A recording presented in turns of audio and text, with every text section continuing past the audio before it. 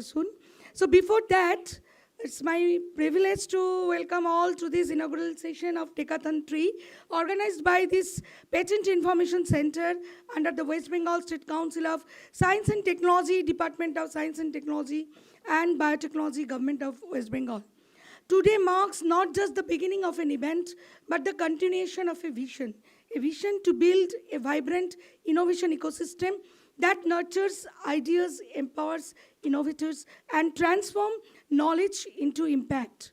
TECHATHON has evolved into a unique platform where government, academia, industry, and startups came together to co-create solutions for real-world challenges. With each edition, this initiative has grown stronger, and TECHATHON 3 carries forward that legacy with renewed energy and wider participation. This year's TECHATHON brings together bright minds from diverse domains to explore emerging frontiers such as artificial intelligence, machine learning, cybersecurity, deep tech innovations. Over the next 2 days, we will witness thought-provoking deliberation, exciting idea pitches, proof of concept presentation that reflect the creativity and potential of our innovators. The objective of these initiatives goes beyond competition. It is about fostering collaboration, encouraging problem solving, and enabling a seamless journey from ideation to implementation. It aligns closely with the broader vision of the department to promote science and technology-led entrepreneurship and support innovation-driven growth in the state. We are deeply honored by the presence of different startups and dignitaries. Our secretary has given kind consent to present here with us. Our special secretaries are here, and honorable minister are on the way. This year, we have received 256 ideas throughout the state.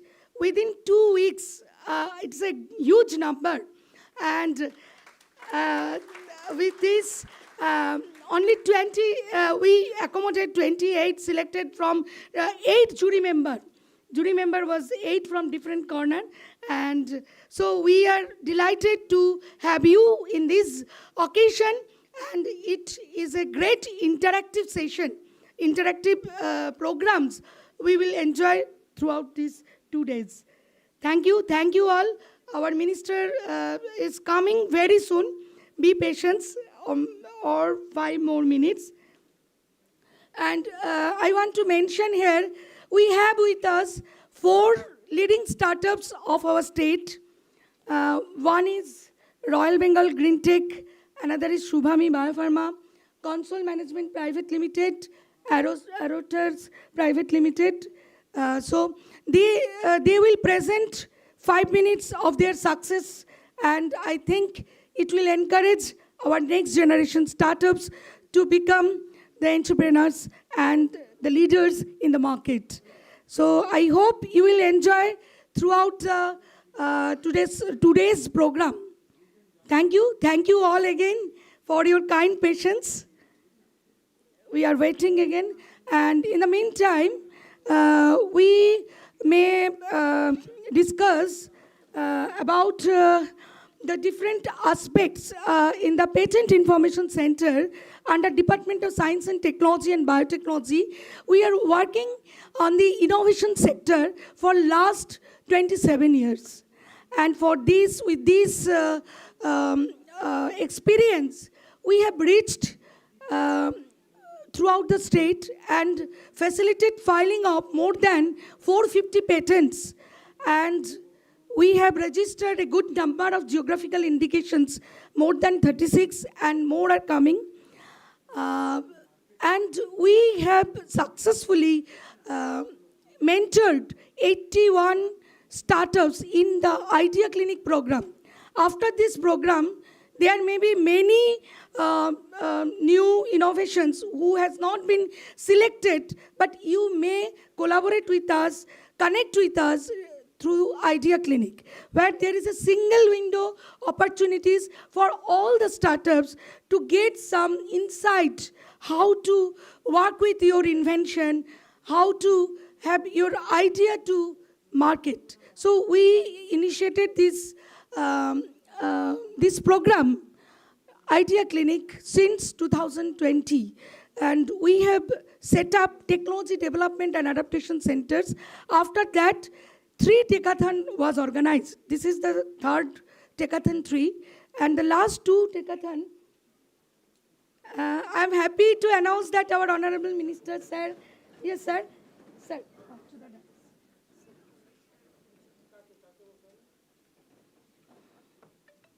Thank you, sir. I request all the dignitaries to take the secretary, sir, special secretary, sir, take the seats. Now I like to request scientific associates for felicitation of our dignitaries.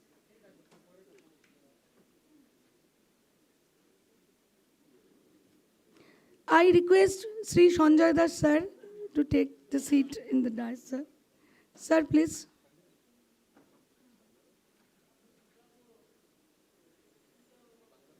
Sir, please. Now, the time of felicitation. Ria De, our scientific associates, felicitate our minister.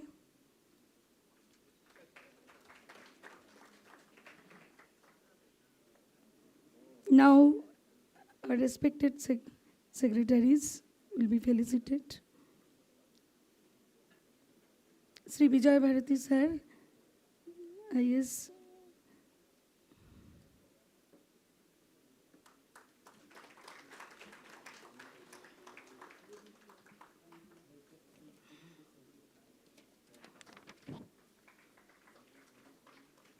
Now I like to request to our special secretary, sir, Sri Jitin Jadhav, sir.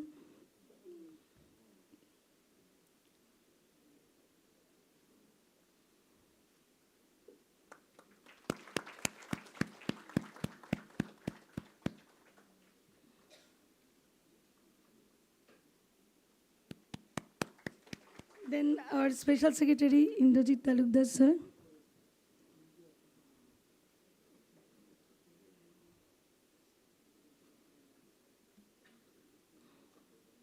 বলছে রাস্তায় আছে কখন আসছে না ঠিক আছে আসছে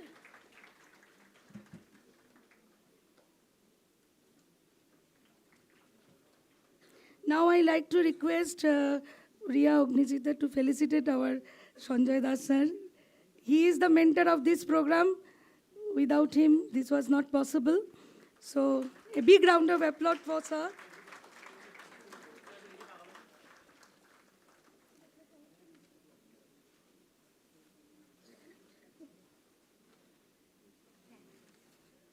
Thank you, sir. Thank you. Now I like to request Sri Jitin Jadhav, sir, for welcome address.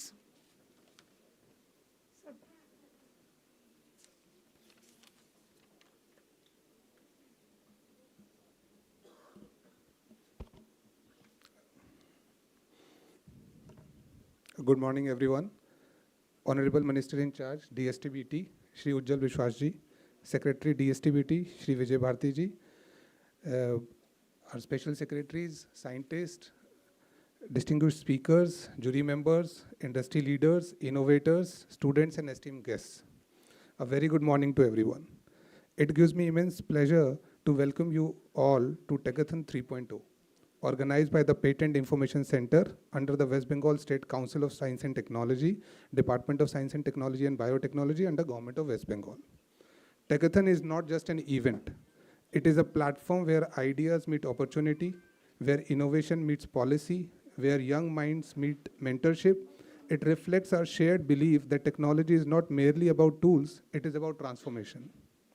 In today's world, AI, machine learning, cybersecurity, IoT, data analytics are no longer futuristic concepts. They are shaping governance, industry, education, and everyday life. The question before us is not whether technology will change the world. It already has. The real question is, how do we ensure that this transformation is inclusive, ethical, and impactful? TECHATHON 3.0 is our effort to answer that question. Through this platform, we are encouraging innovators to address real-world problems, particularly in governance and public service delivery. When young innovators collaborate with policymakers, industry leaders, and academic experts, powerful solutions emerge. This convergence is the true spirit of a TECHATHON. I would especially like to acknowledge the role of the Patent Information Center. Innovation does not end with an idea. It must be protected, nurtured, and scaled. By promoting awareness about intellectual property, we ensure that creativity is rewarded and innovation is sustained. To all participating teams, I would say this: today is not just about competition, it is about collaboration, learning, and pushing your own boundaries. Whether you win an award or not, your ideas matter. Every solution you design has the potential to improve lives.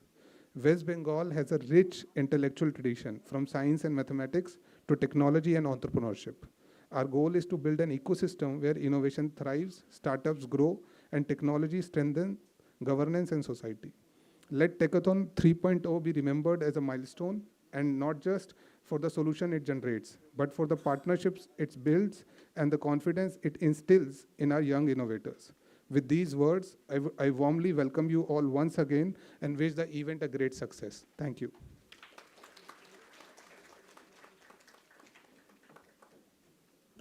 Thank you, sir. Thank you for your address. Now I like to request Sri Indrajit Talukdar sir for setting up the contest.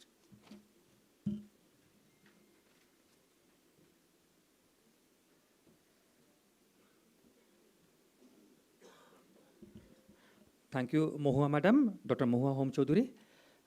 খুব আমি গর্বিত বোধ করছি, আনন্দিত বোধ করছি।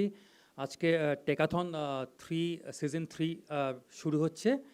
উপস্থিত আছেন আমাদের মন্ত্রী মহোদয় শ্রী উজ্জ্বল বিশ্বাস, আমাদের ডিপার্টমেন্টের বিভাগীয় সচিব শ্রী বিজয় ভারতী আইএস স্যার, উপস্থিত আছেন শ্রী জিতিন যাদব আইএস আমাদের বিশেষ সচিব, উপস্থিত আছেন আমার সহকর্মী সঞ্জয় দাস অতিরিক্ত সচিব, উপস্থিত আছেন আমাদের 2 প্রিন্সিপাল সায়েন্টিস্ট মহোদয়গণ, আছেন উপস্থিত সিনিয়র সায়েন্টিস্ট এবং সব সায়েন্টিস্টরা, এবং যারা জুরি মেম্বার্স এবং যারা বাডিং মানে কি বলবো স্টার্টআপ তো না, তারা বাডিং অন্টারপ্রেনার্স, প্রত্যেকেই সুস্বাগতম আমাদের এই অনুষ্ঠানে। এখানে যেটা আমরা আছি যে সেটা হচ্ছে যে আমাদের যে এডিশনটা, একটু ইংরেজি বাংলা মিশিয়ে বলছি, hope you don't mind. This year's edition is designed not just an event but a process, beginning with idea discovery and moving through mentoring, pitching, validation, and recognition. It reflects a bottom-up approach where innovation emerges from real challenges and is refined through expert guidance and ecosystem support. Importantly, TECHATHON is aligned with broader vision of a department to build an innovation-led ecosystem in the state.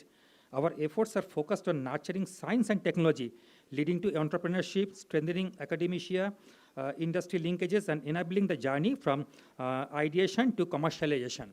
এটা একটা জিনিস ভাবতেই হবে যে আপনারা তো জানেন যে আমাদের মহান বিজ্ঞানী জগদীশচন্দ্র বসু তিনি রেডিও প্রায় আবিষ্কার করেই ফেলেছিলেন, কিন্তু তিনি ওটাকে পেটেন্ট করাননি। তার ফলে কী হয়েছিল, গাগলিয়েলভো মার্কনি তার নামটা চলে আসে রেডিওর ইনভেন্টার হিসাবে।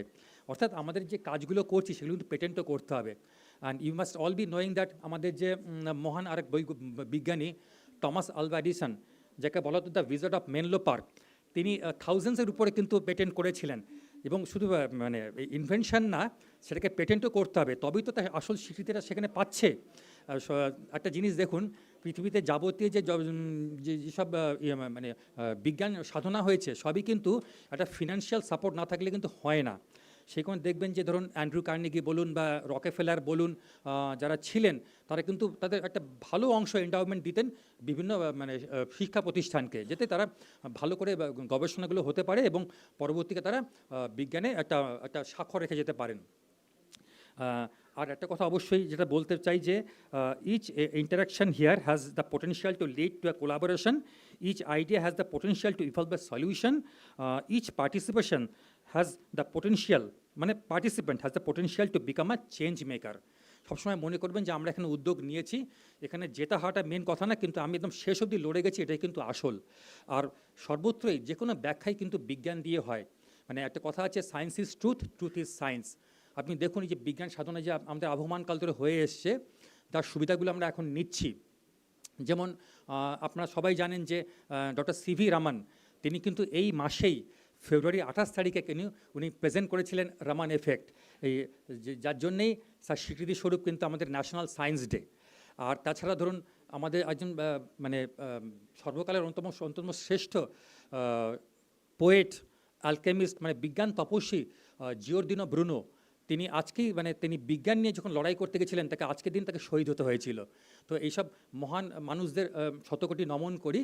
আর আমাদের দুদিনব্যাপী টেকাথন চলবে, এখানে প্রত্যেককে অজস্র অভিনন্দন, আপনারা সবাই তার বেস্টটা দেবেন এই প্রার্থনা করি। সবাইকে ধন্যবাদ। Thank you, sir. Now, I like to request Sri Vijay Bharati, IAS, our Secretary of this department, to address her.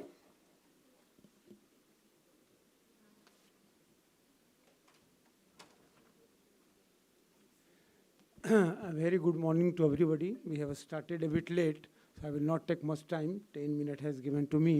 Even though a very heartful welcome to all of you. I'm feeling very happy. I wish to have this kind of program throughout the year.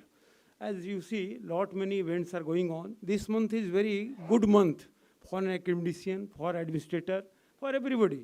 You check right from the beginning, first day of this month. You see there was a Vellore Institute of Technology, big event, all technical, Techno Summit. Again see Global Business Summit, again to right now going on in Delhi, AI Summit. So a lot of summits and theme is same. If you go deep into it, if you come across the fact, only thing is that all are transformative initiatives taken by different forum. All transformative, somebody call it disruptive. But wherever there is an unbalance, we strive to achieve the balance. So similarly, disruption brings the kind of impetus among ourselves to do something good, to strike the balance. So this is a kind of endeavor we have taken to strike the perceptible balance in our approach. Today morning I was going through some very good article again from the AI Summit. Then I come across an article in Hindu. There was a long-standing demand for Indian scientific service. There was a demand, very good article, everybody should read. Why not Indian economic service there, Indian postal service there, Indian all statistical service there, why no Indian scientific service? You think there are pros and cons, why it is not there, and why the scientific community is fragmented across the spectrum. They are not unified. And many institutions are doing the same work without coordination. So these are the gaps at the macro level, in a micro level for policy making. So why I am telling this thing, this kind of initiative, this is good for the startup, and none of the organization alone, be it a government, be it a private, be it a corporate, anybody can take an initiative which can nurture a particular startup from beginning to the end. So in that way, you see somebody will give some initial seed capital, your idea, how will we take it to the final conclusion, how will take it to some end, productive end. Some students are here also. So this is where one scientist specialized in one particular field can guide.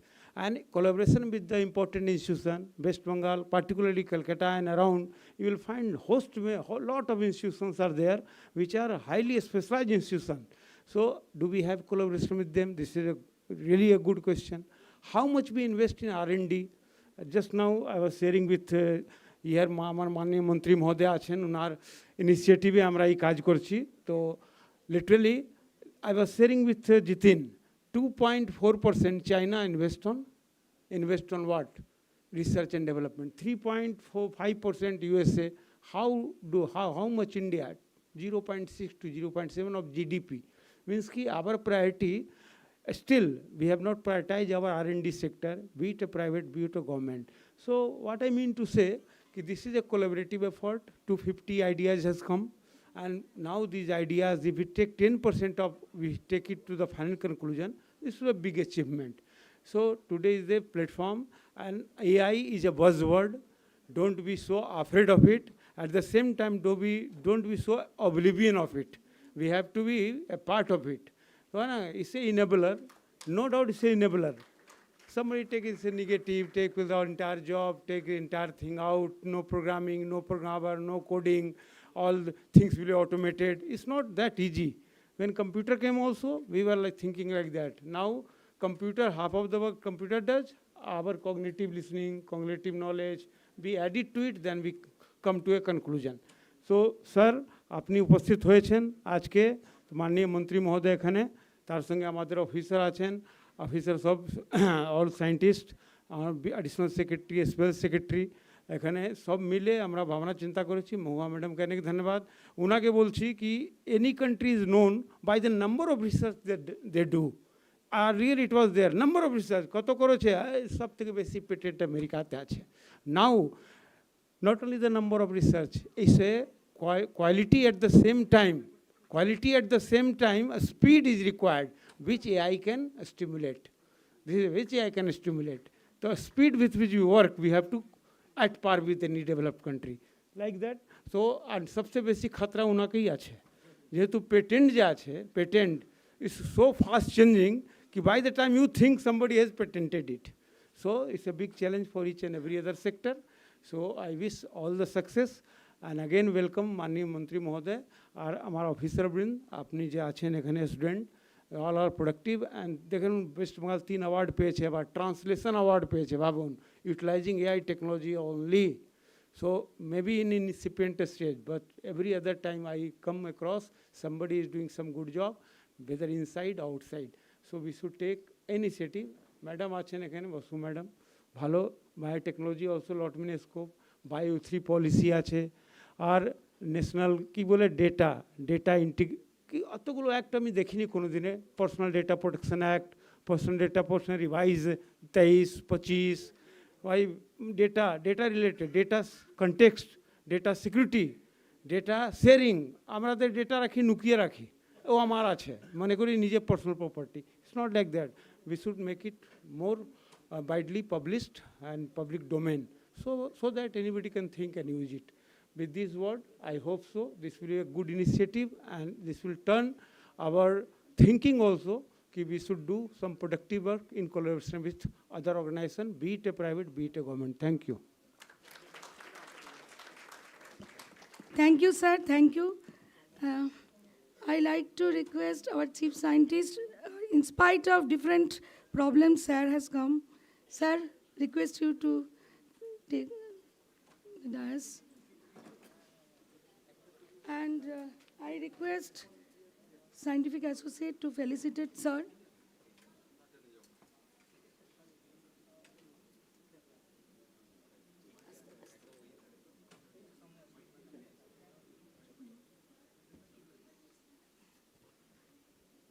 Sir, namaskar, sir.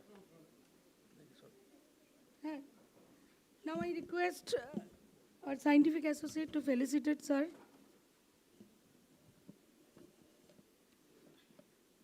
Thank you, sir. In spite of your different problems, you have come to this program. A big round of applause in spite of sir. Sir.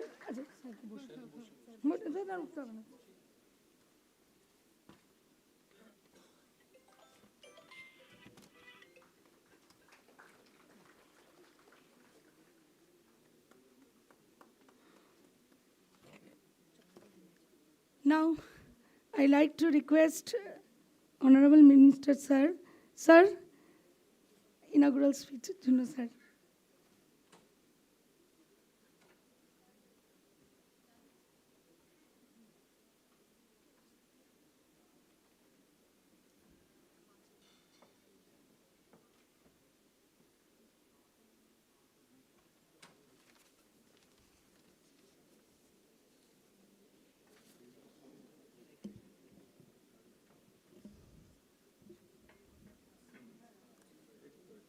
ধন্যবাদ আপনাদের সকলকে আমরা আমাদের দপ্তরের তরফ থেকে আপনাদের কাছে প্রত্যেকে যারা এসেছেন আপনাদের মাধ্যম দিয়ে ভবিষ্যতের বাংলার সুনাম অর্জন করার জন্য আপনাদেরকে অভিনন্দন জানাচ্ছি যে আপনাদের চেষ্টা করছেন আপনাদের কিভাবে সহযোগিতা করা যায় তার জন্যই আমরা শুরু করতে চলেছি আমাদের এই দপ্তরের কার্যপ্রণালী আপনারা যারা এসেছেন তাদেরকে ধন্যবাদ। আমাদের দপ্তরের আপনারা যারা দেখলেন, আমাদের সবথেকে বেশি মিস্টার বিজয় ভারতী, তার মুখ থেকে আপনারা শুনলেন যে আমরা কিভাবে চেষ্টা করছি যে আমাদের দপ্তরকে নিয়ে এগিয়ে যাওয়ার।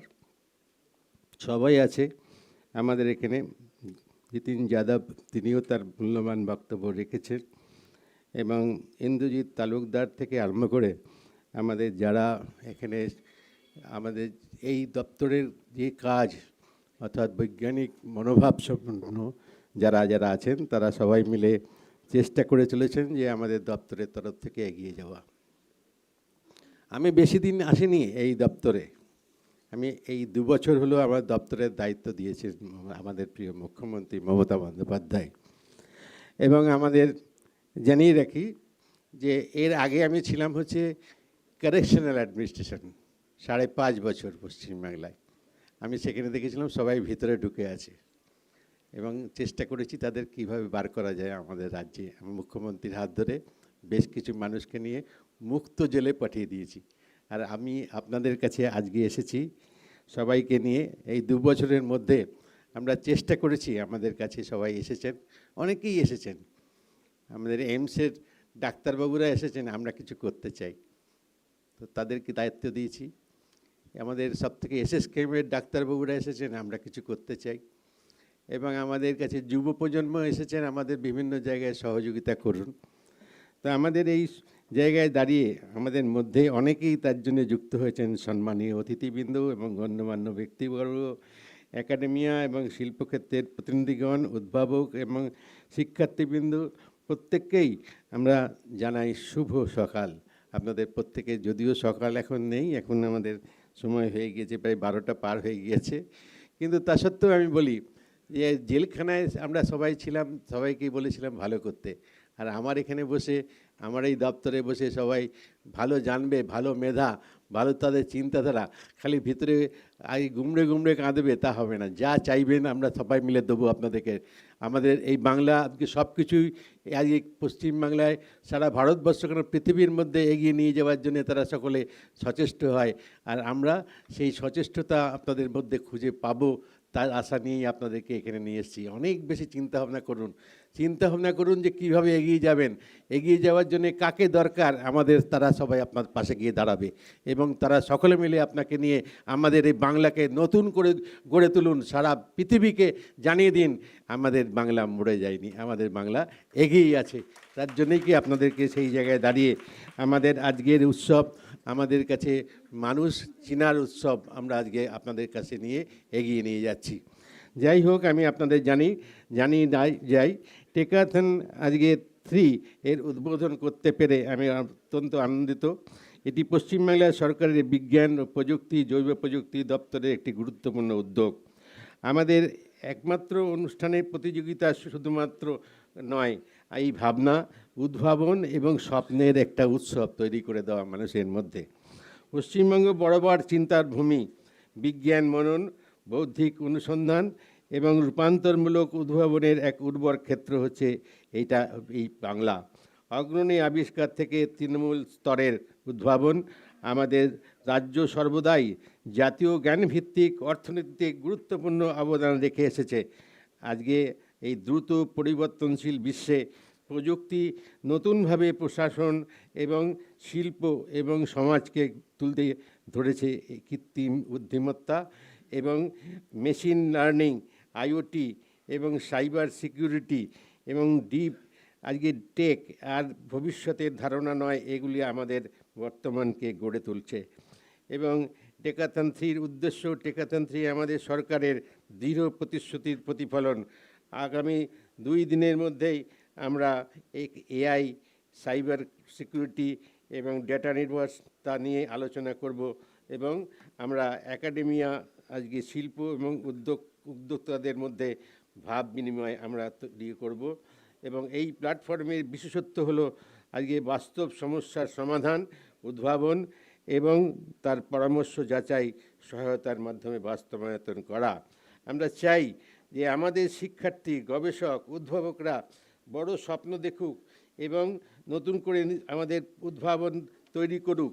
আমাদের প্রত্যেকে আজকে সকলে মিলে লক্ষ্য একটাই, যে এমন একটি আজকে ইকোসিস্টেম গড়ে তোলার চেষ্টা করা হোক যেখান থেকে উদ্ভাবন বিকশিত হবে, প্রতিভা থাকবে এবং ভাবনা বিশ্বমঞ্চে পৌঁছাবে।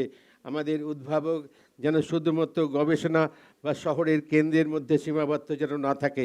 প্রযুক্তি, অনুসন্ধান কর্মসূচি এবং উদ্ভাবনের মাধ্যমে আমরা পৌঁছতে চাই উদ্ভাবকদের কাছে, শিক্ষার্থী তরুণ উদ্ভাবকদের কাছে, এমএসএমআই এবং গ্রামীণ উদ্ভাবকদের কাছে টেকাথন সেই প্ল্যাটফর্ম, এবং পশ্চিমবঙ্গ ধীরে ধীরে উদ্ভাবন ও উদ্যোক্তাদের সৃষ্টিদের কেন্দ্র হিসেবে আত্মপ্রকাশ করবে। এবং টিডিএসে আজকে ইনকিউবেশন, আজকে অংশীদারিত্ব এবং উদ্ভাবনের নির্ভর নীতির মাধ্যম দিয়ে আমরা কাজ করছি। আমাদের লক্ষ্য হচ্ছে একটাই, উদ্ভাবনকে অর্থনৈতিক উন্নয়ন এবং সামাজিক আজকে প্রভাবের শক্তিতে রূপান্তরিত করা। আমাদের আজকের এই অংশগ্রহণকারীদের প্রতি আমাদের বিশেষ বার্তা, আপনারা এই অনুষ্ঠানের প্রকৃত নায়ক। এই প্ল্যাটফর্মকে ব্যবহার করে শেখার, সহযোগিতার এবং সদ্ভাবনার সীমা আপনারা আজকে অতিক্রম করে যেন এগিয়ে নিয়ে যান। আমাদের এই পুরস্কার পান, আপনারা পুরস্কার পেলে আমাদের এই সুন্দর এই বাংলা আজকে নতুন করে অংশগ্রহণ করবার জন্য নয়, আজকে নির্মাণের একটা ভবিষ্যৎ তৈরি করব, সেটাই হচ্ছে আমাদের পদক্ষেপ। তাই আমি এই আন্তরিকভাবে আপনাদের প্রত্যেকের কাছে এই ধন্যবাদ জানিয়ে আমি আপনাদের বলতে চাই, আমরা চাই এগোতে, আজকে এগিয়ে বাংলা আমাদের স্বপ্ন পূরণ করুক। ধন্যবাদ সকলকে। অনেক ধন্যবাদ স্যার। এখন আমাদের দুটো পাবলিকেশন শুভ উদ্বোধন হবে। তো প্রথমটা হচ্ছে, আমি একটু আগে বলছিলাম যে পেটেন্ট ইনফরমেশন সেন্টার আমরা গত 27 বছর ধরে technology, innovation, intellectual property rights protection নিয়ে কাজ করে আসছি। তো স্যার বললেন যে দুটো অ্যাওয়ার্ড আমরা পেয়েছি, আর আরেকটি অ্যাওয়ার্ড মানে ওয়েস্ট বেঙ্গল থেকে লাস্ট ইয়ারে আমরা 3টে ইন্টেলেকচুয়াল প্রপার্টি অ্যাওয়ার্ড পেয়েছি। তো এই রকম অবস্থায় তো আমরা জিওগ্রাফিক্যাল ইন্ডিকেশনও আরেকটা ট্র্যাডিশনাল টেকনোলজির ওপর কাজ করি। তো সেই বিষয়ক একটা পাবলিকেশন, এবং আমরা এতদিন পর্যন্ত যা যা করেছি সেটা একটা নিউজ লেটারের ফর্মে বেরিয়েছে। এই দুটো পাবলিকেশন এখন উদ্বোধন করা হবে। আমাদের দপ্তরের মন্ত্রীমশাই, সেক্রেটারি স্যার আর স্পেশাল সেক্রেটারি, সবাইকেই আমি অনুরোধ করব আমাদের এই বই দুটিকে উদ্বোধন করার জন্য।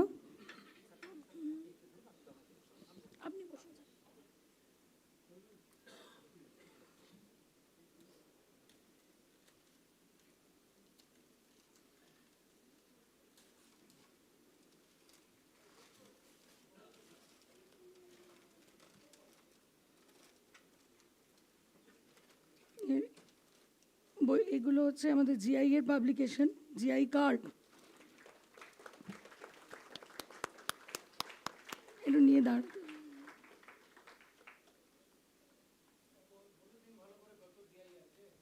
এখনো পর্যন্ত রাজ্যে আমাদের 36 জিআই আছে, এবং আরও সামনের দিনে 50-এর ওপর হয়তো আমরা জিআই নাম্বারটা উঠে আসবে খুব তাড়াতাড়ি।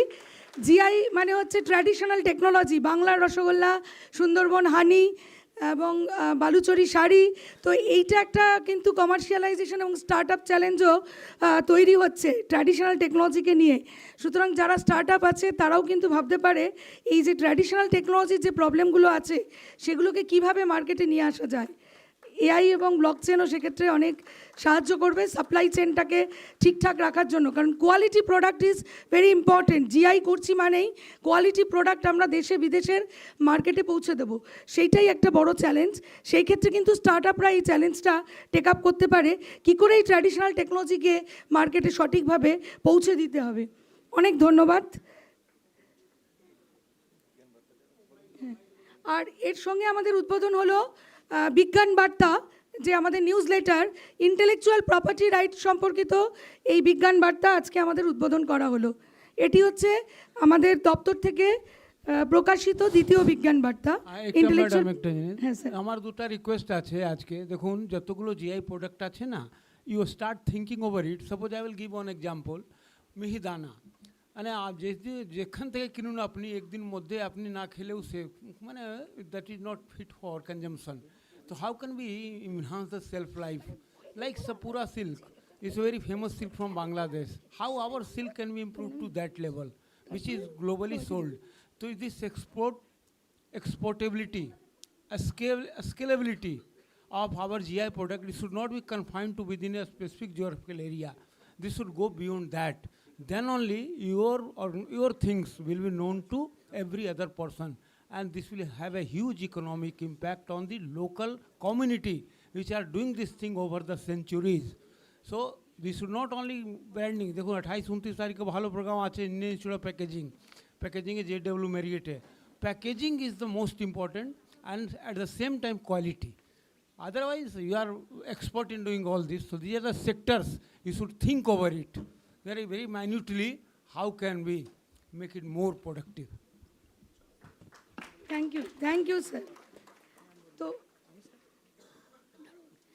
এখন আমাদের যারা লিডিং স্টার্ট আপ চারজনকে আমরা অনুরোধ করেছি যে তারা যাতে তাদের জার্নি একটু শেয়ার করে, তারা আমাদের সঙ্গে আজকে উপস্থিত হয়েছে।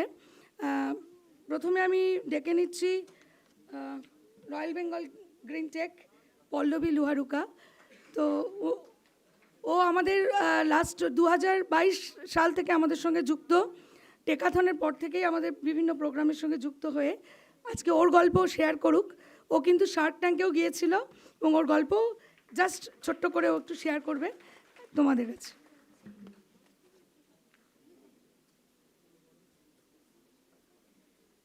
নমস্কার সবাই। আমি একটু Bangla Hindi and English mix করে বলবো, so please excuse me for that. So thank you so much firstly, Mohua ma'am and the entire team, honorable ministers and all the august experts here for having me here. So আমার নাম হচ্ছে Pallavi লুহারুকা and I am the founder and CEO of a company called Royal Bengal Green Tech. As the name suggests, I'm proud of being associated with Bengal, born and brought up here, hence the name. So আমরা basically sustainable প্রোডাক্টসের ওপরে কাজ করি। আমাদের এখন 3টে innovation আছে mainly. One is called Bhavishya plast. If you are interested, you can also go through our Shark Tank video, which is episode 51, season 4.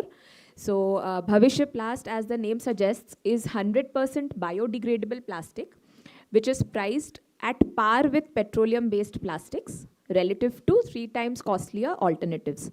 So actually policy-wise, আমরা তো almost a decade-long journey হয়েছে যে আমরা শুনছি Government of India, Honorable Prime Minister also declared on 1st of July 2022 যে single-use plastics should be banned. But due to lack of an alternative, it was very difficult for us, you and me, common people, to adopt. So hence the innovation is aligned with the vision যে আমরা কোনোদিন plastics-কে eliminate করতে পারি, single use in nature. So not only for tertiary packaging, কিন্তু এই প্লাস্টিকের speciality হচ্ছে যে it is a very good adhesive also, it is a very good binder also. In fact, as an adhesive, it is so good that আমরা আরেকটা trademark file করেছি with the help of the patent office যে we call it Bhavishya Bind. So it is effective on paper, aluminium, ply, laminates and many other substrates which are usually difficult. So ওটা আমরা mainly target করছি যে FMCG তে যে multi-layer কিছুই হবে না হয়তো, কিন্তু চেষ্টা যে at least we have to start somewhere so that we reach the finishing line, something which is good for you and me. Apart from this, we are blessed that we have been funded by GAIL India Limited, Maharatna company. And apart from that, because we featured on Shark Tank India season 4, we also ended up raising funds from there. So Mr. Anupam Mittal is also an investor, and Raison Enterprises LLP is also an investor in our company. And we receive a lot of love and support. Recently, we were also invited as a special guest for the Republic Day celebration in New Delhi by the Government of India and Patent Office. Thank you so much. And of course, with ma'am's help and the Patent Office, we have 3 patents, one of which is granted in India already, and PCT is filed in 140 countries. And we have 3 trademarks, out of which one is already registered. We call it RBG, the short form of Royal Bengal Green Tech. And we have a couple more filings aligned in this quarter. And we are extremely proud to be associated with MAM and the patent office, because we see ourselves as a technology innovation company. And we have a long way to go, many more patent filings, many more intellectual property filings. So thank you once again for having us here. And I am so happy and proud and honored. Thank you so much. 1 minute, 1 minute. Now, to felicitate Pallavi, sir, I request আমাদের মন্ত্রী মশাই স্যারকে বলছি একটু যদি আমাদের পল্লবীকে একটু felicitate করা। পল্লবী, যাও।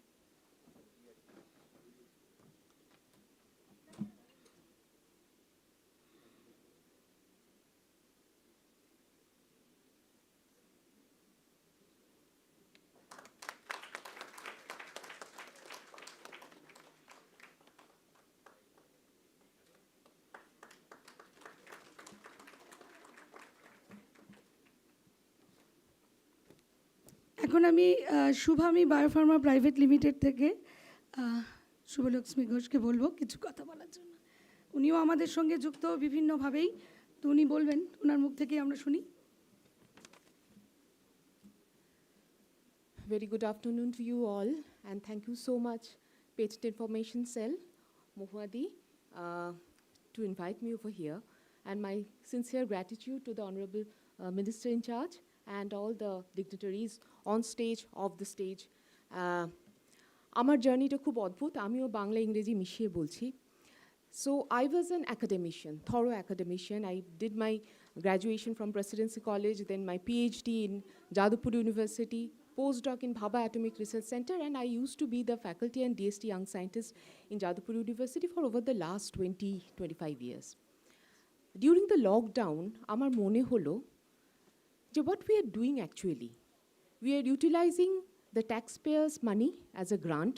আমি DST, DBT, UGC, DRDO, CSIR সমস্ত ধরনের ফান্ডিং এজেন্সির গ্রান্ট রিসিভ করেছি। আই মেড দ্য রিসার্চ, স্টুডেন্টরা পিএইচডি করেছে, আমি নিজে অ্যাওয়ার্ড পেয়েছি, but ultimately nothing has been translated into the society.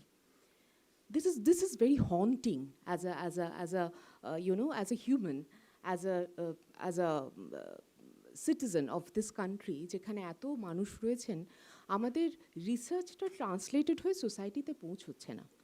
And then one fine morning I decided to leave everything, my secure job and everything, and started my two ventures and be in touch with the Big N Chetona Bhavan Patent Information Cell.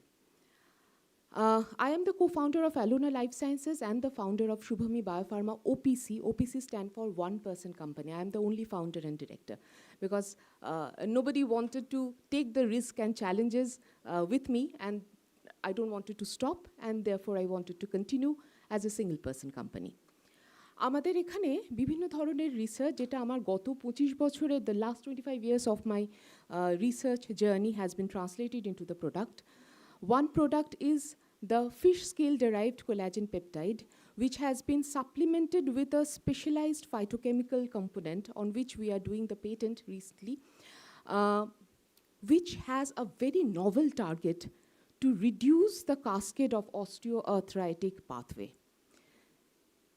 This targeted molecule and this targeted pathway is absolutely novel, and globally no drug is available till date on this journey. This is very honor for me that this project I have submitted to the BRICS Women Entrepreneur Platform last year, where Shubhami Biopharma has been selected, invited to the Moscow, Russia, to represent the Bengal as well as India. এবং তোমরা যারা এখানে ছোটরা রয়েছে, আমি তাদের উদ্দেশ্যে বলছি, ভারতবর্ষের জাতীয় পতাকার সামনে চাক দে সিনেমাটা দেখেছিলে, যেখানে বলেছিল যে তোমরা কোন প্রদেশ থেকে আসছো, কোন প্রান্ত থেকে আসছো, ডাজন্ট ম্যাটার, কোন ফ্যামিলিতে বিলং করো, doesn't matter, you are representing your country. So নিজের দেশের পতাকার সামনে দাঁড়িয়ে যখন একজন বিদেশিনী বলেন যে now I would like to invite doctor Subhalakshmi Ghosh representing Bengal and India in the healthcare sector, আমার হাতে এখনো কাঁটা দেয়। এটার একটা আলাদা, it has a different vibe, এ আমি বলে বোঝাতে পারবো না। Entrepreneurship is a 24/7 journey. এখানে মনেই হতেই পারে যে তো ম্যাডাম তো বেশ শাড়ি টাড়ি পরে সেজে গুজে চলে এসেছেন, এর পিছনে যে কতটা পরিশ্রম, কতটা মানে বাড়ি থেকে তাড়িয়ে দেওয়ার আগে স্টেজ, মানে কত ধরনের হার্ডলস রয়েছে, যারা পরবর্তীকালে এখান থেকে যদি একজনও কেউ এন্টারপ্রেনিওর এগিয়ে এসে পরবর্তীকালে আমাকে প্রণাম করবে, হ্যাঁ আমি প্রণাম খুব ভালোবাসি, কিন্তু প্রণাম করে বলে যে ম্যাডাম আপনার টকটা শুনেছিলাম, আমরা আজকে আমাদের একটা কোম্পানি তৈরি করেছি। প্রত্যেক বছর শীতকালে Bengal means business, I want biopharma in Bengal. Karnataka till date is the biopharma hub of India. আচার্য প্রফুল্ল চন্দ্র রায় তার নিজের বাড়ি দিয়ে বেঙ্গল কেমিক্যাল তৈরি করেছিলেন। আমি চাই তোমরা এখান থেকে যারা ফার্মাসিউটিক্যালস ব্যাকগ্রাউন্ডে এসছো, লাইফ সায়েন্স ব্যাকগ্রাউন্ডে এসছো, come forward, take the challenge and make Bengal proud, make India proud in a global scenario. আমাদের বেশ কিছু প্রোডাক্ট রয়েছে, and I would love to share my ups and downs. Downs ছিল না, একদম নয়। এবং সেই সময় patent information cell and the Kolkata biotech park and the DSTBT was rock solid beside me. জার্নিতে আপস অ্যান্ড ডাউনস থাকবে, তা না হলে তো স্ট্রেট লাইন হয়ে গেল। It needs a curve, right? So this is one of our product. আমরা আরও আর একটা প্রোডাক্টের কথা চিন্তা করছি, which is bone cement kind of material, যেটা অর্থোপেডিক সার্জারির পরে specially for the geriatric patient ভীষণভাবে ইনফেকশন, বিকজ যারা কোমরবিড তাদের ক্ষেত্রে একটা পোস্ট অপারেটিভ ইনফেকশনের একটা চান্সেস থাকে। So we are making a kind of bone cement with impregnated antibiotics and the anti-inflammatory component which are acting on a novel target molecule, যারা ভিতর থেকে জিনিসটা কিওর করবে। And we are also working on a hydrogel component, যেগুলো 30 পর 2 দিন অন্তর অন্তর ড্রেসিং চেঞ্জ করা, যার উপর দিয়ে যায় এবং যারা সামনে দাঁড়িয়ে থাকে তারা জানেন যে এটা সাংঘাতিক পেইনফুল একটা journey. So we are trying to develop, and again with the help of PIC, it is in the pipeline of patenting. আমরা এমন একটা সলিউশন, আমরা প্যাচ তৈরি করব যেটাতে হয়তো মাসে একবার ড্রেসিং করতে লাগবে। You don't need to dressing regularly. এটা লিচ করবে অ্যান্টিবায়োটিক্স অ্যান্ড আদার মলিকিউলস, আমি ডিটেল বলছি না, and gradually it will heal. So these are some of the inventions. Over the last 3 years of my entrepreneurial journey, I have received lots of love, support, accolades, awards and funds. তার মধ্যে কয়েকটা notable ফান্ডের কথা না বললে আমার অন্যায় করা হবে। Number 1, Atal Innovation Award as a woman entrepreneur I have received from NIPER, National Institute of Pharmaceutical Education and Research, Guwahati. So it was in 2024. 2025 ব্রিক্সে গিয়েছিলাম, recently received an award for Best Entrepreneur from Microbiologist Society of India. So awards give me the boost. আমি একদম বলবো না হাম্বল হয়ে যে আমার চাই না। I need awards. I need for my company, I need for myself, I need for my team, so that we have the trust to move forward. অনেক কষ্ট করা চলছে, দাঁত কামড়ে আরও অনেক কষ্ট করতে রাজি আছি, because I know that this panel of dignitaries are with us in our journey. Thank you so much, Mohuadi, for doing the marvelous work. I'm a very proud Bangali, I want to say. And I am always getting inspired with Mohuadi, যে কি প্রচণ্ড পরিশ্রম করেন মানুষগুলো, and I want you to get inspiration as well. Thank you so much. Thank you very much. I like to request our Secretary Sir to felicitate Madam.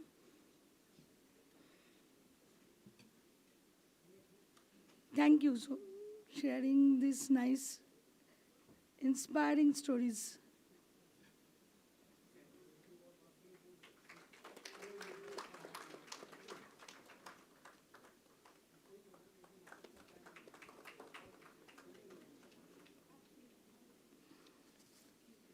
Now I would like to request Console Management Consultant Private Limited, Dr. Sukarna Ghosh and Mr. Amit Niyogi. Both are here, so you both can share the dais. Thanks.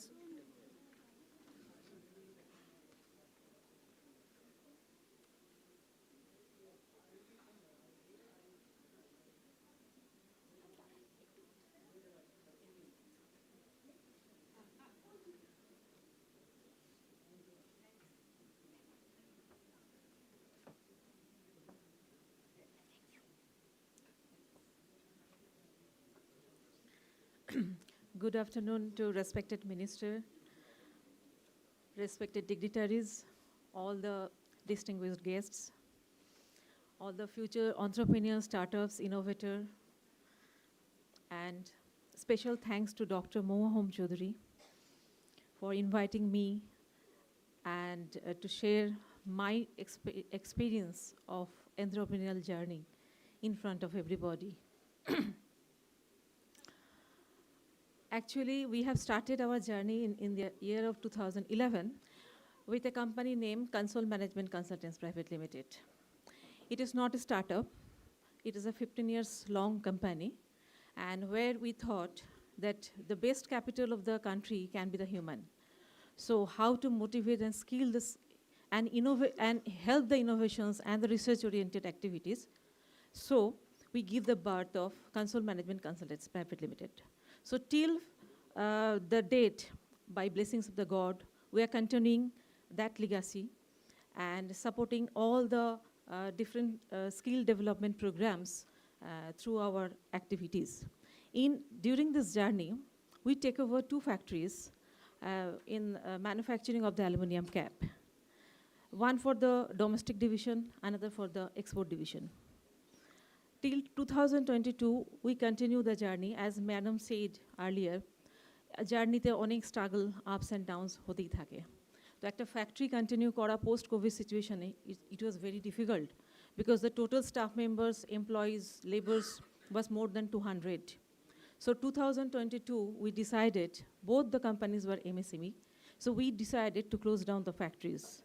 But in between, during the lockdown situations, maybe maximum innovations came during that time because আমাদের chance ছিল যে আমরা আমাদের subconscious মাইন্ডটাকে একটু কাজে লাগাতে পেরেছিলাম।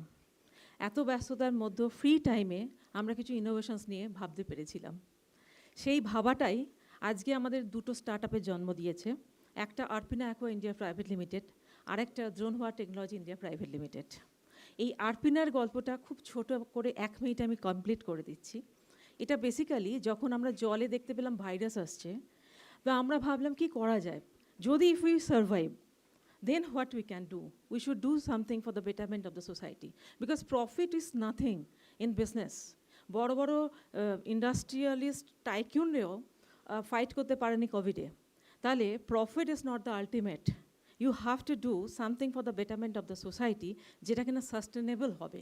তাই আমরা জলটাকে মেন সিলেক্ট করলাম এবং সেখানে দেখা গেল যে আরও দিয়ে আমরা 22 বোতল জল খেয়ে নিয়েছি বাড়িতে, কিন্তু ভাবিনি কোনো দিনও যে আরও থেকে যে জলটা খাচ্ছি তার মধ্যে কোনো মিনারেলস নেই, বেসিক্যালি ডেড ওয়াটার খাচ্ছি। এটা কি করে ডেড ওয়াটারের পরিবর্তে লাইফ, কারণ ওয়াটার বেসিক্যালি লাইফ দেয় না, তো আমরা কি করে জীবনটা ফিরিয়ে দিতে পারি সেই চেষ্টা করতে গিয়ে একটা ফিল্টার আমরা আবিষ্কার করি এবং সেটা এই আমার পিছনে দাঁড়িয়ে থাকা মানুষটা ছাড়া আমরা অন্ধ, আমরা ব্লাইন্ড। কারণ ওনার সাপোর্ট যে কী জিনিস সেটা যারা পেয়েছেন তারা জানেন।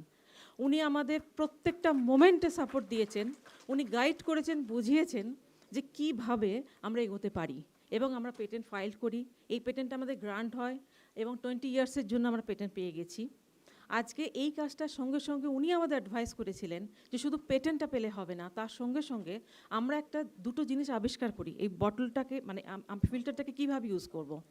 সেটার জন্য ডোমেস্টিক ওয়ার্ল্ডে ডোমেস্টিক পিউরিফায়ার আর ইন্ডিভিজুয়াল ইউজের জন্য একটা বটল আমরা আবিষ্কার করেছি, যে বটলটা 3 টাকা 15 পয়সা পার লিটার জল দিতে পারছে। সেই লেভেলে আমরা বটলটাকে নিয়ে গেছি এবং তার ডিজাইনটাকেও আমরা রেজিস্টার করেছি, তার সঙ্গে সঙ্গে ট্রেডমার্কটাও রেজিস্ট্রেশন করেছি। এই জার্নিটার সঙ্গে সঙ্গে এখন commercialisation stage, either we are going to start manufacturing or will transfer the technology to a big giant company.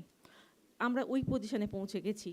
তার মাঝখানে যেটা আমরা পেয়েছি, আইআইটি খড়গপুর থেকে আমরা ফান্ডিং পেয়েছি for that our innovations. And second way, we have also given birth of a startup namely দ্রোণভার technology India private limited, যেখানে আমরা বুঝেছি স্যারেরা বলছিলেন যে AI, IOT, cyber security, robotics, so what is the future. একটা product আমাদের এখন তৈরি করতে হবে যেটা কিনা আমাদের ফিউচারে সাস্টেন করবে। তো সেখান থেকে আমরা ড্রোন টেকনোলজিতে পা রেখেছি। আমরা একটা পেটেন্ট অলরেডি ফাইল করেছি আর 2টো ফাইনাল আমাদের প্রভিশনাল ফাইলিং হয়েছে। ফায়ার ফাইটিংয়ের ক্ষেত্রে আমাদের ফাইলিং হয়ে গেছে, এগ্রিকালচার আর ওয়ারফেয়ারের ক্ষেত্রে দুটো প্রভিশনাল ফাইলিং হয়ে রয়েছে। এটার ওপরও আমরা স্কিলটা না, কারণ এআই রোবোটিক্স ড্রোনের ওপরে আমরা ট্রেনিং ভেরি সুন স্টার্ট করতে চলেছি, এবং সেটা একেবারে 10+ স্টুডেন্টসদের থেকে আরম্ভ করে একদম স্টলওয়ার্ড মানুষ হতে পারেন যাদের এআই বা রোবোটিক্সের বেসটা তৈরি হয়নি। কারণ ড্রোন ইজ দ্য ফিউচার। শুধু ফ্লাইং, শুধু পাইলটিং ভাবলে হবে না। আমি ড্রোনটাকে কী করে রিপেয়ার করবো, কী করে ম্যানুফ্যাকচার করবো, অ্যাসেম্বল করবো, সার্ভিস দেবো, সেটাও ভীষণ ইম্পর্টেন্ট। তাই আমরা দুটো ভবিষ্যতের প্রোডাক্টকে সিলেক্ট করে নিয়েছি, একটা জল, মানে মাঠ একদম জল মানুষকে বাঁচানো, আর একটা আকাশ, সেখানে হচ্ছে ড্রোন। আমি সকলের সাহায্য, ব্লেসিংস চাই আমাদের সাকসেসের জন্য, এবং চাইবো ভবিষ্যতের প্রজন্ম আপনারা এগিয়ে আসুন। ভারতবর্ষকে সত্যিকারে যে স্বপ্ন যে আমরা একটা নাম্বার 1-এ পৌঁছবো, আমরা নাম্বার 1 ছিলাম, আছি, থাকবো, সেই জায়গায় আমরা পৌঁছে যাব। কোনো সাপোর্ট লাগলে আমরা আছি সবসময় আপনাদের সাথে। থ্যাংক ইউ সো মাচ সকলকে, ধন্যবাদ। Thank you. আমি special secretary sir Jitin Yadav স্যারকে বলবো ওনাকে একটু ফেলিসিটেট করার জন্য। Thank you. আর আরেকটা কথা না বললেই নয়, লাস্ট টেকাথন 2.0-তে উনি আমাদের অ্যাওয়ার্ডই ছিলেন। তো এইবারে লাস্ট টেকাথন 2.0-তে আরেকজন যিনি অ্যাওয়ার্ডই ছিলেন, ড্রোনের কথা দিয়ে শেষ, এবার ড্রোনের মাস্টার মাইন্ড বেবেতো আলী, অ্যারোরেটার্স private aircrafts research and development private limited.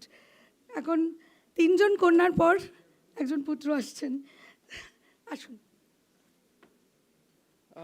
Thank you ma'am. নমস্কার, আমি বাংলা আর ইংলিশ দুটো মিলিয়েই বলবো, আই থিঙ্ক সেটাই ভালো হবে। So it's an honour to be here. মাননীয় মন্ত্রী রয়েছেন এখানে, আর honourable secretary, special secretary, additional secretary Sanjay Kumar Das sir. So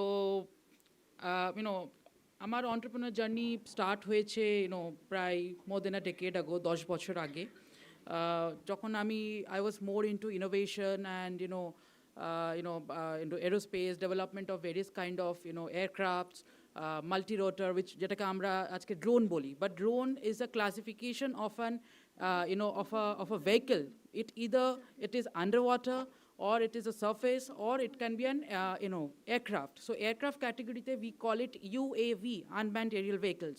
For underwater you call it underwater drones, and surface drones, so various categories. So in UAV my research is more oriented into UAV, and I have a patent of India's first firefighter drone. My project is funded and supported by the Ministry of Science and Technology, which is under the of the Department of Scientific and Industrial Research, Government of India. We have received grant in aid and recognition as India's first firefighter drone project, which began in 2017, the R&D. Apart from that, our project, it's being supported by IIT Kharagpur. My company is incubated at Science and Technology Entrepreneurs Park, IIT Kharagpur, and our manufacturing facility is also there with a test range of 120 acres, which is exclusive for UAV research, development, manufacturing, and education. We have recently signed an agreement with IIT Kharagpur to establish West Bengal's first DGCA-approved remote pilot training organization. যেটা হচ্ছে আপনার drone, যেরকম কি drone fly করার জন্য এখন DGCA কিছু নিয়ম করে দিয়েছে যে লিগালি ফ্লাই করতে গেলে you need remote pilot certificate, মানে আরপিসি বলে, remote pilot certification, so that আপনারা লিগালি ওই ড্রোনটাকে ফ্লাই করতে পারেন। So to get that certification, আপাতত বেঙ্গলে you don't have any such drone schools.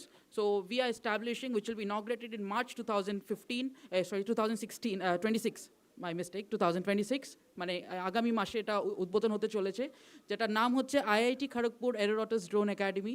It is a platform where all the students, all the the people of West Bengal, and not just West Bengal, it's an opportunity for all Indians to come to IIT Kharagpur, get their DGCA certifications done, along with get guidance from the aerospace department of IIT Kharagpur. So it's a humongous, it's a huge opportunity to support this drone ecosystem which we have been working on. It's not just manufacturing, it's about making, it's about flying, it's about building the ecosystem in West Bengal, which was not there, and it's going to start very soon. And without Dr. Mohua Hom Chaudhary, ma'am, who is here. She has helped me over the time, for the last many years to get my patent done, and not just patent, but also, as a startup, we need to grow. So in every step, she has, given me the place, like, exhibiting in the West Bengal Science Congress, which was held in Science City every year. So we also exhibited there. And, most importantly, our Honorable Additional Secretary sitting here, Sanjay Kumar Das, sir. So he has been a mentor and the main key person to, give me the idea of making a drone academy many years ago. So it was the time when he was heading Webel, and so he was the Joint Secretary and MD Webel. So at that time, I launched my India's first firefighter drone prototype, and at that time he was the person who began and launched the West Bengal state drone policy in 2020, and he gave me the idea of the drone academy, which is many years ago. And today, successfully, with his mentorship and his guidance, this vision which I had, which came from him, obviously, I could make it successful. And we are launching the Aeronautics IIT Kharagpur Drone Academy, in the next month. So, this Mohua ma'am and Sanjay Kumar sir, sir. So, having mentorship and guidance from here, and even Professor Siddhartha Das is going to come in a while. He is former managing director of STEP IIT Kharagpur as a jury member. So, without the guidance of, my mentors, it was really a difficult journey. But, everything was, they showed me the path, and I'm very grateful to them. Thank you, ma'am. Thank you. Science Congress. No, 1 minute. Thank.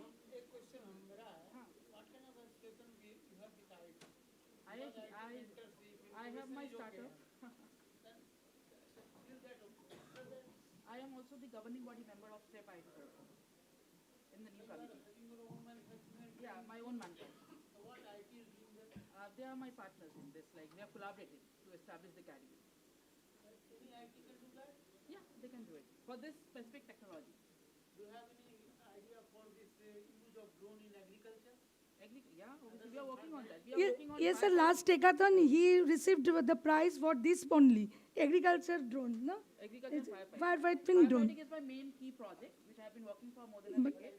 We are in agriculture, and we are also mainly working in the defense now. Green technology, you got the prize on this agriculture. Yeah. Manufacture drone? Yeah, we manufacture drones. Yeah, we are going to give it very soon. Is it manufacturer or is it assembled? Sorry to ask you this question. No, we are manufacturers. We are promoting Atmanirbhar Bharat, and where your chipset is coming? We are promoting 70% of indigenous development. Chipset, as you know, it's under R&D. India doesn't have its own APM module. Chipset in the sense, the autopilot module, which we are still relying on the foreign manufacturers, but the research is going on, and our research facility at IIT Kharagpur STEP facility in Kopali, we have already begun our development on both AI. We are also working in artificial intelligence for the defense and development of the indigenous autopilot module, which is very much essential for the chipset which you mentioned.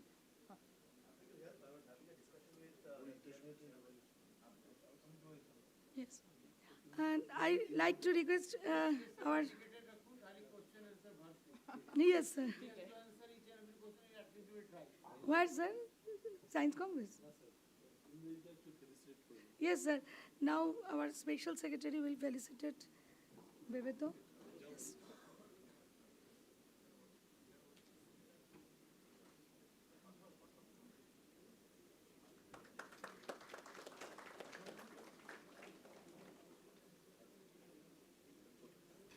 Now, the time of vote of thanks, I would like to request our chief scientist, Dipankar Das sir, for vote of thanks. Thank you. Thank you. No, sir, apni boshe din.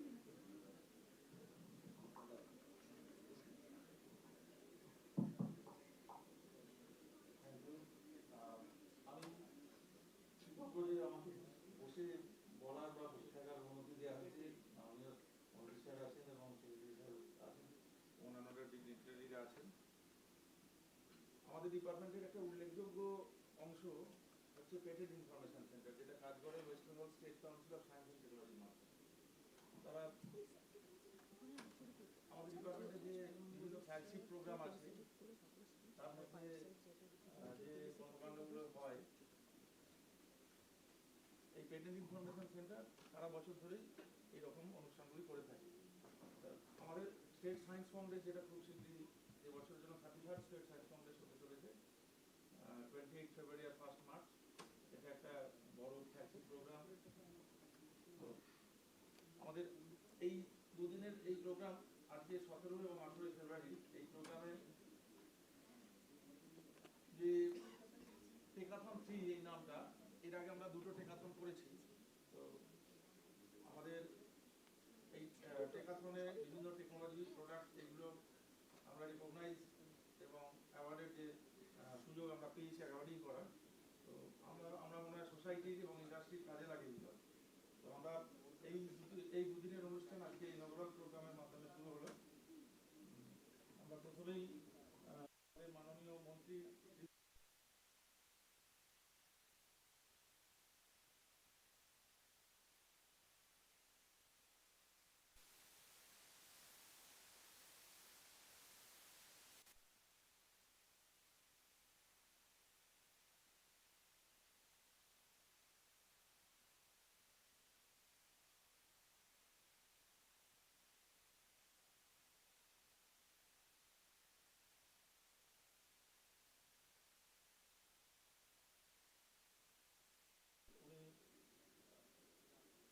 বছর খানেকের উপরে আমাদের ডিপার্টমেন্টে join করেছেন এবং এসেই উনি আমাদের ডিপার্টমেন্টের কাজকর্ম ভালোবেসে ফেলেছেন এবং উনি চান যে আমাদের ডিপার্টমেন্টের কাজকর্ম, বিভিন্ন কর্মকাণ্ড যেগুলো আছে, যেমন রিসার্চ অ্যান্ড ডেভেলপমেন্টের কথা স্যার বলেছেন আজকে বক্তৃতায়। আমাদের প্রায় 600-র বেশি প্রজেক্ট আমরা এক্সিকিউট করেছি এবং করছি, অনগোয়িং এবং কমপ্লিটেড সব দিকে আছে। তার মধ্যে থেকে যে কোয়ালিটি প্রজেক্টগুলো আছে, তার থেকে পেটেন্ট যেগুলো হওয়া সম্ভব কিছু করা হয়েছে। ফলে এখানে একটা সমস্যা আছে যে যারা যে সমস্ত রিসার্চ সায়েন্টিস্ট বা প্রফেসররা ইউনিভার্সিটি কলেজে তারা পেটেন্ট করতে চান, তারপরে তারা এন্টারপ্রেনার হওয়ার দিকে সবাই আগ্রহী হন না, তাদের একটা লিমিটেশন আছে। সেটা নিয়েও আমাদের ডিপার্টমেন্ট একটা technology development and adaptation centre আছে ওয়েস্ট বেঙ্গল কলকাতা ইনোভেশন পার্কের মধ্যে। তো সেইখানে আমরা এইটা আলোচনা করেছি এবং এই কাজকর্ম পেটেন্ট এবং তারপরে এন্টারপ্রেনারের এগিয়ে যাওয়ার ক্ষেত্রে আমাদের স্যার বিজয় ভারতী স্যার আমাদের এটাতে খুবই উৎসাহ দিচ্ছেন। ডক্টর মোহাম্মদ হোম চৌধুরী এই সমস্ত পেটেন্ট ইনফরমেশন সেন্টারের নোডাল অফিসার এবং ওনার খুবই এফিসিয়েন্ট একটা টিম রয়েছে। আমাদের R&D ছাড়া রিমোট সেন্সিং এবং GIS এবং বায়োটেকনোলজি, এই যে তিনটি মূল কাজের যে অংশ রয়েছে সেগুলোতে স্যার প্রত্যেকটাতে প্রতিটি বিষয়ে মনোযোগ দিয়ে প্রত্যেক সায়েন্টিস্টকে উৎসাহিত করেন এবং উজ্জীবিত করেন, কাজকর্মগুলো খুব সুন্দরভাবে এগিয়ে যায়। সেই জন্য আমরা আমাদের স্যার সেক্রেটারি স্যার বিজয় ভারতী স্যারকে আন্তরিক ধন্যবাদ এবং কৃতজ্ঞতা জানাচ্ছি। আমাদের রিসেন্টলি কয়েক মাস হলো জয়েন করেছেন special secretary sir Sujit Yadav sir. উনি এসেই উনি বয়সে সকলের সঙ্গে ভালোভাবে আমাদের ডিপার্টমেন্টের সায়েন্টিস্টরা যে সমস্ত কাজকর্ম করছেন উনি সেগুলি সম্পর্কে ওয়াকিবহাল হয়েছেন এবং অবহিত হয়েছেন। এবং আমাদের ডিপার্টমেন্টে যে নেক্সট সায়েন্স কংগ্রেস দায়িত্ব পুরোটাই স্যারের উপর দেওয়া হয়েছে। স্যার সেটা সুন্দরভাবে এগিয়ে নিয়ে যাচ্ছেন কাজকর্মগুলো। এর বাইরে বায়োটেকনোলজি এবং এই যে আইটি যে পেটেন্ট ইনফরমেশনের মাধ্যমে হয় সেগুলিও স্যার দেখছেন এবং আমরা স্যারের মাধ্যমে কাজকর্ম করার সুযোগ পেয়ে আমরা উজ্জীবিত বোধ করছি। আমরা এই আজকের যে প্রোগ্রাম হচ্ছে আজ এবং আগামীকালে, তাতেও স্যার আমাদেরকে যথেষ্ট উৎসাহিত করছেন। আমরা আমাদের special secretary sir Nitin Yadav স্যারকেও আমাদের আন্তরিক ধন্যবাদ এবং কৃতজ্ঞতা জানাচ্ছি। এর বাইরে আমাদের এখানে এইমাত্র বললাম West Bengal state council of science and technology, তার আন্ডারে PIC কাজ করে। West Bengal state council of science and technology একটা উল্লেখযোগ্য পদ হচ্ছে অ্যাডমিনিস্ট্রেটিভ অফিসার। আমাদের এখানে ইন্দ্রজিৎ তালুকদার সাহেব আছেন। উনি খুব সুন্দরভাবে ঠান্ডা মাথায় সমস্ত কাজকর্মগুলো এবং সকলের সঙ্গে খুব সুন্দরভাবে বুঝে নিয়ে প্রত্যেকের কনস্ট্রেন্ট, কার কী শর্টকামিংস আছে বা কে কীভাবে এগিয়ে যেতে পারবে, এগুলো উনি খুব সুন্দরভাবে আমাদের উৎসাহিত করেন এবং আমাদেরকে ডিপার্টমেন্টের কাজকর্ম আরও ভালোভাবে যাতে এগিয়ে যায় জন্য আমাদের উৎসাহিত করেন। আমাদের সায়েন্স পপুলারাইজেশন একটি কাজকর্ম আছে, সেই সায়েন্স পপুলারাইজেশনের কাজকর্মের ক্ষেত্রে আমাদের West Bengal state council of science and technology কাজটি এগিয়ে নিয়ে যাচ্ছে এবং এই পেটেন্ট ইনফরমেশন সেন্টারে যে বিভিন্ন কাজকর্ম আপনারা দেখলেন, GI registration, geographical indication registration, তার সার্টিফিকেশন, এইগুলো আমরা বিভিন্নভাবে এগিয়ে যাচ্ছি। তো আমাদের অ্যাডমিনিস্ট্রেটিভ অফিসার শ্রী ইন্দ্রজিৎ তালুকদার সাহেবকেও আমাদের আন্তরিক ধন্যবাদ এবং কৃতজ্ঞতা জানাচ্ছি। আর আমাদের এখানে আমাদের ডিপার্টমেন্টের শ্রী সঞ্জয় কুমার দাস সাহেব আছেন। উনি তো এসে পেটেন্ট ইনফরমেশন সেন্টার বা আইপিআর এবং অন্যান্য বিভিন্ন আরজিএ, আরএফএ এবং ডিপার্টমেন্টের যে সমস্ত আইটি রিলেটেড কাজ আছে স্যার আমাদের বিজয় ভারতী স্যার সেক্রেটারি সাহেব ওনাকে দিয়েছেন এবং উনি খুব সুন্দরভাবে এগুলো এগিয়ে নিয়ে যাচ্ছেন এবং উনি artificial intelligence, machine learning, cyber security এগুলোর ব্যাপারে ওনার বিশেষ দক্ষতা আছে। তো আমরা ওনাকে আমাদের ডিপার্টমেন্টে আমাদের কাজকর্মের সঙ্গী হিসাবে পেয়ে আমরা খুবই আনন্দিত এবং ওনাকেও আমাদের ধন্যবাদ এবং কৃতজ্ঞতা জানাচ্ছি। আমাদের ডিপার্টমেন্টের যে সমস্ত সায়েন্টিস্ট কলিগরা আছেন তারাও আজকে এসছেন, সকলকেই আজকে এখানে আমন্ত্রণ জানানো হয়েছে। আমি তাদের প্রত্যেকের প্রতি ধন্যবাদ কৃতজ্ঞতা জানাচ্ছি এবং সবচেয়ে বড় কথা এই যে পার্টিসিপেন্টস আজকে যারা এসছেন বিভিন্ন এন্টারপ্রেনার, স্টার্ট আপ, ইনকিউবেটিভ, তারা বিভিন্ন প্রোডাক্ট ডেভেলপমেন্টের মাধ্যমে বা টেকনোলজি ডেভেলপমেন্টের মাধ্যমে তাদের কাজকর্মের যে টিচিং অফ আইডিয়াস, আমাদের আইডিয়া ক্লিনিক যেটা হয় প্রতি মাসে একটি করে, লাস্ট ফ্রাইডেতে সাধারণত হয়, মাঝে মাঝে ডেট চেঞ্জ হয়, এটা মহুয়া এবং তার টিম এটা অর্গানাইজ করে থাকে। তো এই সমস্ত টিচিং অফ আইডিয়াসগুলো তাদের প্রবলেম স্টেটমেন্ট যেগুলো সেগুলো তারা ডিসকাস করবেন। শর্ট লিস্টেড যেগুলো হয়েছে সেই শর্ট লিস্টেড টিমগুলো ডিসকাস করবেন। সেখানে আমাদের এখানে জুরি মেম্বার আছেন আইআইটি খড়গপুরের আগে স্টেপের ম্যানেজিং ডিরেক্টর ছিলেন সিদ্ধার্থ দাস, আর আমাদের এখানে মিস্টার দেবপ্রতিম দাস আছেন আইআইএম কলকাতা ইনোভেশন পার্ক থেকে উনি আছেন। তো আমরা সকলে একই সাথে আমরা আমাদের যে TDSC technology development and adaptation সেন্টারের মাধ্যমে আমরা বিভিন্ন সময় অ্যাসেসমেন্ট এবং ইভ্যালুয়েশনের কাজ করে থাকি এবং আরও অন্যান্য এখানে যারা আছেন জুরি মেম্বার হিসেবে প্রত্যেককে আমরা ধন্যবাদ এবং কৃতজ্ঞতা জানাচ্ছি।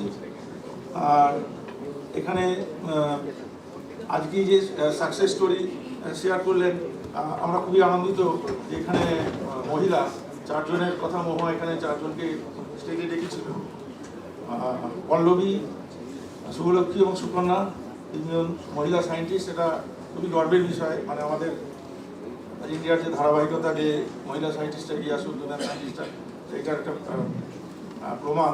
এবং আমাদের বেবেটু আলী, আমি লাস্ট যে আমাদের সেক্রেটারি সাহেব আমাকে বলেছিলেন আইআইটি খড়গপুরের স্টেপের যে একটা গভর্নিং বডি মিটিং হয়েছিল, আমি তাতে উপস্থিত ছিলাম এবং বিভিন্ন কাজকর্মের ব্যাপারে বেবেটু আলীকে আমি দেখেছি, উনি সেখানে উপস্থিত ছিলেন এবং আমাদের স্টেপের সাথে আমাদের কাজকর্মের ব্যাপারে স্টেপের এখন বর্তমান ম্যানেজিং ডিরেক্টর উনি আমাদের ডিপার্টমেন্টের সাথে আলোচনায় বসবেন বলে আমাদের জানিয়েছেন। তো আমরা সকলকেই আমাদের ধন্যবাদ এবং কৃতজ্ঞতা জানাচ্ছি। এছাড়া সবচেয়ে বেশি তো বলতেই হয় মহুয়া এবং তার টিম সম্পর্কে। মহুয়া, পারমিতা, সঙ্গীতা এবং আরও সায়েন্টিস্ট যারা আছে, তার সাথে যারা সাপোর্ট স্টাফ আছে, প্রত্যেককে মানে আমি ডিপার্টমেন্টের চিফ সায়েন্টিস্ট হিসেবে আমি উৎসাহিত করতে চাই, উজ্জীবিত করতে চাই। আমার একটা লিমিটেশন থাকা সত্ত্বেও আমি এখানে আজকে উপস্থিত থাকতে পেরেছিলাম এবং পেরেছি এবং আমাদের মাননীয় মন্ত্রী স্যার এবং সেক্রেটারি সাহেব অন্যান্য স্যারেরা আছেন আমাকে উৎসাহিত করেছেন যে না আপনি কাজকর্ম করুন। বিশেষ করে আমাদের সেক্রেটারি সাহেব বলেছেন আপনি সায়েন্স ফ্রম বেস পর্যন্ত আপনাকে অনেক দায়িত্ব নিতে হবে। তো আমি সেই চিফ সায়েন্টিস্ট হিসেবে আমি এনাদেরকে চাই আরও ভালোভাবে কাজকর্ম করুন।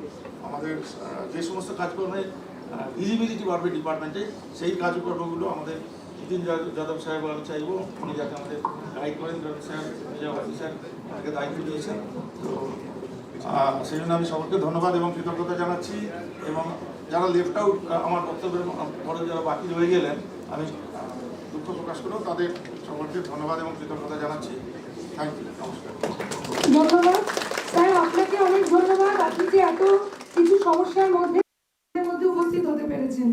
আর এর সঙ্গে আমাদের যারা জুরি মেম্বার এবং প্রফেসর অম্বরীশ দাশগুপ্ত, উনি তো আমাদের সঙ্গে উপস্থিত আছেন, আমি ডেকে নেব। তো ওনাকে ডেকে নেওয়ার আগে আমি ছোট্ট কথা বলে নিই যে আজকে আমরা সবাইকে যেটা সম্বর্ধনা দিলাম, আমাদের সাকসেসফুল জিআই প্রথম হচ্ছে নকশি কাঁথা দিয়ে কিন্তু আমরা সবাইকে সম্বর্ধনা দিয়েছি। আর যেটা হাওড়া ব্রিজ দেখলেন ওটা সোলাপিট, ওটাও জিআই। তো আমরা সবাইকে বলবো, তো বিভিন্ন ফোরামে যখনই কাউকে কোনো কিছু দেওয়া হয়, আমাদের দেশের প্রোডাক্ট, আমাদের রাজ্যের যে ট্র্যাডিশনাল টেকনোলজি, এইগুলোকে দিয়ে দেওয়া হোক। শুধু শুধু মডেল, ওই বিভিন্ন যে মেমেন্টোগুলো দেওয়া হয়, তার থেকে এগুলো দিলে কিন্তু এর মার্কেটিং বাড়বে এবং এটা সারা বিশ্বের বাজারে পৌঁছে যাবে। এইটা আমার একটু বলার দরকার ছিল, আমি একটু মিস আউট করে গিয়েছিলাম। আমাদের সায়েন্টিফিক অ্যাসোসিয়েট সায়েন্টিস্ট যারা আমাদের মনে করালো, তো এটা একটা খুব গুরুত্বপূর্ণ বিষয়। এবার আমরা ডেকে নেব আমাদের মাননীয় প্রফেসর অম্বরীশ দাশগুপ্ত স্যারকে। ওনার সম্পর্কে আমাদের সঞ্জয় দাস স্যার একটু বলবেন। Good afternoon, everybody. We have come to the fag end of the inaugural session. Though this keynote was not part of the inaugural session, I requested our Honorable Minister and our Secretary and other dignitaries to just stay back to listen to one and only Mr. Ambarish Dasgupta, whom I have been knowing for the last, say, 40 years or odd. He is a senior to me in my school in that way. So Mr. Ambarish Dasgupta is known in the entire fraternity of consultancy as the man who has built the eastern part of eastern portion of PwC. He was at the helm of PwC Kolkata in the eastern region for a long period of time. Post that he shifted to KPMG, and right now he has created his own consulting firm named Intuity Global. Mr. Dasgupta, besides being one of the checkered, academicians and consulting partners in his own right, he has written many critics, and he has been, extremely successful in guiding our state. And he has remained advisor to the Department of Information Technology and Electronics and Webel for a long period of time. I have the honor in welcoming him to actually talk before us on a very nascent topic of on AI. I would request Sir to talk to all of us and give his lecture. And before that, I would like to request our Honorable Minister in charge to felicitate Mr. Ambarish Dasgupta. Sir, please.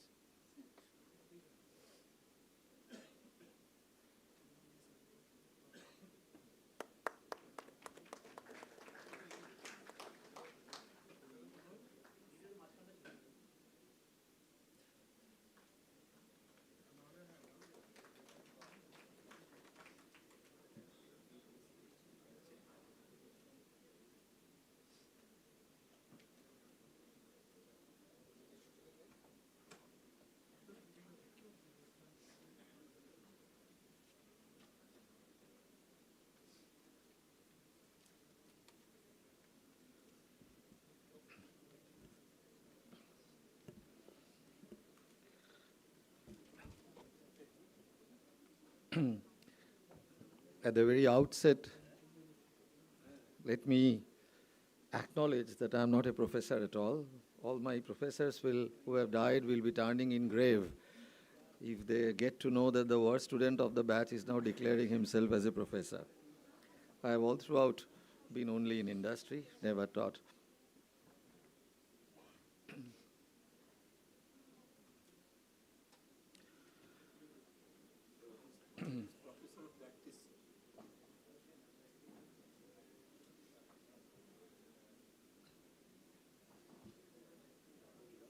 এদিক দিয়ে না, এখান দিয়ে না। এখান দিয়ে।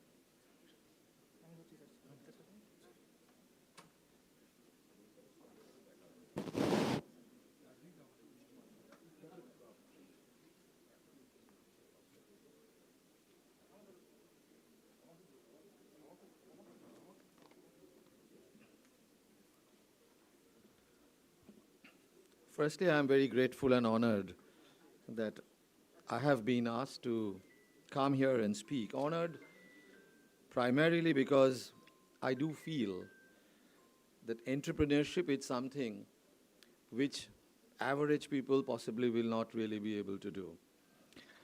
The creative entrepreneurship, and before I came here, I was of course not so much aware of what's happening under this department and what's happening in Bengal in creativity and entrepreneurship. I'm not saying it is easy to pick up a technology. I'm also not saying it is easy to pick up a language or a hardware, LLM, programming, or all that is. But I think it is much more difficult to find out an application, to be creative enough to identify a use case where the technology will be made applicable, which will help human beings, which will help mankind, which will help us to progress in our life, enhance our mortality, enhance our climate resilience, sustainability, convenience, everything. I find that as a huge challenge to really identify that with the technologies, how do I really create a use case that will achieve one or many of the following things? When I was hearing the various lectures of the entrepreneurs, I was amazed that how could they really think of a need? During the COVID time, all of us saw the water, but we never felt that this water, there is a virus, and if I can bring technology to the destruction of this virus in some manner. So therefore, while the humdrums of the Indian AI Summit is going on in Delhi, where the entire world has now assembled, I really appreciate very quietly this state, this department, along with these entrepreneurs, are bringing out quietly, not so much publicly possibly announced, but bringing out these applications which are going far away in really helping the mankind. So while in the Indian AI Summit we are claiming that we should be the pioneer of the global south, the India, I'm feeling, and I'm now getting a confidence with the pioneering activities of this department and also the IT and also the innovations which is helping you to identify where the use cases could be, will help us, if not taking a leading role in global south, but Bengal could be the center of that excellence for at least for the ASEAN countries here. And that's what I'm leaving here with a dream and confidence. When I asked Sanjay, you were asking me to give a keynote speech, but what would be my subject? So Sanjay said you speak on the augmented state governance and also how the workforce to be protected with AI. Augmented state governance is a subject which is now discussed everywhere. World Economic Forum to OECD, all the states are right now, countries I mean, are discussing the various applicabilities of that. Even yesterday, late evening, Keith Starmer, when he was actually talking on the BBC, he was saying that how the UK security law will now be completely driven by chatbots. So therefore, there are multiple such cases which I am seeing. But I thought that I will just take a little detour from the standard AI and the governance, and since you people are all intelligent, thinking about progressive things, what should be the advancement, let's go back a little and see what is the evolution of the governance. And if there is a thread from the historical governance to the governance today, which is AI-driven. Let's go back to the Roman century.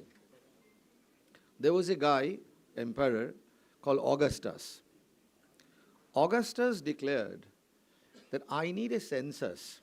That was way back in 6 AD. Which needs to include every individual, every livestock, every landholdings. I need to know in number exactly what I am ruling of every matter that is of interest to me. Now, of course, it can be compared to today's various exercises that we are doing through the multiple electoral exercises or the census that we are doing, but back in 6 AD, he said that's important. But his information had the speed of a horse. because the information was coming to him from the various parts, and such a large empire, so had its own problem. But one important thing is information was essential. Then when we moved to our part, Kautilya, in Arthashastra, he is considered as the person who innovated, designed the entire governance system, the bureaucracies and all, every matter, economics, reforms, citizen-centric services. He said that governance depends on intelligence. You govern only what you can see. And this intelligence doesn't, or this seeing doesn't have to be with your own eyes. You can have spy intelligence, you can have other kinds of intelligence, all kinds of intelligence. But a very important word which he mentioned, which when I come to today's world, we'll see that this intelligence has to be tempered with your own judgment and discretion. If you are continuously and completely relying on the intelligence you are fed, then there is a chance that you may make a mistake. Then Fukuyama, going to the western side, he said, and now AI has started to come in when Fukuyama started writing this in the governance. He said the very basic thing which we all know, that the government depends on three things: executive, legislative, and judiciary. And of course, everyone has to be collaborating, and everyone has to be constraining the other power also. But here he also mentioned one thing, and by then AI has come. It's not like an Augustus time, or it's not Kautilya's time. He also brought the same dimension of information and intelligence here also. But then he mentioned that AI in the governance of the state can bring a certain vacuum, and that could be the vacuum of accountability. Who will be accountable? And therefore, he brought out the huge concept of an explicable AI, or an AI that in the governance need to be governed properly.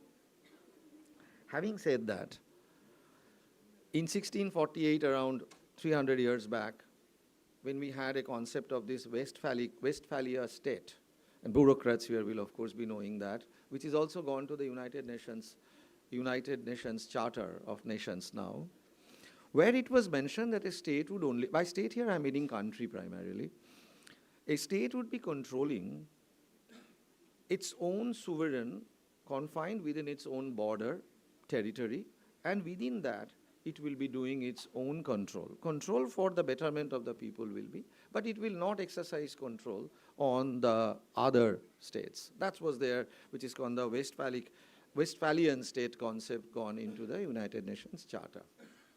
Yesterday, now roll forward to 2026, AI India Summit, you will see there was a massive discussion going on, which was actually brought up. This term was coined also from the OECD reports called sovereign AI. Today, and Westphalic society state, when it is saying that control within your state, but AI-driven governance, we are having a language that may be built in China, a server that might have been built in US, a quantum computer on which my program is running might have been built in Japan. So therefore, I am not actually controlling, or also allowing me to be controlled by states or countries from outside. So then that United Nations, that charter, is automatically violated.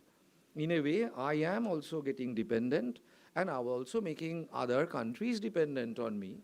And therefore, it is not exactly the Westphalic society which we were trying to create. And therefore, yesterday you will see the discussion was very much, and in the 3 days, the discussion that is going on is on sovereign AI. Sovereign AI is the new term that is getting coined, that produce within your country. Everything, use that for the governance in that country. And that is where when OECD and Oxford in the last year brought out their reports, they felt that the biggest push in the governance of the state, driving it through AI, it's coming to the huge amount of funding to the sovereign AI. And this sovereign AI term was used yesterday by our honorable ministers, Prime Minister and all, and this will be the theme of the AI. and globally also, they are going to come to certain conclusion on the charter of the AI on the funding of the sovereign AI. But it's not so easy to do that. It's not so easy to do that when we have all countries are not self-sufficient in all the kinds of chips and materials or any other thing which will actually go to the building up of a technology. The self-sufficiency is not there. So I may say that I will be a sovereign AI, but I will have to depend on various things. And therefore, what now the head of the states are now trying to come to a conclusion is, and possibly, of course it has said that this AI summit will not be actually having any binding agreement, but it will be all more or less some good words, that how to make a sovereign AI in a country, there has to be certain rules and regulations of collaboration and cooperation between the countries too. As a result of which, this summit, when it happened last year in France, prior to that, I think it was in London, this AI summit, you might have noticed that when it last happened, the US severely criticized the European Union's AI governance policy when they brought that out. US felt that European Union, because of this fear of the sovereign AI, and because of feeling that if they go too much to the controlling of the state through technology and AI, may actually lose their sovereignty to a huge extent. The US felt that that is not a right way of analyzing that. We in US will not be blocking anything. We will in US will be also allowing everything to come, but of course days have changed since then, but the sovereign AI should be depending on a proper collaborative model between the countries. And in that, they also brought out a very important term, and you will see, and these I'm not going into the details because all the people out here who are actually contributing so creatively towards the progress of the citizen's life or towards the progress of the governance here through your algorithms and through the applications should be able to read that. The last Oxford report on this, OECD, and the very important thing is a report that FADE brought out, where they mention that the very important thing will be the democratization of the software development. The democratization means they mean that any bureaucrat, like the very senior bureaucrat sitting here, if they feel that for the running of the government, they need certain AI to be deployed, they wouldn't have to depend on any software developer. They would be able to do it on their own.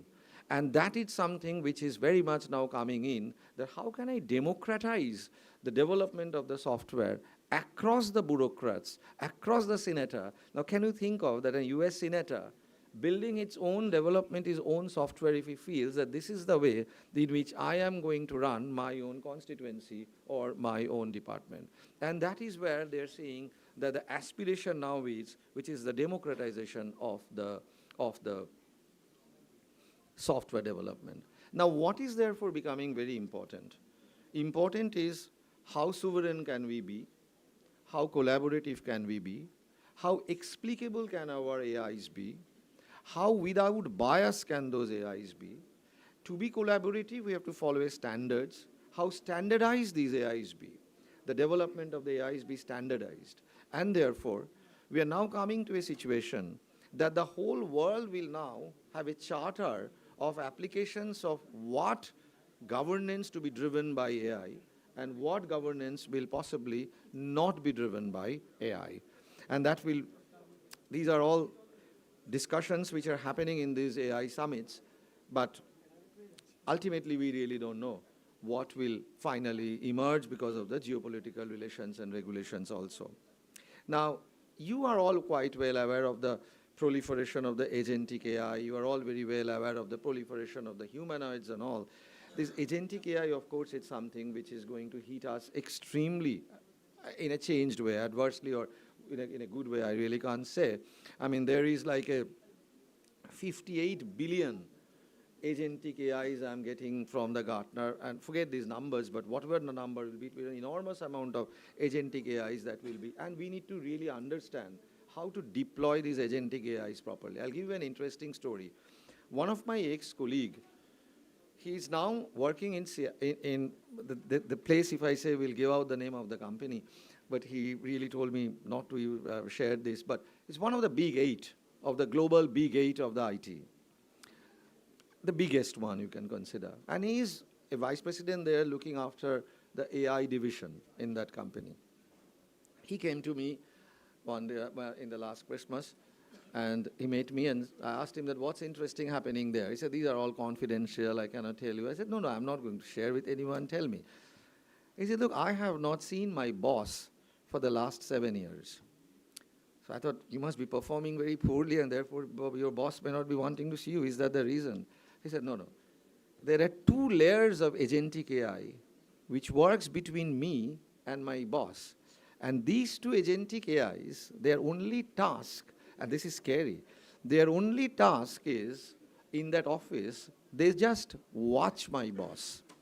So my boss, when he works, his camera is on, he is wired, what he does, what he writes, what he says, how he instructs, how he behaves with somebody, that's all being watched. And this agentic AI is gradually becoming, this person I was talking to, a clone of that boss.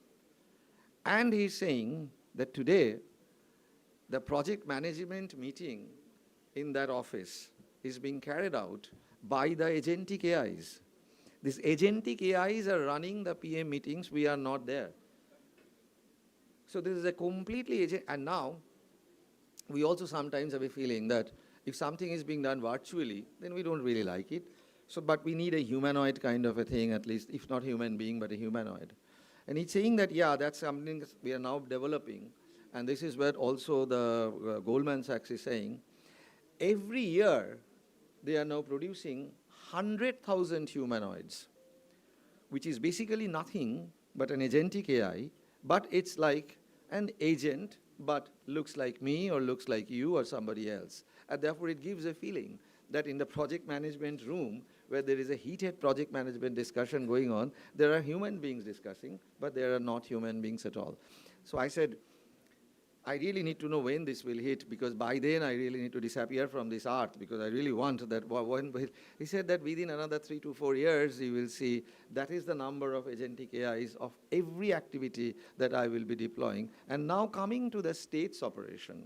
The state, if this deployment of this agentic AI happens, in the citizen-centric services, in all the social services or in the governance activities that a government will actually be deploying or government actually administers or provides, there is a fear that then starts coming up that would there be a huge amount of loss of jobs? And that is where, how do we really have our workforce being enabled through AI? Now, this is where I really have a very assuring view on this matter. The World Economic Forum has said agentic AI comes in fine, any other kinds of humanoids come in fine, any algorithms you guys produce to automate something through AI is fine, but 172 million different types of skills will be created, whereas only 92 millions will actually be disappearing. So the important point which actually is coming up, and that is where the jobs is becoming very, very, very essential, who will be continuing to exist, is creativity and innovation. It is not only knowing the language or knowing the software or knowing the program or knowing the technology. It is, you may not need a degree even. It is enhancing the observability of a person, like I am seeing every day something in front of my eyes, but that doesn't hit me that there could be a need which I cannot see, but your eyes possibly will be seeing, and that's a use case. That's a use case, and that is where the survivability will come, that who is being able to identify certain things which my native eyes or my stupid eyes cannot see. I may be well equipped with my MTech degree or with my PhD in computer science, in AI, in language and all, but if I cannot observe a need which is there, I possibly will not be any more essential. Because whatever skills I have could be replaced, but only thing that is not being able to be replaced is how do I really address a need? And that is where the next trend, which is also a very strange thing which is coming up, how to teach innovation.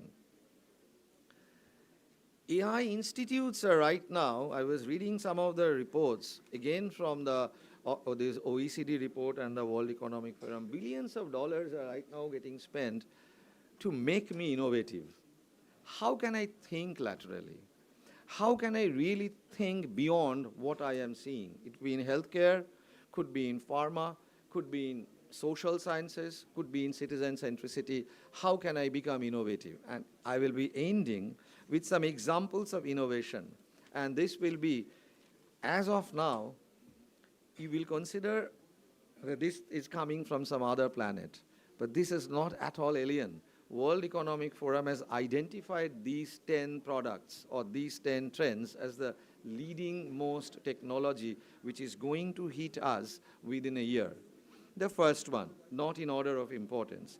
All these are abiding by 5 categories: social contribution, technology innovation, environmental contribution, economic progress, and policy reforms. Number 1, battery composite. What does it mean? And you see, we and I, every day we are actually seeing car battery. We are moving in a car, nothing new. But only one guy or a group of guys figured out that why do we need a battery in a car to generate the energy? Anything that is moving can generate the energy, so why not my steering, why not my wheel? Why not the car body, the whole thing become a battery? Because they are moving. And therefore, if motion can generate energy, so the composite battery could be that I do not have any parts of the car can generate energy. So that's the one they're saying will be hitting us. And this, I was talking to one of the major car battery manufacturers here in India and in Bengal. So they were very, very kind of worried. And they said that, yes, we are also actually now noticing this, and this is going to come. But this is what, doesn't matter whether you know how to produce the technology. The guy who is being held, who thought about this. So that is what I'm considering the use cases. People now will go to the lab and now we will produce, but he thought about this. The second one, which is through the osmotic power, how do we really produce energy from salt? There is abundance of salt in the whole world. It's not solar, it's not water, and this is an extremely cheap way of producing energy from salt that has been identified as a case of the next innovation by World Economic Forum. The next one. We all know nuclear technology is the purest form of the power, but we feel really worried about when somebody says that I have nuclear power, because we feel that nuclear power is only for killing people. And this has already started working in Russia and in China and some other countries. Very small nuclear reactor even at your home. Even at your home will be giving that power to you. The data centers we know coming up in billions, they all require huge amount of power. And they are also producing huge amount of carbon. So there is a challenge to the AI world now that if we do not have data centers properly and we cannot supply energy to the data center, how will the AI run? And therefore this is solving that problem. Small nuclear reactor producing an enormous amount of power, which I can keep in my home, I can keep in my office, and house has some kinds of an amnesia-related problem from dementia, Alzheimer's, and all kind of things. These neurodegenerative disorders will be handled by the medicines which we have for sugar. The diabetic patients, when they have this GLP-1 or GLP-1A kind of medicine, there is an experimentation going on, and everything is driven by the huge amount of data and the intelligence gathered from there, that how, with a little bit of formulation change, we can have this neurodegenerative disorder being completely arrested. And this is where, not by this, but one promise which Elon Musk has made, that within 5 years, I will have, and he said I already have, a complete picture of the brain with me and the functioning of the brain with me, and within 5 years I will make the whole world forget what is amnesia or what is any kind of loss of memory, Alzheimer or dementia, and that's what he's saying. And simultaneously this is also being done. The other one is the green, which is more towards the the nanozyme creation and more towards the environmental work. I understand from Sanjoy there are a lot of projects on this environment that you are doing. There is a lot of such technologies. I'm not going through all the 10. 7, 8, 9 are all related to the ammonia production, an easy way of ammonia production and green nitrofixation. But the one that really was remarkable was the generative watermark, that there will be no room for any deep faking. There will be zero room for any deep faking. Anything that is being produced will be easily understandable by common people like me, that whether this is real or this is deep fake. Anything that you see of Amitabh Bachchan, you will be able to understand whether this is real or real Amitabh Bachchan. So that is the generative art. But this has already been commissioned. Google and others have already started using this and working on this. So the point that I'm again trying to make, and I'm again trying to re-emphasize, is that it is not always the technology which I know, or the degree that I have, or the kind of associated with any computer science or any other thing. It's a question of, I may not be knowing the technology, it's a question of observability, that how much do I observe as a need that the world has, or how much do I observe about a need that the world might not have realized even today, but when I bring it to them, they would say that, oh God, this is possible, I didn't realize about this. So these are the essentialities of the AI applicability which is gradually coming up. I'm also since associated with the private sector, but more with the corporates and not so much with the government. Therefore, me and my organization do have a huge interaction, have to have a huge interaction with private equity, venture capitalists, high net worth individuals, all these kind of things, who are funders, who generally put in money. And these Ps are big Ps working all around the world. Couple of days back, I was talking to a large Japan firm. My ex-colleague, he's Japanese, but when I was working in PwC India, he was in PwC Japan, but now he is in that. He said that, do you have any creative idea? Do not care about the technology which will be producing it, in environment or sustainability or in alternate energy, bring that to me, I'm willing to fund this. So I said that, but the product may not be ready. He said, I don't care. Because if that idea is there, we will all now be funding an idea. I asked him, is this the trend now within the private equity and the VCs, that they do not fund a product, but they fund an idea? He said, yes, that is the trend now. We do not wait for some LLM or some programming language or certain things to be producing it. We are actually just going by the idea, and we will be funding it. So as I felt really enthused by seeing all the kind of innovative ideas which was presented and which may be all presented later, and Sanjoy did give me certain glimpse of some of the ideas, I do feel that quietly out here, away from the humdrums of the big AI summits all over the country or over the world that's happening, you are producing certain things which is advancing human beings, their mortality, their social life, their convenience of staying, their quality of life, resilience to climate changes, helping us to get a very pure world. And therefore, I am again going out with a hope that the kind of work that DST is doing, inspiring work that DST is incubating, energizing, embracing all these ideas, I would really like to see that this Bengal becomes a real hub for such social, mankind-related progression and governance driven by technology and AI from Kolkata. Thank you very much.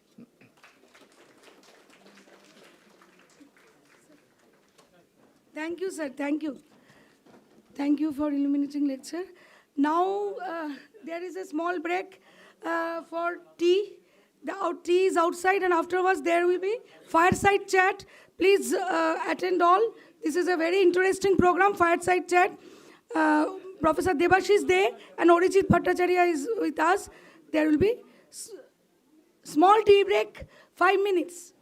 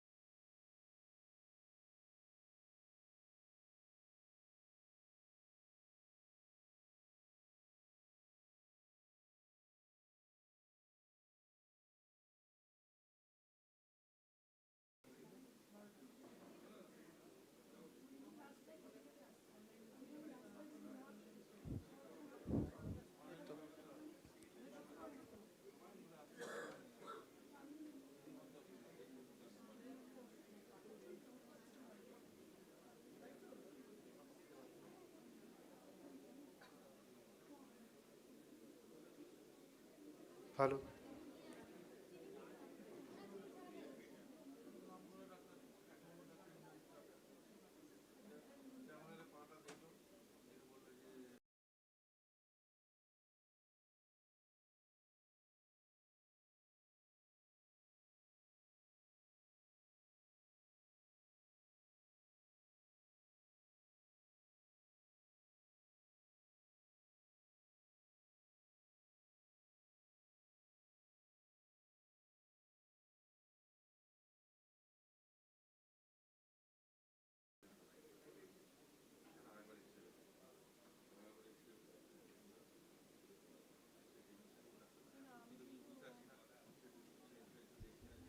Check, ভালো ভালো। এটা আসছে তো?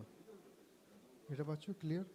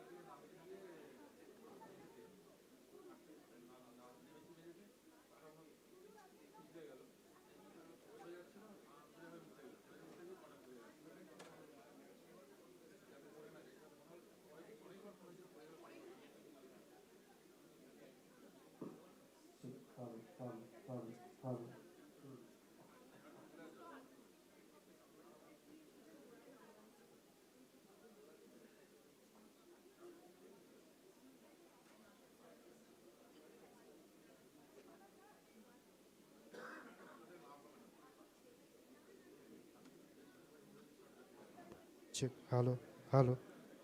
Check test.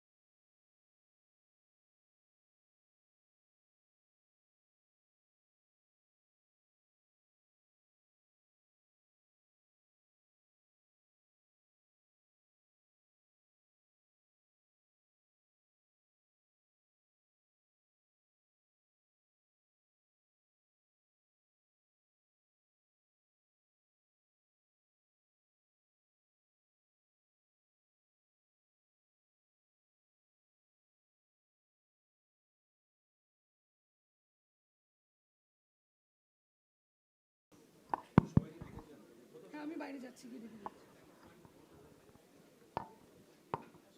সবাই এক্ষুনি ভিতরে আসো, Friends and colleagues, just before lunch, we are giving you an opportunity to actually ask any question that you like. Because we have the, ensemble cast of a mix between academicians and a serial entrepreneur. Let me introduce Professor Dr. Debashish De. He has been a veteran in industry for 27 years. 27 বছর তো? 27 years.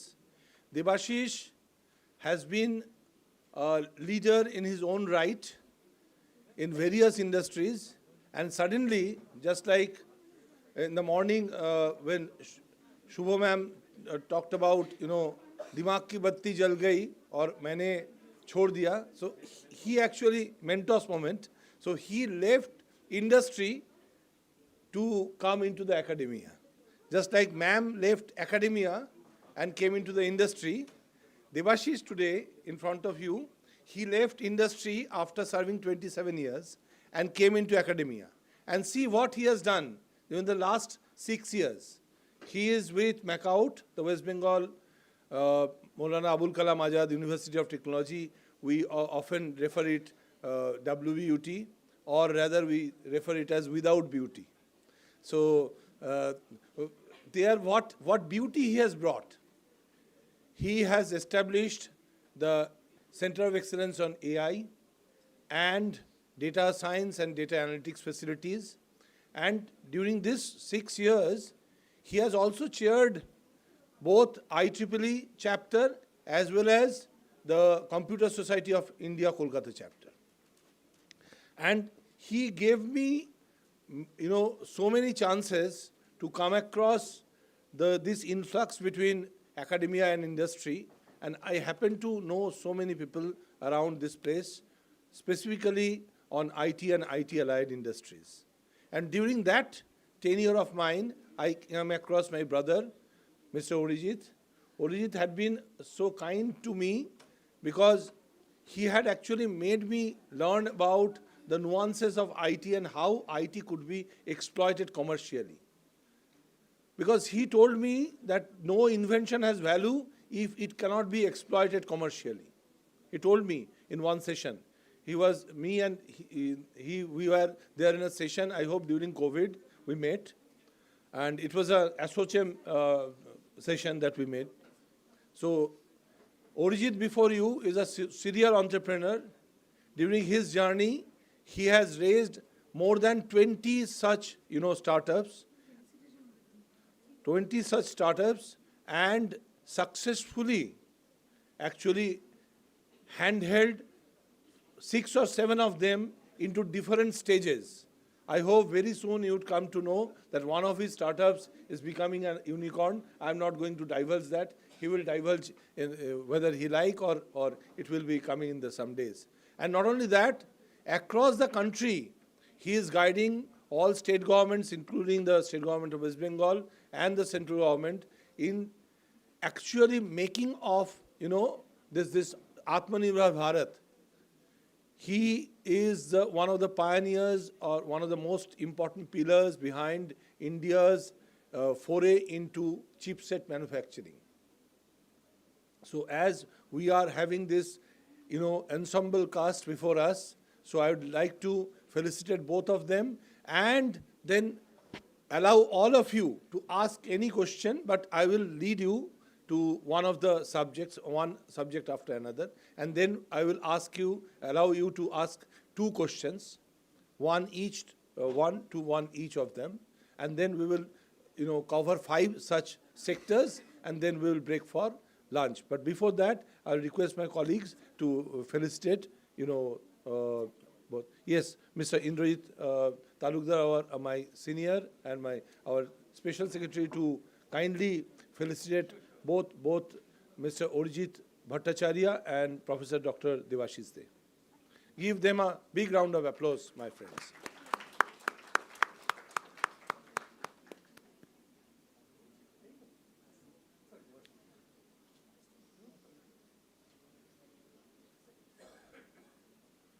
Professor Dr. Debashish De.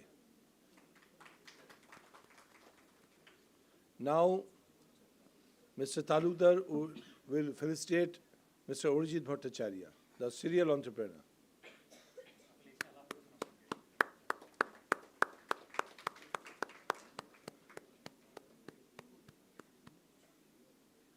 Thank you so much. Are you ready to question them? Are you ready? How is the Josh? How is the Josh? I'm not hearing. How is the Josh? At least, no problem. So, I'd like to actually start by putting you in a place, in a spot. As we are actually utilizing LLMs, free version, pro version, enterprise version, we are allowing it to write code for us, review codes for us, write, presentations for us, and even, whatever presentations that you have sent to us during this period.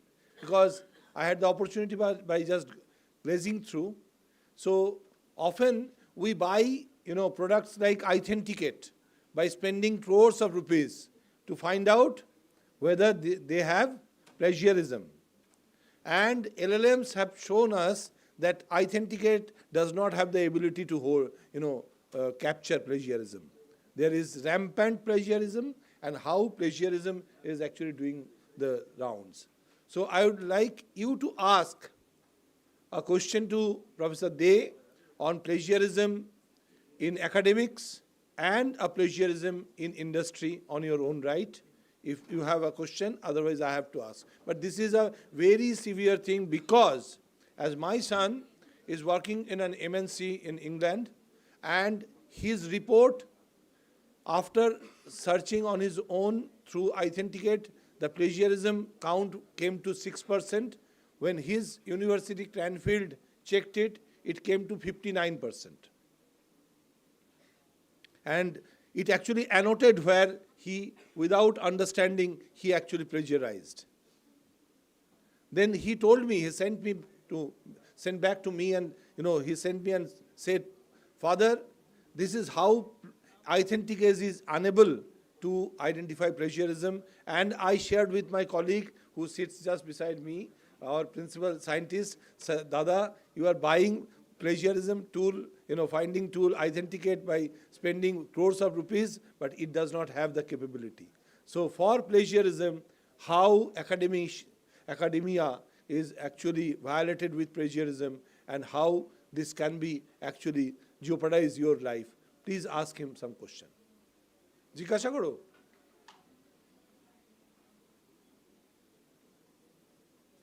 Please. আচ্ছা ও করে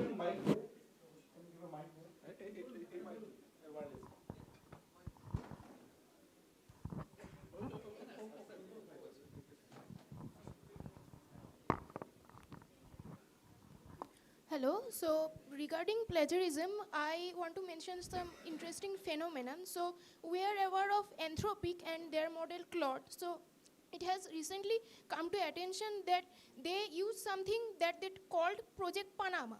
So they bought the book in bulks, they remove the binder, they scan them in like very fast speed, and they use it to train Claude. So that you can understand that they didn't license it, and after that, they got in trouble and have to settle outside court for over 1 billion. So, but it's only for that they got caught. But if they didn't got caught, then how is the plagiarism scope here? Like you can't stop anybody to buy books and digitize them and use it to train LLM, or even LLM is a big scope. SLM or even small LoRa, it can be done, right? So what's the scope here to stop plagiarism?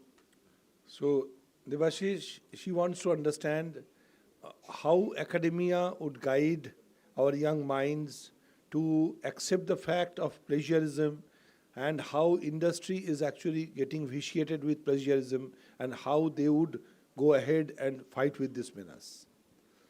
Okay, I understand your question. And, plagiarism is considered to be a crime in the academic world. Especially UGC based on norm. If your plagiarism or similarity index is more than 10%, then your thesis, your PhD thesis or MTech thesis, that will not be true. Because all the theses nowadays we have to upload to Ishod Ganga. Ishod Ganga, where everyone can see everyone's report. Anyone make a complaint against you, then your degree will be invalid. So, for last 10 years, there's a company called Authenticate, turned it in, they are working so hard. Now there is a big game changer. Game changer, why I'm telling you? Because we organize so many events in Calcutta and all over India. You cannot believe in a conference, 90% papers come through AI only. Believe it or not. Why? Because when you are, that AI is not a buzzword nowadays, it's a part of our life. For example, I can tell you, nowadays T20 matches on, right? T20 World Cup. Do you see the World Cup match? Every over, end of any over, there is an advertisement, have you seen? On ChatGPT or Google AI. So, believe it or not, so we can see the advertisement on AI in the news. And that is, who is watching the TV? The youngsters. So they are doing everything through AI. Everything. Now the question is, there is a fight between AI versus AI. Now there is a fight between AI versus AI. So if your standard is giving 59%, as you said, what is the solution? Every student knows that you have to go to humanizer. There are at least 100 humanizer tools are available. And India also made a lot of humanizer tool where you can convert it. What? That 59%, it will become 0%. Even just, can you believe it? 0%, is it possible? So, but if you read the line, the language meaning changes. Because humanizer has various levels of tools, that the language is changing. If you read the sentence, what you have written, the expression is changed. There are some notations, that there is that how your language is modified. So it is all about NLP. So that fight between AI versus AI is here. That you are writing it by AI and modified by AI.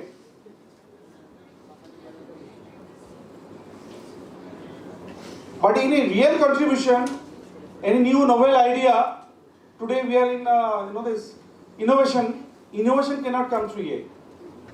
Are you getting my point? For that, your brain is important. For so there is a big fighting is going between Authenticate and this one. Nowadays, very difficult because everyone is seeing 59% or even 100%. They're reducing to 0%. So that kind of big challenges we are facing. And not only the research paper, even class 5 boys, class 5, 6, a question paper. You go to the, anyone know?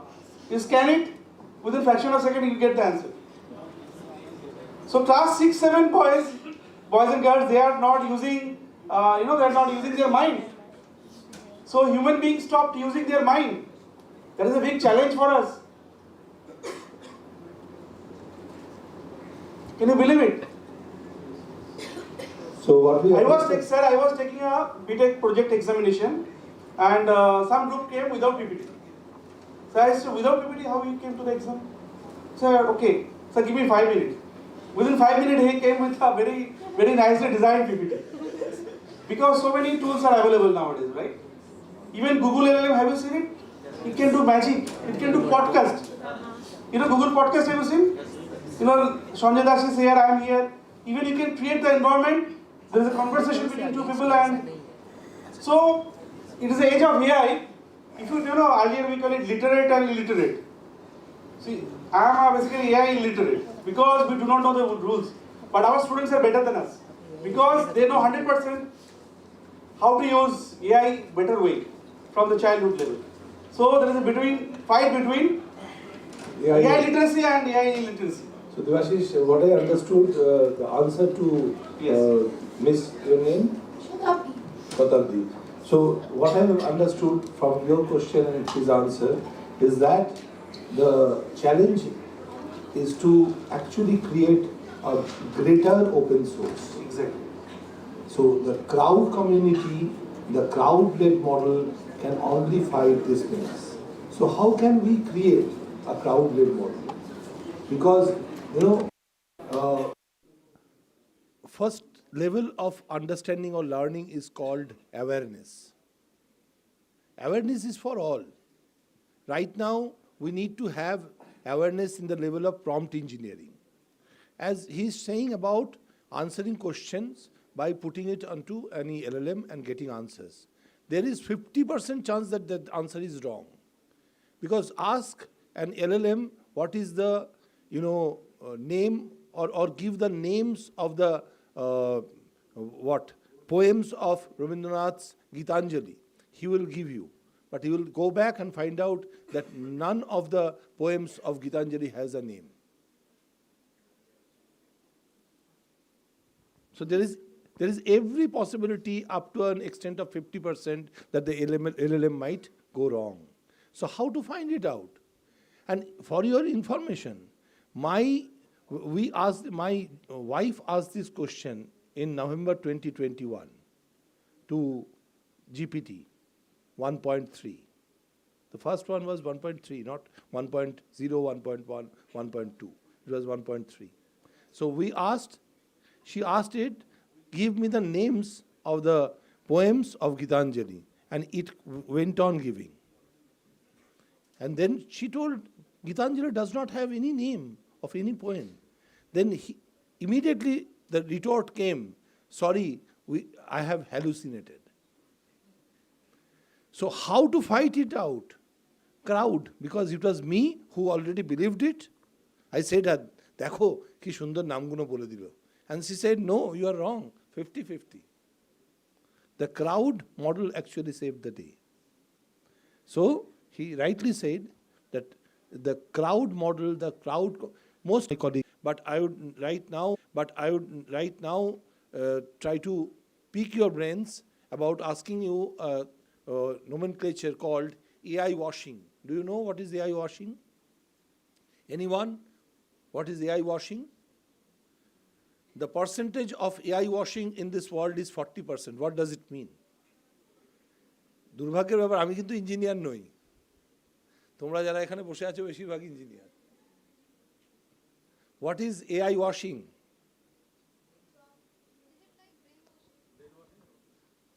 প্রায় কাছাকাছি, but it is not so. It is that telling lies. We are selling a product but telling that this is AI-led product, but it is not. It is a smart product, smart algorithm-led product. So it's a smart algorithm. There is no point in, this thing. So it is actually devastating us because we are paying more. And we have stopped asking whosoever is selling us any product by telling it is AI product, AI-led product. So it is when you are going to buy products which are AI-driven, most of them might be, 60% of them might be, smart, logic bent, and only 40% might be true. So how to fight with that? I would request Orijit to tell them what is AI washing and how the world is actually witnessing it and how these young minds will fight it out. Audible? Yes. Audible with the mic? Yes, sir. I can't hear you. Yes, sir. Sure? Yes, sir. So we are actually in between lunch and our session. So let me give you a little bit of perspective who I am. Probably then I will touch upon that question. It will be much more easier for you to understand what is AI washing. So I started back in 1998. I was 17 years old. Started India's one of the first game development company, taking actor and actress and models, approximate 360 plus even from Bengal, which includes Shubhasri, Jeet, Dev, everyone. Converting them into a 3D character. Why I'm giving you this reference? Now when I used to do that, people used to think this is only mere a 3D character itself. Of course, you are buying license of those celebrities. But eventually, if you look at now the Gen AI, we are not talking about AI actually. AI is a 40 years old technology, right? We have been using it for last 25 plus years. If you look at Gen AI at the moment, Gen AI is taking all these kind of reference. It is doing a permutation combination, sitting on the bank of 4 different tech giants in the world who holds large amount of data. You call them as LLM, right? Even if you look at LinkedIn, they have their own algorithm taking from a platform called Hugging Face. You heard about that? Great. So does Google. So does multiple other companies. Now imagine that there is an organization, they are claiming that they have a solution which is based on AI, because there is a buzzword, people say AI. Remember earlier it was blockchain everywhere. We have blockchain in solution, so there is a hype going on. So once you have an algorithm which is there inside your system and you claim that we have got an intelligent system in the back end which is working, I think that's completely wrong if you claim it as an AI, as AI model. As a startup, you can probably take an API, help of an API, rebuild it, recreate it, utilizing maybe your own UI, and say that I have an intelligent solution. But when you say it is driven by AI, that means as an investor, probably we will think you have built something which is tangible. It's your own technology, your own algorithm, your own structure, plus your own data structure, including you are using maybe a database and a data set which is connecting both the dots. Until unless this is happening, probably it's easier to say, okay, I have got a solution which is an intelligent solution. I'm using so-and-so API to call or so-and-so plugins to integrate, and then building a solution on the top of it. The next generation of solution will only sustain if you have community-driven solution.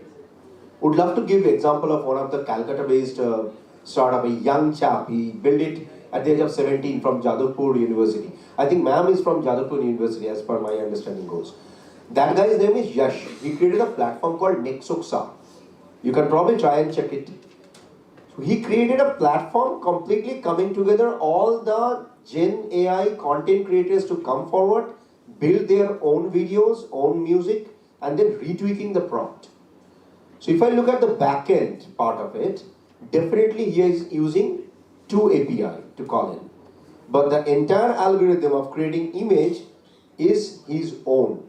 So an individual person can make it happen. So there is a difference. Difference is, A, I am using this API, meaning I am probably creating a shadow, saying that I am completely a AI driven model. But at the same time, when you create your own algorithm, own AI system, and that has got an implementation on creating an image base by taking multiple permutation and combination from the back end, that creates a real AI solution. This is the main difference. Hope I have done justice with the answer.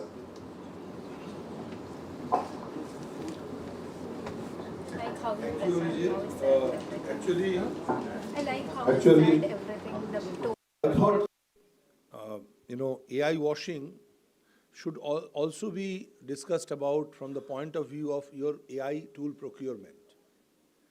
Because there is no doubt that most of you are using AI tools. Are you using AI tools? Yeah.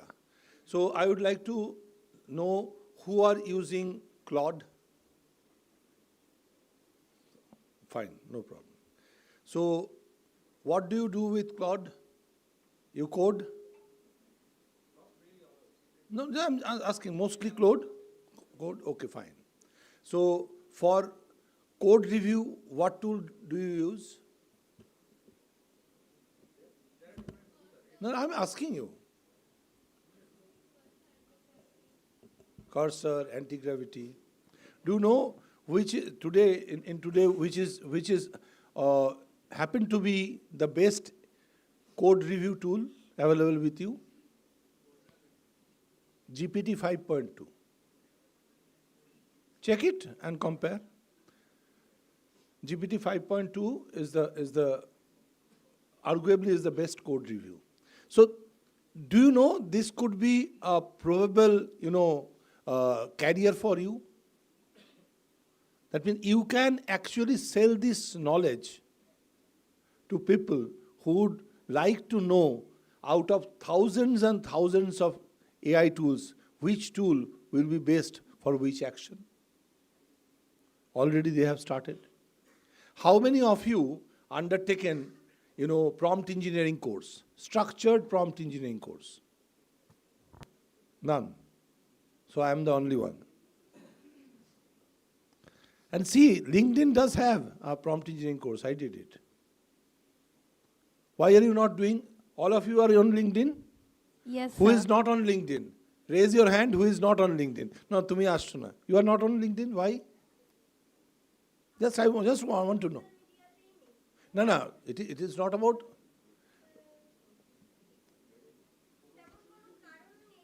না আমি জানতে চাইলাম এর মধ্যে এই নয় যে ঠিক আছে সোশ্যাল মিডিয়ায় না থাকাটাই উচিত, মানে তথাগত তো আরোই উচিত নয়, আমিও পার্শিয়ালি নেই। আমি জাস্ট লিঙ্কডিনের কথা এই কারণে বললাম যেহেতু এটা professional network for that matter. তো আমি বলতে চাইছি লিঙ্কডিনে যেসব ফ্রি কোর্স আছে কতজন করনি? লিঙ্কডিনের ফ্রি কোর্স কতজন একটাও করনি? লিঙ্কডিনের ফ্রি কোর্স করনি, করেছো বলিনি, ইউ হ্যাভ নট ডান। কেন করেননি? ওয়াই? আমি জাস্ট জানতে চাইছি। Fear of failure. কেন জানেন তো? তার কারণ যদি আপনি না করেন তখন তার আগেই আপনি লিখে ফেলেছেন যে আপনি ওটাতে মাস্টার।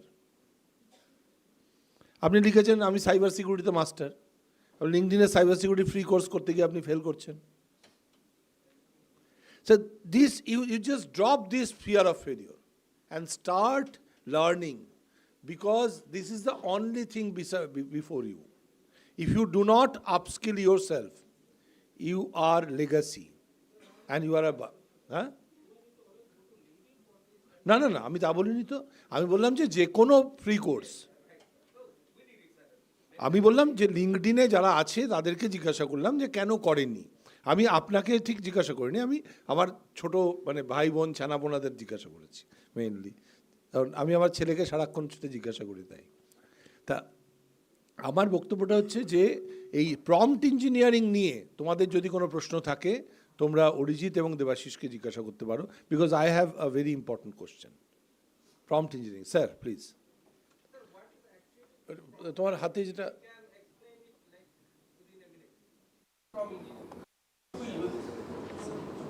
দুটো প্রশ্ন।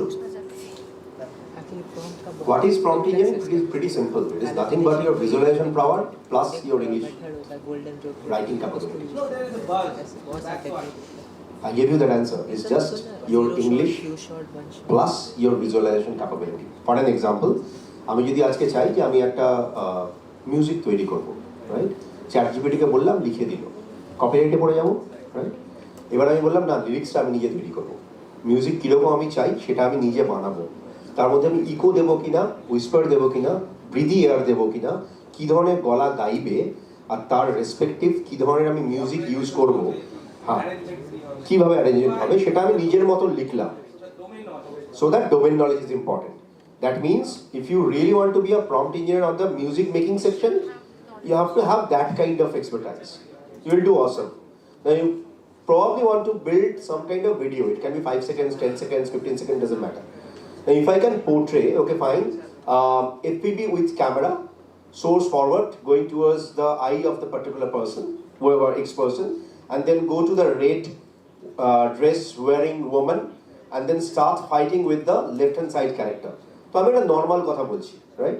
আমি যদি এবার ডিপে যাই, তার প্রত্যেকটা সেল কিভাবে কাজ করবে, রেসপেক্টিভ কী করে রিকয়েল পাবে, কোন ক্যামেরা আমি ইউজ করবো, is it 50mm or is it 75 or is it zoom or is it prime, এইভাবে আমি যখন ডিফাইন করবো, that means I am acting as a movie director along with the cameraman. So prompt engineering সোজা ভাষায় বলতে গেলে 1 মিনিটের উত্তর এটা। এবার কেন ইউজ করবো, think of it as your best friend. কোনো একটা টাইম ছিল যখন মিউজিশিয়ানদের সাথে হয়তো আপনাকে 1 সপ্তাহ কাটাতে হতো, বা অনেক সময় এরকম হয়, আমরা তো সবাই মানুষ, হয়তো ওনার হাতে প্রচুর কাজ, যার ফলে উনি হয়তো ডিনাই করছেন কারোর সাথে কাজ করার জন্য। নতুন যারা লিরিক্স লিখেছে তার সাথে মিউজিশিয়ানরা কাজ করতে রাজি হয় না। Is that a common problem for anyone in this room? তো think of this tool, maybe Suno as a platform, as your best friend. আমার যে ভিজুয়ালাইজেশন পাওয়ার আছে আমি সুনোকে বললাম, I am getting that kind of reference. তো আমি গজল তৈরি করতে পারি, আমি ওখানে সুফি তৈরি করতে পারি, আমি বাংলা গান তৈরি করতে পারি। এবার এখানে একটা চ্যালেঞ্জ আছে, আমি কোন ভয়েস ইউজ করব। ওটা যত ডিপে আমি ওকে লার্ন করাবো তত আমার বেটার রেসপন্স এবং অ্যান্সার আসবে। তো সেটা আমরা প্লাগ ইন ইউজ করে করতে পারি, সেটা আমি একটা প্ল্যাটফর্ম ইউজ করে করতে পারি। I hope thinking here, can you even say what is the most popular programming language or rather language? C, C++, Java or Python? Python. But nowadays, yes? Nowadays it's becoming English. Nowadays, yes, correct. English, you know, if you know proper English, you know that then that means you're. But the thing is that you have to have the logic skill. I mean, if your logic is correct, then only you can drive it. But if your English means your prompt, actually get the prompt. English means the prompt. If you write properly, no, that is fine. But my question is, no, if your logic means suppose you are talking movie, you have to give the proper scene. Suppose if you give a scene, someone is crying, but looking at the back side, means opposite side. What will be the picture, you know? What will be the picture? So that will be looking at the back side crying. Someone is looking at the back, but he or she is crying. You cannot see he or she is crying or not. No. The picture will be looking at the back, but you know, it will be a start. That means abnormal, right? So if you are giving wrong prompt, it will generate wrong result. That is the thing, you know, you have to know proper English. That is the reason prompt engineering is very important from a realistic point of view. Yeah, it should be realistic. So, thank you. Yeah. Last,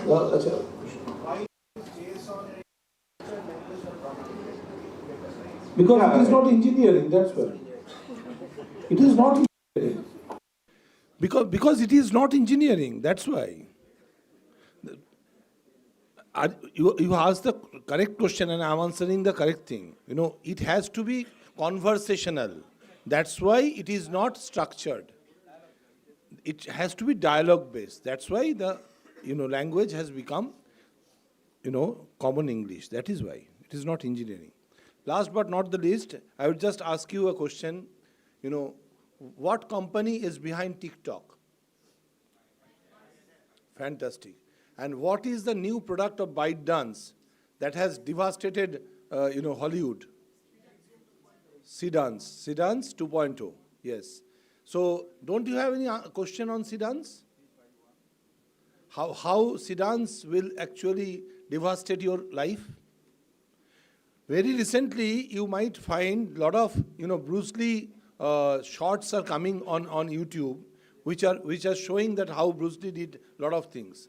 And after some time, it came to understanding that every one of that was created through Sedans 2.0. That not a single one was real Bruce Lee. Bruce Lee breaking, something from 1 inch. And everything, all this properly, completely impossible things. So don't you want to know that how this Sedans 2.0, if it is not properly reviewed or managed or ethically governed, how it can devastate you, your life, your future life? Arijit, please answer this. Sanjay sir. Okay, let me give you a small bit of perspective. 1.5 years back, we released India's one of the first Gen AI created movie. It is there in YouTube as well, the short version. Now, if you look at any of these characters, which is coming up probably as a live, for an example, Bruce Lee, or it can be maybe Angelina Jolie, it can be anyone, right? What happens, it is, number one, there is a business possibility, which is probably not destroying lives. If you have IP of that particular celebrity, you are the winner. That means you can play around with your IP, give it to X number of companies to reuse it for their own movie making purpose. It can be Bruce Lee, it can be anyone else. That's a business point of view. Second part, if you don't have that and you are using probably somebody else as your own property just to become popular, there is a legal case which you can probably face any given point of time. Third, the most important part, when we talk about fighting capabilities, there are various different kind of fights which is there, right?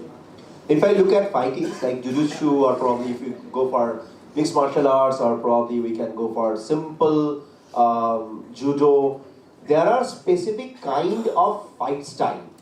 Yes, no? You guys have any idea? Yes. Like judo have multiple different kind of gharana, right? Now if you pick it up, you prompt it, and that character is probably playing on the same.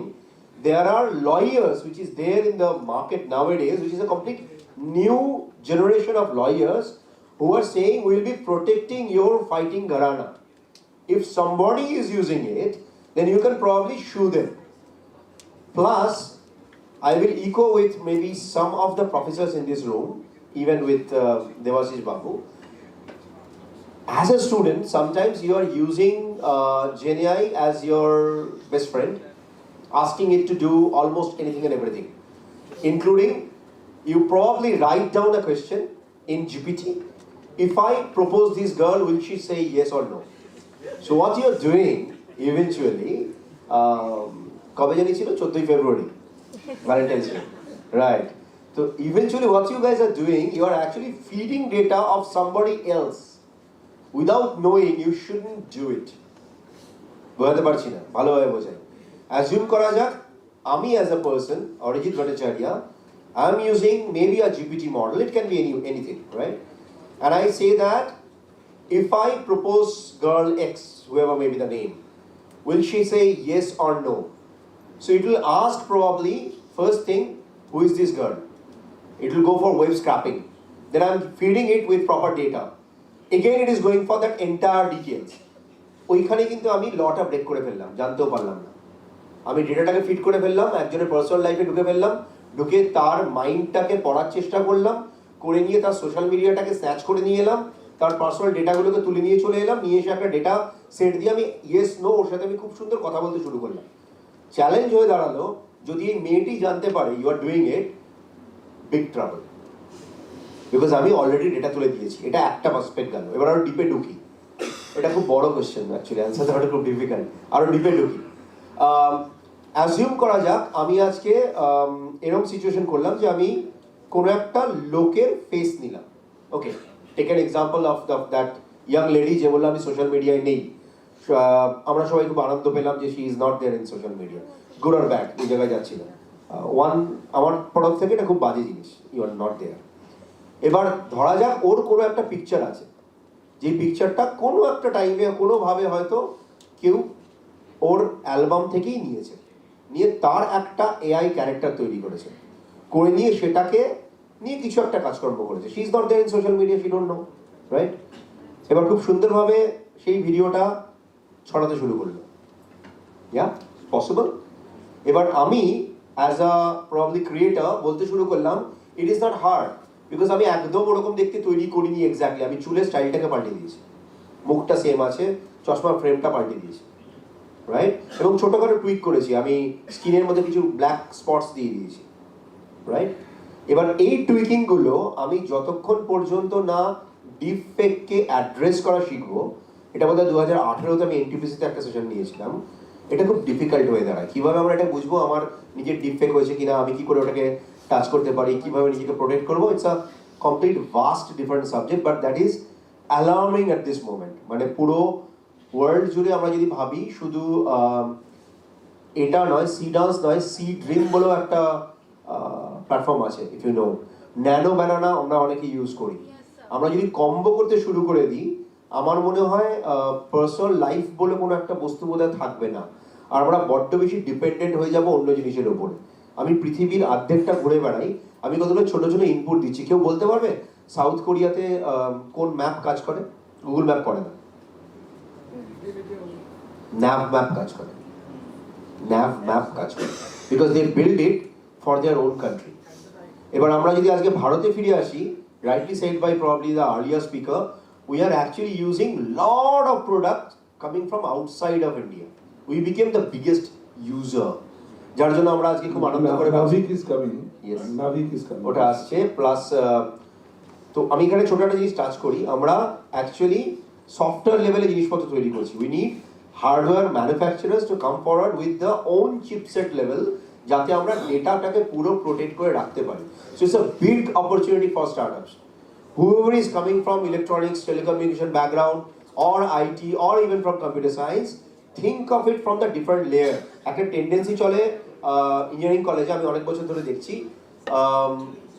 Core লেভেলের স্টুডেন্টরা generally আইটিতে যেতে চায়, তো যার ফলে ওই চ্যালেঞ্জটা হয়ে দাঁড়ায়। সো বড় অপরচুনিটি আছে, I think we can explore it. Just one thing. So, Saraj talked about privacy, right? So, you said you are not in social media, right? But are you sure you are not in media? For example, I am in social media, fine, but I have not posted this picture. I am on the stage, but some of you have seen you have taken picture. You have posted it somewhere.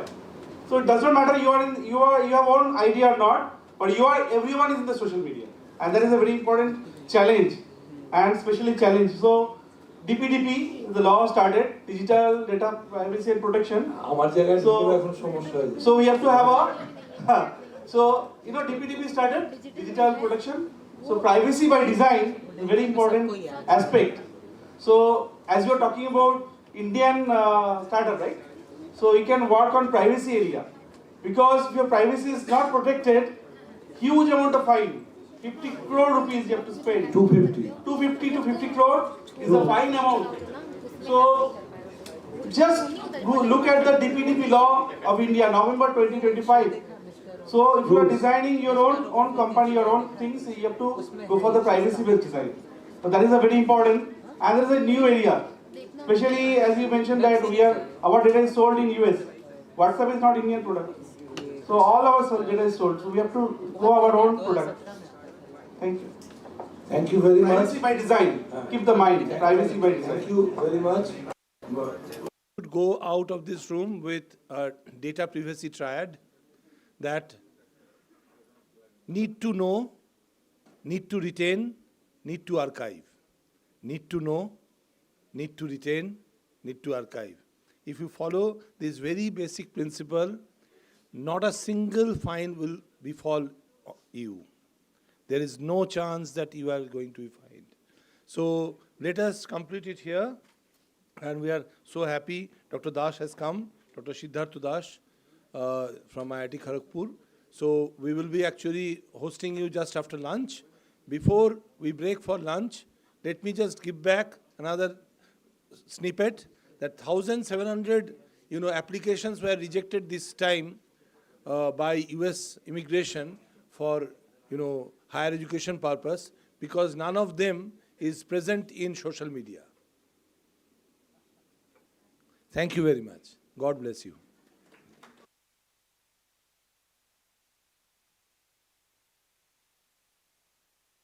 Lunch is served on first floor. Lunch is served on first floor. Dignitaries are here. Dignitaries may please come to the green room, and lunch is served on first floor.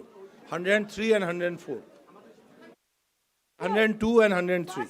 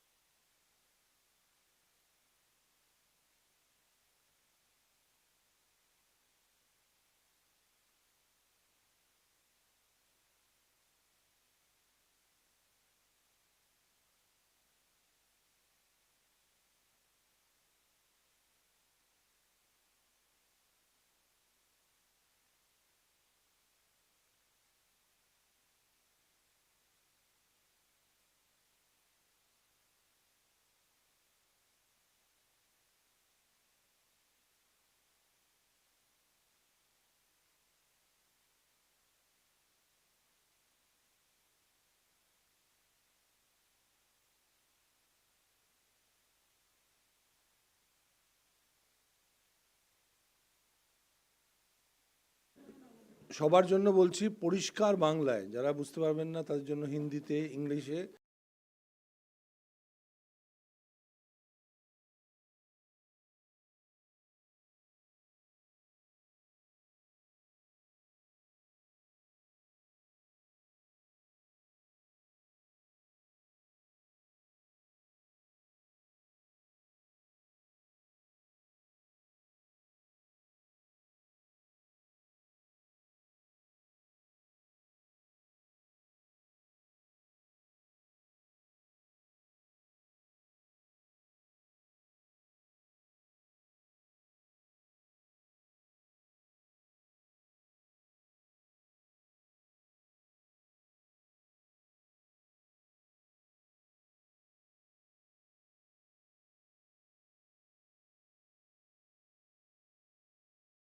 We would like to hear unique selling point and novelty and nothing else.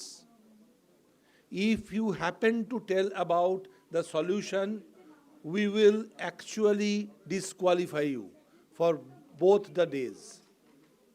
You can take 1 minute even, don't worry, but how it is unique, and unique, that means novel, and how, what is the unique selling point that your contemporary or similar products do not have.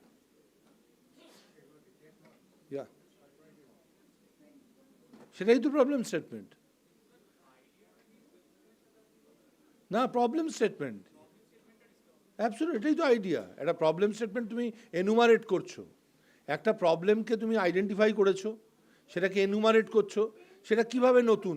তুমি বলছো যে আমি পেটিএমের মতো একটা solution aggregation দিচ্ছি, ঠিক আছে, কিন্তু কিভাবে সলিউশনটা দিচ্ছ সেটা বলছো না, কিন্তু কিভাবে পেটিএমের মতো এই সলিউশনটা, মনে করো ফোনপে না বলে আমি বলছি ইউনিক পে। তাই আমার unique selling point of unique pay হচ্ছে ধরো এনক্রিপশন এজ এ সার্ভিস। তাহলে আমার ইউনিকনেস কি, নোভেলটা কি? এনক্রিপশন এজ এ সার্ভিস এখন অবধি আসেনি, এনক্রিপশন এজ এ সার্ভিস। দেখো তোমাদেরকে এটা দিয়ে দিলাম আইডিয়া, এটা যারা এখন সুযোগ পাবে আজকে আর পেলে না পরের বারের জন্য, এনক্রিপশন এজ এ সার্ভিস, তাই তো? এটা নভেল তো, নভেল। তোমরা কেউ এনক্রিপশন এজ এ সার্ভিস আজকে বলছো? কেউ কি বলছো এনক্রিপশন এজ এ সার্ভিস? তাহলে দেখো আমি দিয়ে দিলাম, আমার ফার্স্ট প্রাইজটা চলে এলো, তোমাদের নেই আর। তাহলে নভেলটা হচ্ছে এনক্রিপশন এজ এ সার্ভিস, আমি উদাহরণ দিয়ে বলছি। And how is it different, এর কম্পারেবল কোথায় বলো? Authenticator, Google authenticator, Microsoft authenticator, এটার সঙ্গে কিভাবে আলাদা? এই এনক্রিপশনের সার্ভিস আমার যে কোনো ইমেলকে এনক্রিপ্ট করে বাইরে থেকে। আমি যে কোনো জায়গায় ইমেল পাঠাচ্ছি, ওয়াইমেলে ইমেল পাঠাচ্ছি, জিমেলে ইমেল পাঠাচ্ছি, রিডিপ মেলে ইমেল পাঠাচ্ছি, ইয়াহুতে ইমেল পাঠাচ্ছি, এটা বাইরে থেকে এসে সেটা এনক্যাপসুলেট করে। দেখি তো তোমরা কে আমাকে এর উপর ভালো একটা প্রবলেম স্টেটমেন্ট তৈরি করে পরে দিতে পারো, কালকে বিকালে যাওয়ার আগে। যে দেবে আমার কাছ থেকে প্রাইজ পাবে, আমি পার্সোনালি প্রাইজ দেব। এনক্রিপশন এজ এ সার্ভিস, এটা in itself novel. How is it different then other comparable service, যেমন মাইক্রোসফট অথেন্টিকেটার, গুগল অথেন্টিকেটার, সেগুলো তো encryption as a service, but সেগুলো ইমেল মানে কোনো ট্রানজাকশানকে অথেন্টিকেট করে না। তারা কিসে অথেন্টিকেট করে? তোমার আইডেন্টিটিকে অথেন্টিকেট করে, ভ্যালিডেট করে, নট অথেন্টিকেট, ভ্যালিডেট করে। সেটা টু ফ্যাক্টর মাল্টিফ্যাক্টর অথেন্টিকেশনের একটা ভাব হিসেবে। কিন্তু বাইরে থেকে একটা ইমেল পাঠাচ্ছ, আমি এখান থেকে পাঠাচ্ছি অভিজিৎকে, অভিজিতের কাছে মেলটা পাঠাচ্ছি জিমেলে, আমার ভয় যে জিমেল ক্লিয়ার টেক্সটিং করে নেবে, আমি বাইরে থেকে ওই এনক্রিপশনের সার্ভিসটা এনে এনক্যাপসুলেট করে দিলাম, এবার আদার ওই নাম্বারটা ওর কাছে চলে গেল সেপারেটলি, ও ওটা দিয়ে খুলে নিল, জিমেল চাইলেও ক্লিয়ার টেক্সট করতে পারবে না। Isn't it a novel idea? Yes or no? Yes or no? তাহলে ফার্স্ট প্রাইজ তোমাদের আজকে নেই, ঠিক আছে? তাহলে তোমরা আইডিয়া দেবে এনুমারেশনে, এবং সেটা হতে হবে নভেল, এবং সেটা হতে হবে ইউনিক সেলিং পয়েন্ট, তার কোথায় হতে হবে? কম্পারেবল সলিউশনের থেকে। কিন্তু সলিউশন কিভাবে দিচ্ছ সেটা বলবে না। আমি কিন্তু বললাম না যে কিভাবে আমি এনক্যাপসুলেট করেছি, বলেছি? বলিনি কিন্তু। আর কোনো প্রশ্ন?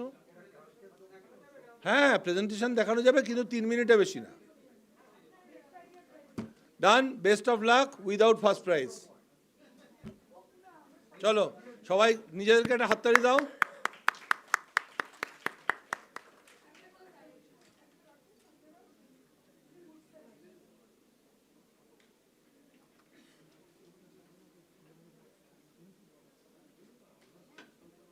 বলছি দাঁড়াও, কি হলো?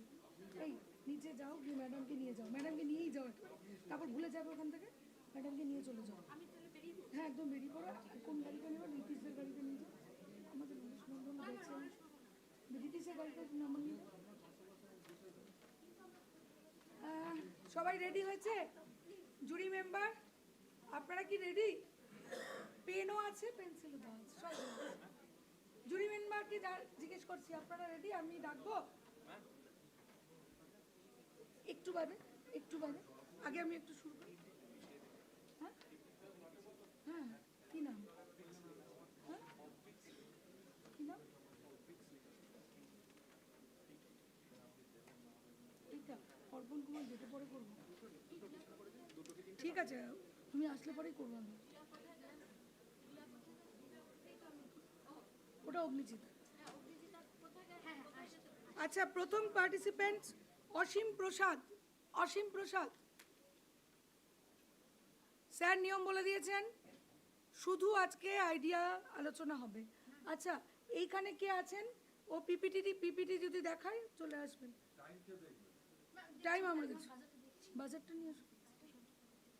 হ্যাঁ, হয়ে গেলে পরে যাওয়ার আগে ফেলিসিটেশন। হ্যাঁ, আসছে রিতিশ।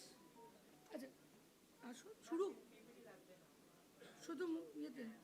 ঠিক আছে, একটু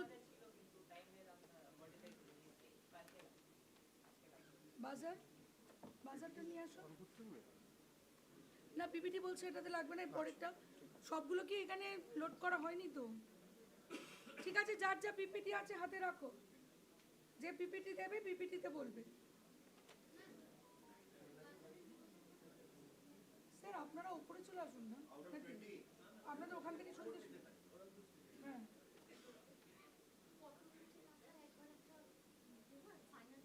আড়াই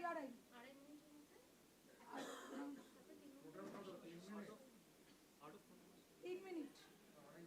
আড়াই মিনিটে একটা দেওয়া হচ্ছে।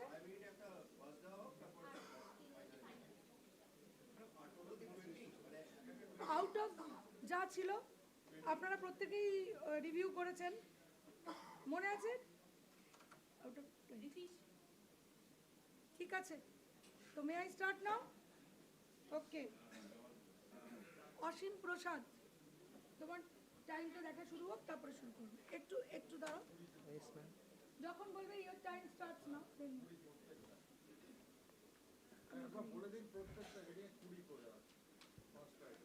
পাঁচটা হেডিংয়ে 20 করে আছে। আজকে হয়তো সব হেডিংগুলো বলার মতো স্কোপ নেই, সেইটা দেখা যাক। রেডি? এভরি হেডিং আমরা তো ওদেরকে জানিয়েছিলাম কোন হেডিংয়ের রেসপেক্টে তোমাদেরকে চয়েস করা হয়েছে, তো আইডিয়াটা সেইভাবেই বলতে হবে। হ্যাঁ, কারণ কি আজকে তো 5টা হেডিং রেলিভেন্ট হচ্ছে না, সেইটা তোমরা জিজ্ঞেস করছিল বলে এখন বলা হলো। আর তোমাদের এটা নিজেদের বুঝে নিতে হবে। 5টা হেডিং তো আইডিয়ার উপর বেস করে হচ্ছে না, 2টো হেডিং আইডিয়ার উপর বেস করে হচ্ছে। আজকের হচ্ছে নভেলটি, ইউনিক সেলিং পয়েন্ট না novelty, this too based on best idea. আর কালকে হবে best solution. Okay? Okay, your time start from now. Thank you, ma'am. Hello, everyone. So, to begin with, I'd like to say that in a hospital, power systems is not just an infrastructure, it's a life support. And any inconvenience in power systems in an environment of that of an hospital can cause serious inconvenience, and it can be life-threatening. And the main problem we are addressing is today most critical power systems in hospitals which are associated with ICU, NICU, cardiac theaters, they just get failed, and that also happens without any alarming.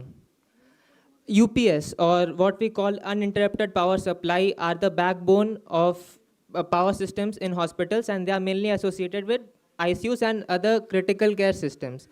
Now, the UPS, it is a machine which can fail because it is using capacitors and every electrical thing.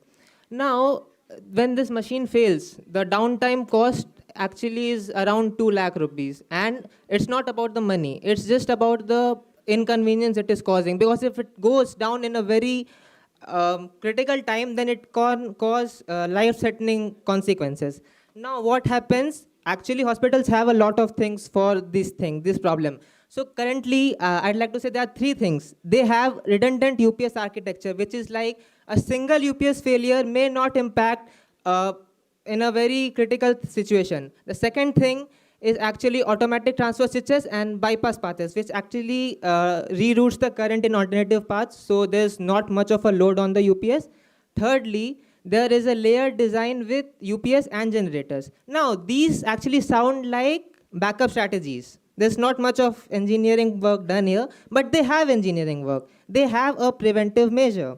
Now, what is that? That preventive measure is alarms, monitoring systems, and OEM maintenance contracts. Okay, so what they do? These systems are actually excellent at telling when you are already in trouble. Now, for example, a capacitor. A capacitor may work completely fine. It may operate completely, but it can still experience cumulative stress because of fluctuating power factor and poor load. And none of the traditional systems is able to catch it, and they are able to catch it. These OEM maintenance contracts, alarm systems, and monitoring, they are actually telling you when the threshold is actually breached. So what they are doing, in one word, in a nutshell, is fault detection.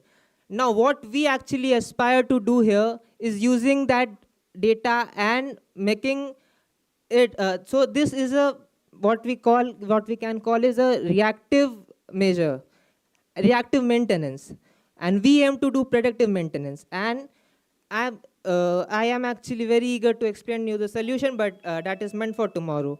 The best thing is, as I already said, which is our main USP and our main novel point, because none of the actual systems, I actually explained how hospitals tackle these problems, that UPS failure thing. Now, none of these current practices are actually favorable in long term, because we wanna, yes ma'am? Okay, I'm up for Q&A. I have one quick question. Yes, sir. You kept on saying about the capacity. UPS has a main thing, power storage battery, lead acid battery, and then the control system. And I presume you are talking about online UPS, not offline UPS. If the online UPS, why you are mentioning capacitor is the main factor? That is So, capacitor was just an instance. Like I was telling that how the current systems actually tell you when the fault has actually occurred. So capacitor may work completely fine, but we can't see that it is actually experiencing stress. mostly the board fails if it does. But generally it's not a major problem. No, it is actually experiencing stress, and we are not able to see it. Thank you, sir. Any other question from any jury member? Anyone? Okay.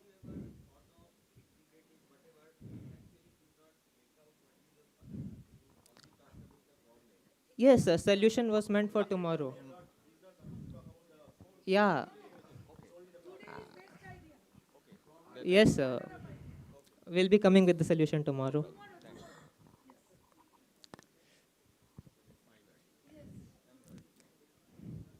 All jury members, I think, sir, today only best ideas. But then, ma'am, just a quick, sorry, being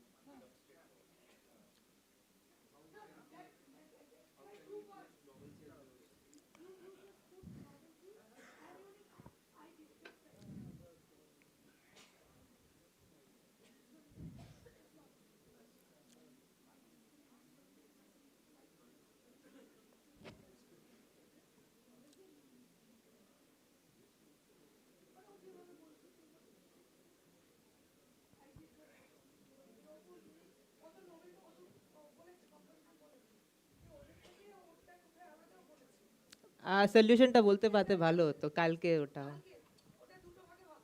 Yes, ma'am, according to the rules.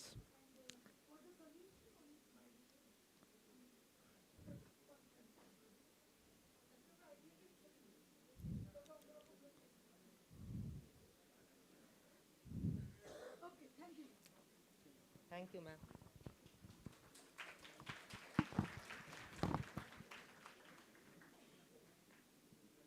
SK Aryan Islam.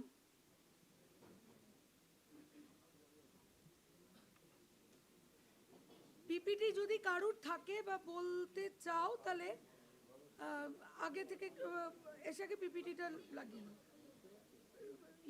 ইয়েতে আছে তোমার PPT আছে আছে ও presentation কোথায় করতে হবে এখানে না ওদিকে এখানে চলে এসো চলে এসো হ্যাঁ ওই তো উনি আছেন আপনি এখানে থাকুন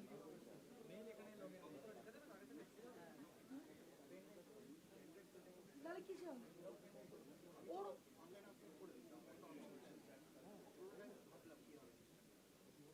তাহলে মুখে পিপিটি তো কোনো অসুবিধা নেই পিপিটি যে নিয়ে আসে সে ইমেল করে দাও আমাদের ফোন আছে এখন ওটিজি না থাকলে কি হবে আমাদের ল্যাপটপেও আছে পিপিটিটা তো বলা হচ্ছে পিপিটি করতে পারো সেটা তো অনলাইনে আপলোড আমরা তো বলিনি এটা তো একটা সিস্টেম আমরা সেটা করিনি তাহলে তো বলে দিতাম অনলাইনে আপলোড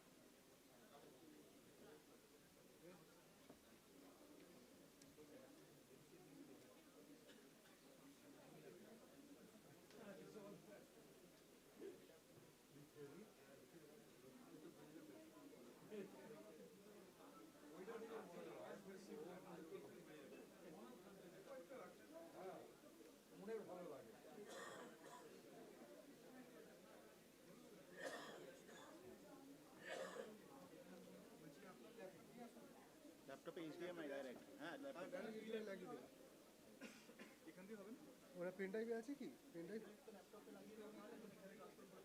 ড্রাইভটা আছে কি নাকি না তো নিয়ে আসো ল্যাপটপটাই নিয়ে আসো এটা দিয়ে হবে না এটা তো দেয়নি না আগে থেকে উনি প্রেজেন্টেশন আগে থেকে তো দেওয়া উচিত না এখন যে পেন ড্রাইভ লাগিয়ে আজ পেন ড্রাইভ তো নেই ওনার কাছে ওনার ল্যাপটপই লাগাবে অন করে দিই সুইচিংটা তো আপনি ওখান থেকে করবেন হ্যাঁ সুইচ আমি করে দেবো শোন না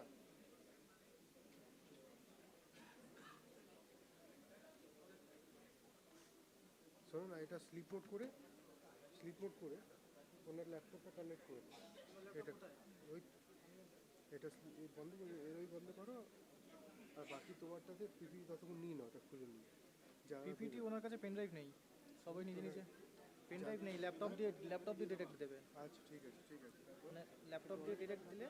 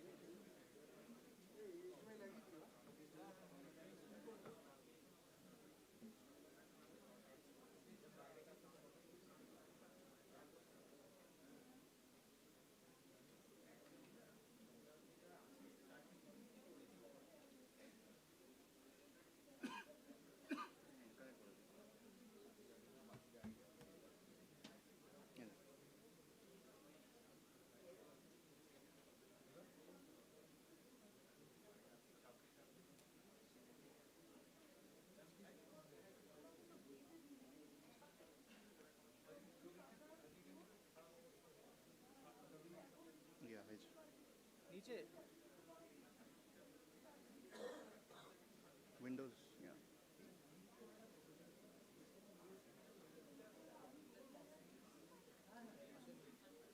আবার একটু এদিক ওদিক করতে হবে পেন ড্রাইভ থাকলেই করে দিতাম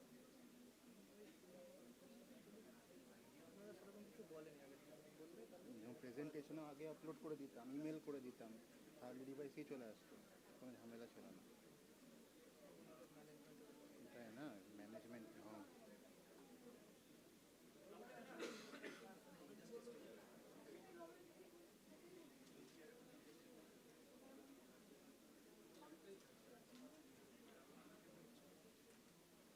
হ্যাঁ আমি একবার করছি আমার নিজের ডাবল স্ক্রিন আছে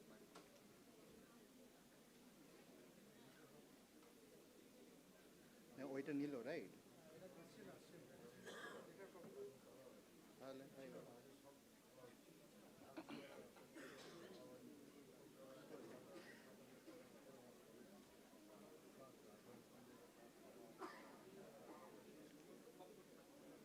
Untitled 2.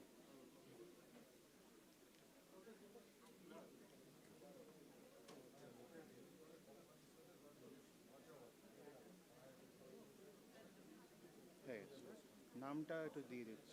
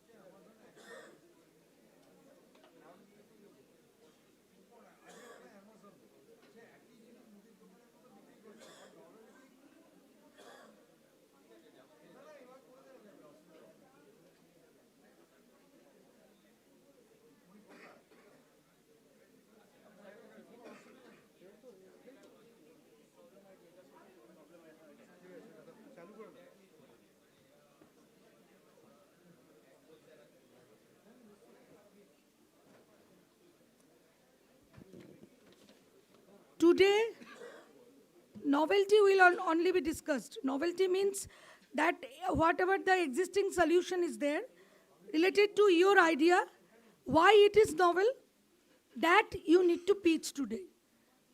যে মানে আপনার একটা প্রবলেম স্টেটমেন্ট বললেন, সেই প্রবলেম স্টেটমেন্টের এগেনস্টে যে সলিউশনটা তোমরা বা আপনারা বার করেছেন, সেই সলিউশনটাকে কালকে বলবেন তো আজকে তার একটা হেডলাইন বা বুঝিয়ে দেওয়া যে এক্সিস্টিং ও কিছুটা করেছে চেষ্টা, এক্সিস্টিং সলিউশনস যেগুলো আছে তার থেকে নভেলটি কোথায়, কেন, যে এক্সিস্টিং সলিউশনের এই পয়েন্টসগুলো নেই, এক্সিস্টিং সলিউশনস যেগুলো আছে তার এই মানে স্টেট অফ আর্ট, মানে যেগুলো মার্কেটে আছে তার সেটা নেই। যেমন ধরুন 4Gর পর 5G এলো, বা এই পরপর বিবর্তন, কোন প্রবলেমসগুলো ছিল সেইগুলো হাইলাইট করতে হবে।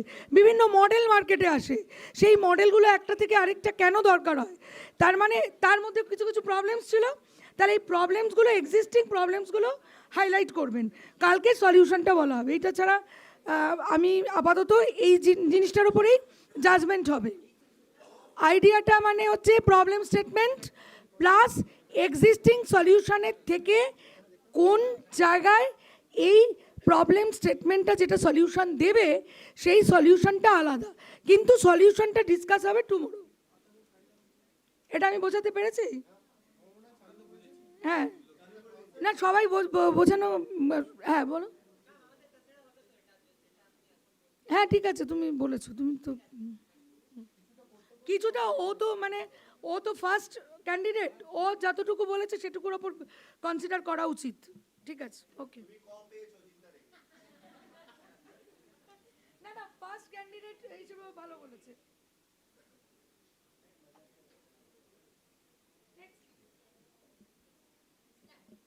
Hi, I'm Aryan Islam.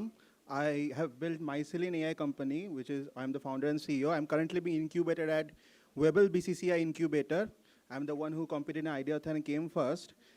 I want to discuss my solution. So today we are using hundreds of tools: email, calendar, presentation, spreadsheet, list goes on.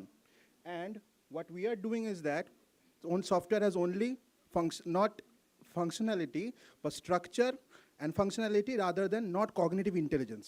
My bad. So what is happening is that all of these solutions are not interacting among each other, and we have to fill in the gaps.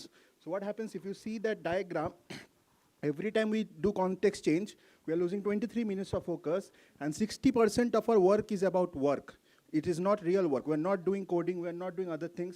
We are doing work about work, and we're completely bundled in so many tasks. Now what has happened, we have created AI assistants. They live in the cloud. You go, you get your answers. They don't understand how you're working, why you're working, where you're working.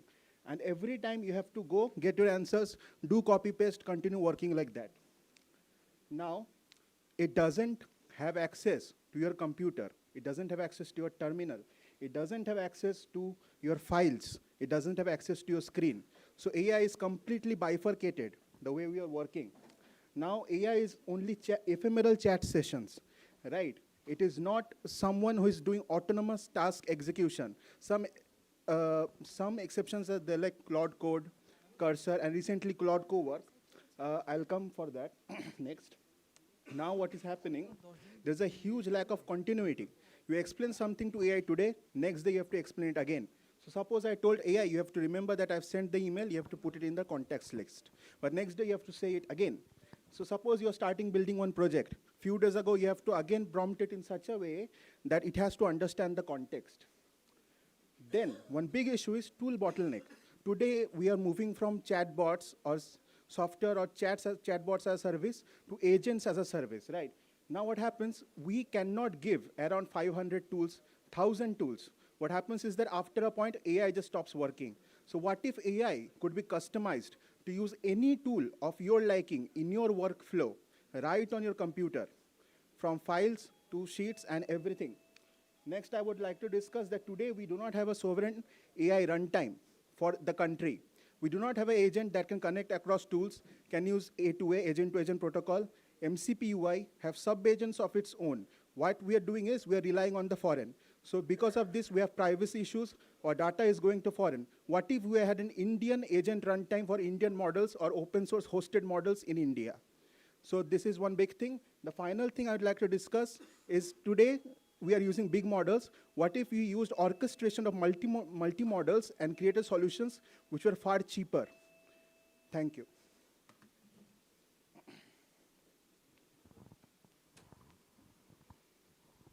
Any question? One question from my side. When you thought about this tool or conceptualized this tool, who was this targeted for?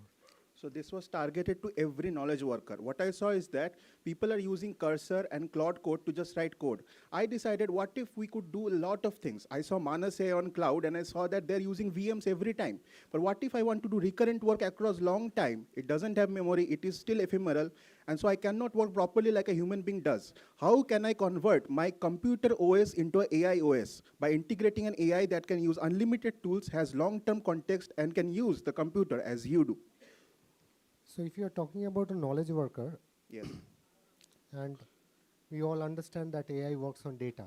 Yes. And I'm assuming knowledge is also having some kind of unstructured and a combination of unstructured and structured data. Yes. So while technologically this will work, but think about a situation where knowledge worker also needs to include some decision making and empathy. Yes, so exactly. So I how want to. would you include that? Because it was considered in 10 minutes, I could not discuss. So as I said, we are also doing one thing. So you can set a slider. So what happens? You have a mentor mode or you have an executor mode. So when you shift the slider, you get advice based on a long-term context as understood by AI, right? And if you go towards the execution mode, you'll get complete autonomous execution. We have also human in the loop for the decision making and safety. It is we need that, right? Thank you. Thank you. Thank you. Thank you. Thank you. আচ্ছা, next Rupsa Debnath.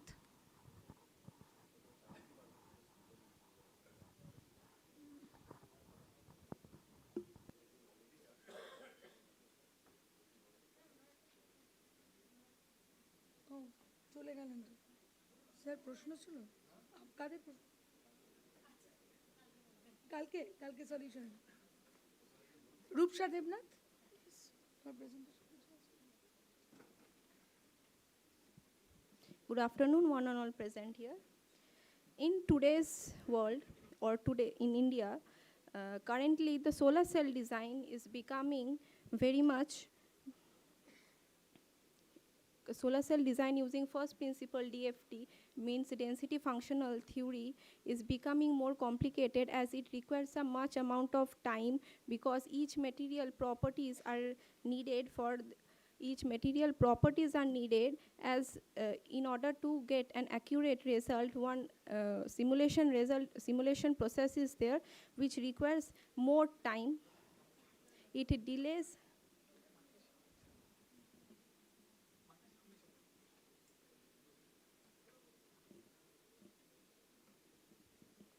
It requires a long simulation time as well as multiple iteration problem, as well as we have also designed one high efficiency and scalable fabrication process.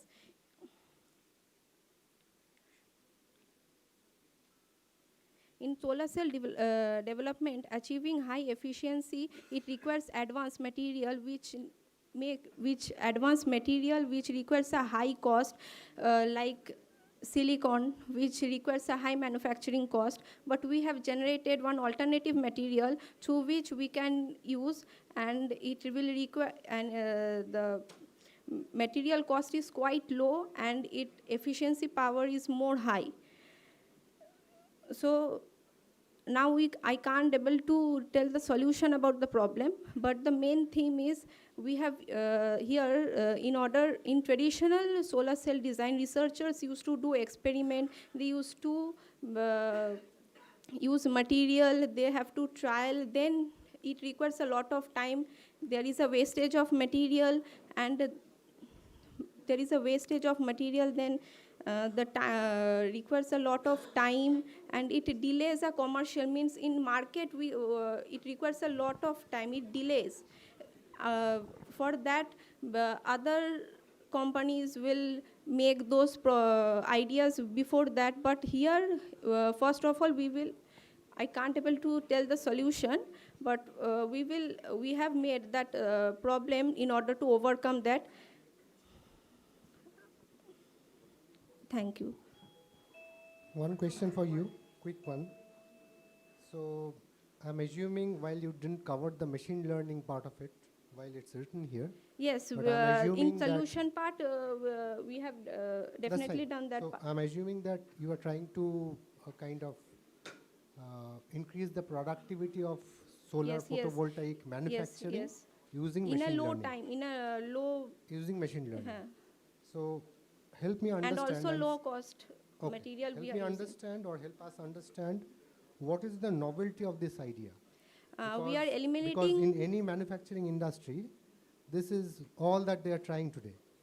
We are eliminating trial and error method position. It means researchers now means in traditional solar cell design, researcher used to fabricate one material, then they have to test, then they have to modify. But here we are making some other process so that it will reduce the time and it will reduce the material cost.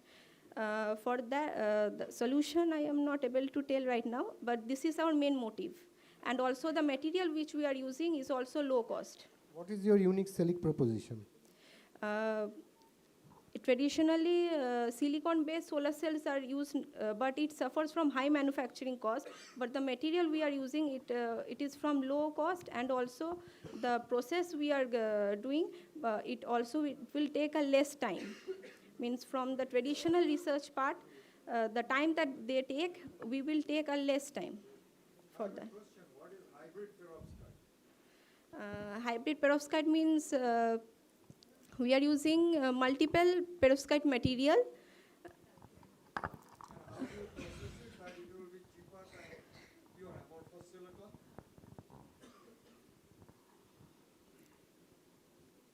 I will look into this matter. Still now we are in the process. Means the research part is going on still now, but we have proposed a solution. The next day I will. The most important perovskite type structure you are looking at this initial research level. One perovskite you are looking into it. No, we are using. Perovskite means perovskite type structure. What Yes, actually I am under a mentorship, so I will look into this matter. What's your background? What do you do, if we can? Currently I am studying BTech, third year from Department of Electronics and Communication Engineering. University of Engineering and Management, UM. Okay. Thank you. All done? Thank you. Thank you. So I think you already got the point. Advantages. Basically, what is the problem statement and what is the advantages of your idea. Then Moinak Ball. No, Orponde is there, but he has some problem. Yes.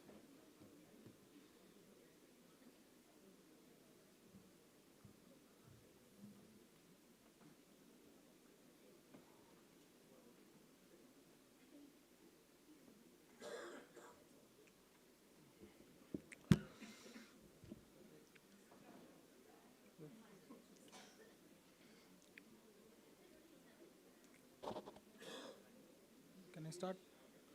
Okay, so a very good afternoon to everyone present here. So in today's world, it is very difficult for nowadays to maintain or have a proper control of the soil health, crop health, and most of the part is based on the guesswork. So it's a very difficult task to do. It's a very difficult task to do, and it's a very difficult task for the farmers also and for the research purposes as well. If we are going for the analytics purpose and for the better accuracy and purposes. So we are building an AI-based platform where farmers will be also benefited as well as the researcher purposes. It can be used. So basically, what we are talking about, if I talk about the novelty and use case, then the first thing that comes to my mind is the interactive dashboard that we are using. That will be helping real-time access and also for the better purposes of how the pests to be used, how the risk will be maintained, and how it will be utilized in a better way. Next comes that in the recent market areas, that the things that are present, they uses, I guess, 2 to 3 indices, which is not a proper work for a better analytics to be performed. But here we are using more than 5 to 6 indices, which will be giving the better accuracy. We are also working for the mobile-based platform that will also give the notifications, alerts for the crops when it to be used, when it to be utilized, and what are the requirements that are required for the future progress. And we are also implementing it, now it is in a web-based platform. We are also implementing it in the mobile app purpose, which will be in the later part. And does not require any hardware part. It is totally software-based, and it is less cost-effective, and it is very cost-effective, and we are utilizing it so that it can be implemented for farmers as well as for the researchers for analytics purpose, like for higher analytics, and I would say that it will be implemented, and it can also provide with different sorts of heat maps and other dashboard preferences that will be required in the use cases. Thank you, sir. One statement was, Yes. it is very difficult. Yes, sir. Have you done any kind of practical study? Have you done any kind of practical study? Have you been to any field? Have you talked to any kind of farmer?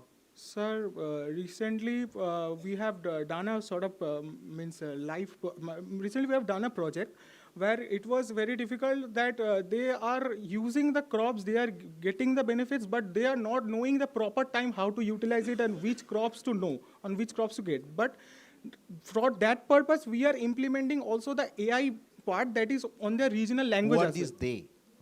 Farmers. I'm talking about the Which part of Bengal? I am talking about Shingur.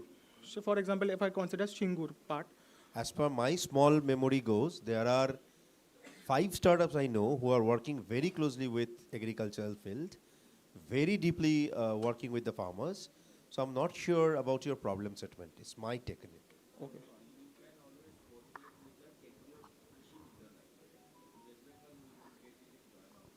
Yes, yes.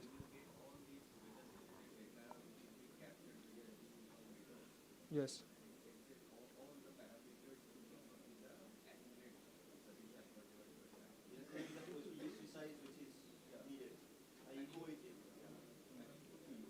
Okay, of course.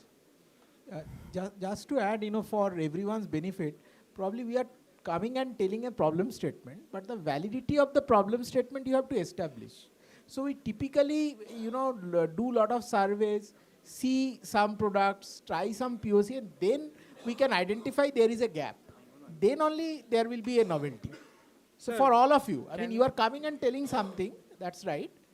Sir, I think the market, the competitors that have is very expensive and they're very much hardware dependent, like Tehat and Agri. So our solution is very less price with the agentic setup for a report generation, voice summary. So cost is never a unique selling point. No, sir, but sir, we are analyzing. So the whenever field. you say market, we have products which are competitive, costly, Yes, sir. that will pull you down in the eyes of whom you are trying to sell it to. So don't talk about cost there. Yes, sir. That's the first guideline.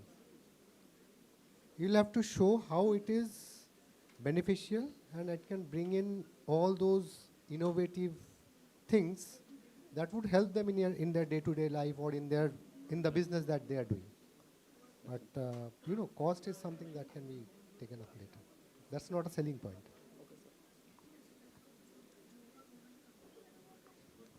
Happy to give you guys a lot of input. Kudos that you pitch. Thank you so much. Thank you so much, sir. You have no hardware. No, it is totally software. From satellite.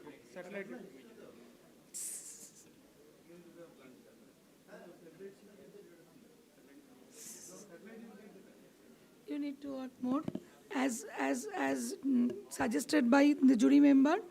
The second point, I also agree with all the jury members that this type of work is, many startups are working in this area. So you need to be novelty points to be highlighted in that way, so that you are fully novel, you are fully inventive. That means combination of idea is also not inventive. Yes, definitely. It is the platform where you get the idea how to move forward. So take it as inspiration as well as their suggestions you take for further endeavor in your journey.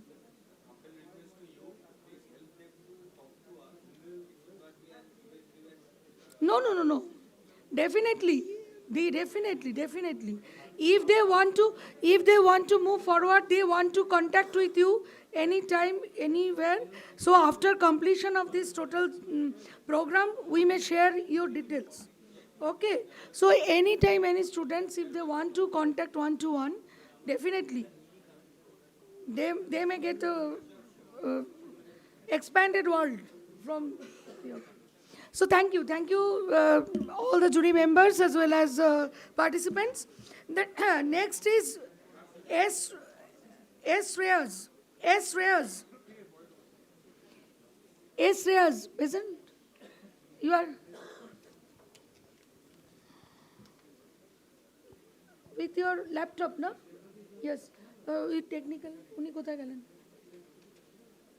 ওই জন্য।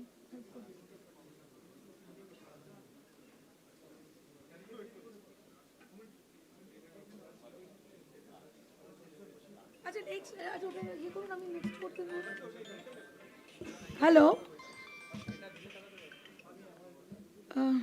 রাজীব সিং রায়, hello.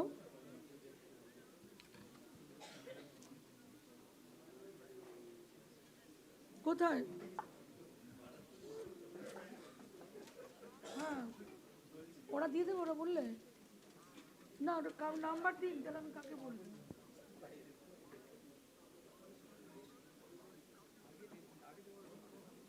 দূর, আপনি number আমাকে দিন, যে phone করে বলেছে। ও সঞ্জয় দাস, ওনাকে আপনারা চা কফিটা দিয়ে দিয়েছেন? আচ্ছা, গরম করুন। ঠিক ঠিক ঠিক ঠিক ঠিক। কি কাউকে কতজন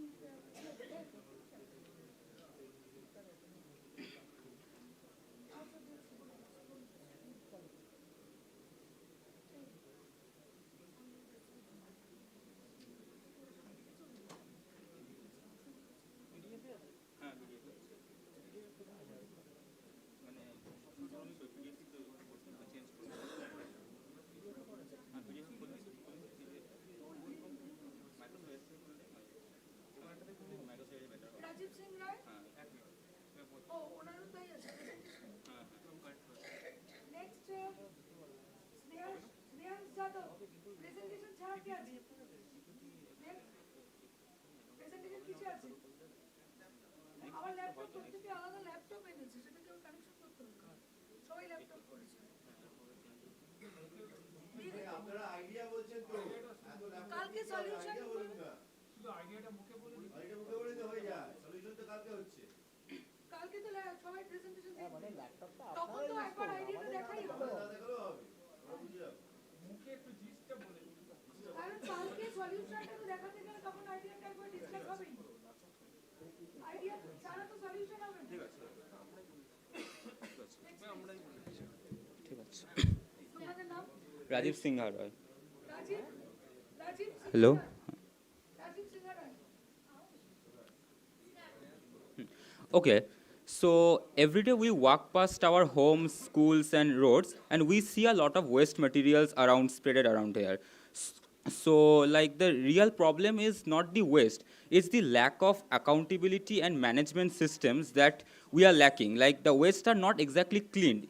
So the reason is that we citizens do not have a system that can provide an integrated environment for like there are many waste which could be turned into value, but they are just lost in landfills because no one is there to extract it. So what we are providing is an integrated system which uses AI to not only verify every waste that has been reported. We are providing a system, not just a reporting app. Like, we are providing a system where any citizen, when they spot any waste, they can report it. It will use AI to verify that waste, and then it will use the cleaning agencies to clean that waste. And most importantly, like, what we are giving is accountability as a service. Like, we are, like, recycling systems exist, cleaning agencies exist, everything exists, but there is no system that brings everything together into one: recycling, everything. So we are providing a system that not only just takes the complaint, it converts it into a useful act.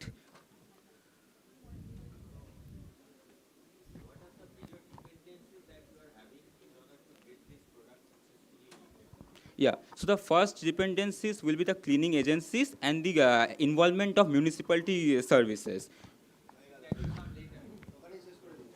No, means we can go for the cleaning agencies, like collaborating with different, means we are basically, means আমাদের মানে cleaning এজেন্সিসের উপর mainly depend হতেই হবে, কারণ আমরা নিজেরা cleaning provide করছি না, আমরা ওদের সাথে আমরা একটা ইনফ্রাস্ট্রাকচার প্রোভাইড করব ওদের সাথে কানেক্ট করার জন্য, মানে সিটিজেন আর ক্লিনিং এজেন্সি ইজিলি তাকে ইন্টিগ্রেট করতে পারে একটা প্ল্যাটফর্মে। রাজীব, আইডিয়াটা অত্যন্ত সুন্দর, খুব সুন্দর নভেলটি হয়েছে। Just quick simple humble question from my and. When you walk, which side of footpath do you usually take? Middle, left, right, like a snake here and there? How do you walk? So if I have to talk about my place, like my village where I came from, there is no footpath all actually, so we just walk wherever, like. Right. So if you look at Kolkata, have you seen how people stand, how people walk, how people react? Yes, sir. If you talk about the Garia side, then yes, South Kolkata I have seen. Yes. Is it like with a very civic sense of people? Sir, if I talk about this place, then Yes or no? So it's matters, sir. Dear. Place to place, it varies, sir. If I'm just say I came from in South Kolkata, I live there for now, so there is not that much, like minimum, sir. Okay. If you feel that idea is really great, I really loved it, to be very honest. If you feel that a citizen will take a picture and then send it to you, kudos to you. But for that, you need to create, I think, a little bit of different milestone to train the citizens to do that act. Happy to listen that solution of yours tomorrow. Yes, sir. We have that. With the awareness system, we have, We sir. have an awareness system. Yes, sir. We have. So thank you, sir. Thank you, sir. Thank you, sir.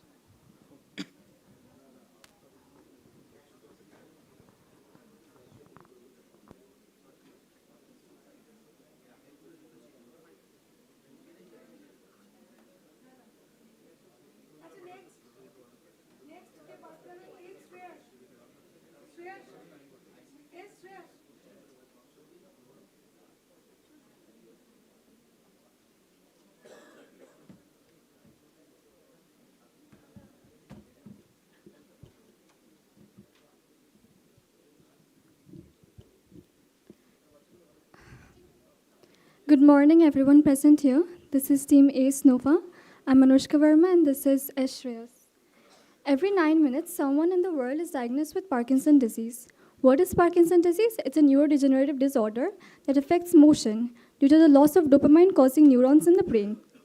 So the thing is, this year, it has been recorded that 11.9 to 12 million people in the world are suffering from Parkinson's disease. And by the year 2050, this will rise up to 112%, which is 25.2 million people. And in India alone, it will rise up to 168%, which is 3 million people that can sum up to 10% of the whole world. But yet, of this, despite this large, enormous scale of Parkinson's disease happening everywhere, the diagnosis remains the same as it was 10 years ago. In fact, decades have passed, but still the diagnosis is the same. There is no early screening Parkinson detection model or anything like that, not in national scale and not in global scale.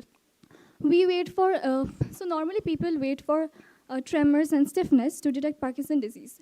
But by the time these symptoms start to occur, 50 to 70% of the neurons have been already lost. Now I'll say Shreyas to take over from here. Yeah, and if we are talking about the current products in the market, then we can say that there are no early detectors in the market. By the time they detect it, 60 to 70% of the neurons are dead. So at that stage, it is almost impossible to recover. And Parkinson's disease has no cure as of right now. It's only treatable. As early it is detected, the higher the chances to treat it. And in the market, there is no early detector which is accessible to all, cheap and non-invasive. All the detectors are very late game and they are very expensive, which are not available to the people who are outside the cities. But our solution, it changes all the game. And I would like to say that we were top 10 in India at IIT Kharagpur Kshitij, and we are collaborating with them for research and incubation assistance. Thank you.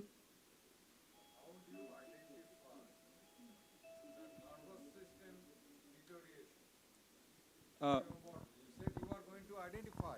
Yeah. But what is this system? Yeah. See how the nervous system start dysfunctional. Okay, it is a part of solution. Can I say that? No, I don't want the solution for it. Okay. What is the uniqueness about you, your product compared to what is the...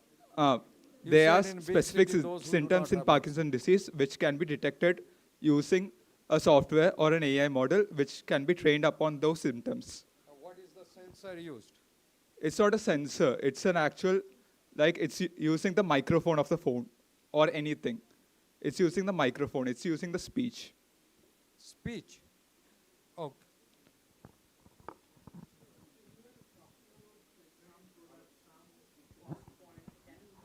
One product and how costly it is. There's no specific product. For example, if you told that outside of city it is difficult. It is meaning expensive. like for example, if we have any heart problems, we are using EEG. For like No, I am talking about Parkinson only. yeah, for like that, there are many different tests in the market. Using those tests, it's very late game. there's no specific detector. So there are a lot of initiatives going on across the world for using AI in clinical diagnosis. You would know that. And if you were there in the morning, Mr. Dasgupta, Ambrish Dasgupta spoke about Elon Musk promising that in the next 5 years there would be no Alzheimer and Parkinson. So my question is, if you are capable and say, for example, this is true and you are capable of building this product and ready to be taken to the market, and parallelly there is an Elon Musk who has also built the product, what would be your selling point? Can you repeat the question? Last part, I didn't get it. How would you create the differentiator for your product? Differentiator is our research part as of right now, and if we are working towards like patenting and copyrighting the research in assistance with IIT Kharagpur, and the thing is, our prototype is almost ready. We have the proof of concept that such thing can work. That we already presented at IIT Kharagpur, and we are on the way Are you aware that there are others who are also claiming that such things can work? As of my knowledge, there is no product in the market or in the builds which is doing what we are doing, what the early detection. Okay, thank you. Thank you.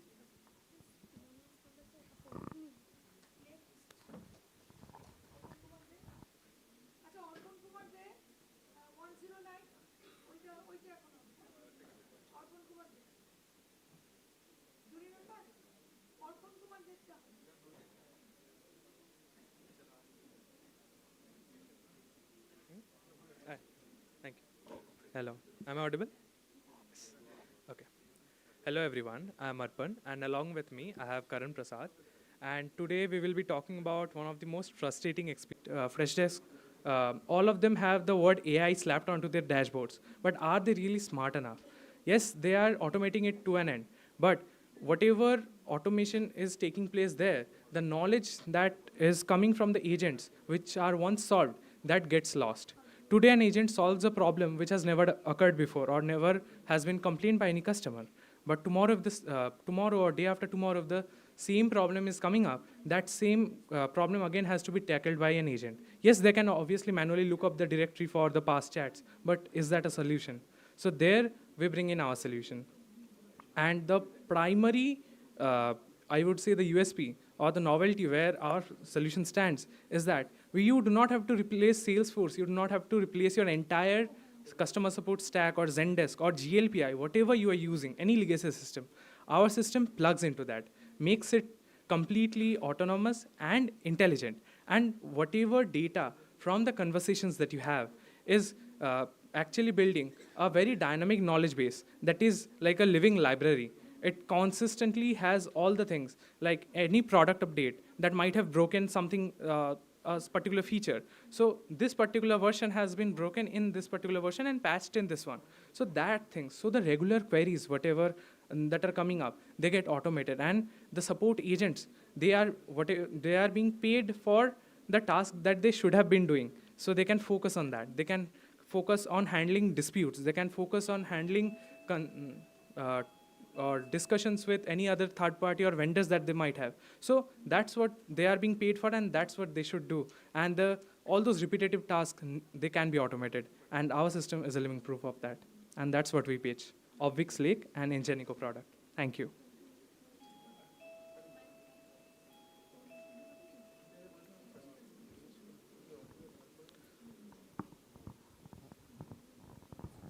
Question. Yes. How will gather information about customers' emotional tone through your project, through your work? Yes. How will gather it? So emotional tone, actually. Okay. So our system, when we onboard any customer, say our customer is basically small businesses or rather businesses. So when they are getting onboarded with us, we will have access to their past chats. So we can train that on that. And another thing is that whenever we detect, our system would have sentiment transformers or other pipelines with which we can at least detect what tone or what is the frustration level that the customer might have. So based on that, if if we detect after a threshold, we can always escalate it back to the human agent. So we are not replacing the humans. We are trying to reduce their burden and make the system efficient. That's how our tone is. And we are using sentiment analysis is been discussed over a decade almost, being discussed by various researchers. And there are multiple open source libraries and along with that multiple researchers which we can inculcate in our product. So from there we can find out their emotional awareness or intelligence. And we have been building emotionally intelligent systems before as well. We have presented it a few months back as well. Have you got any test bed already? Have you got any test bed or test results already? Not exactly on the emotional side, to be honest, but the pilot results, or rather the test results, what we tested with was how accurately was it able to fetch out the results, how beautifully or how accurately are we able to index whatever knowledge it is getting, how the data ingestion, whatever new data is coming, how is it being patched with us. So that's how we have tested it. Okay, thank you. Yes, thank you. Sir, I am a CAC data science student, and I'm currently in my third year. And with me, Which university? I'm studying at Meghnad Shah Institute of Technology. And with me is Karan Prasad. He's a second year IT student at the same college. Thank you. Thanks a lot. Request to all the participants kindly introduce themselves so that we can understand who is pitching.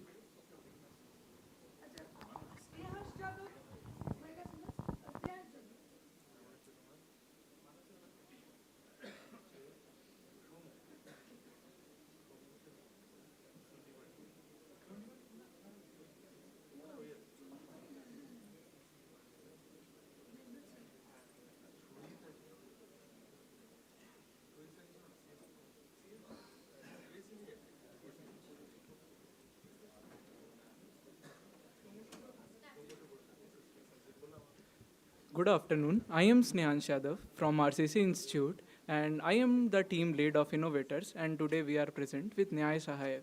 So imagine being scammed of your life savings and not knowing where to go, not because the law does not exist, but because the system feels intimidating, complex, and unsafe. Imagine you are a CS teacher and just got scammed digitally. Now you are too ashamed to admit it. Do you know that over 80% of legal issues in India go unreported?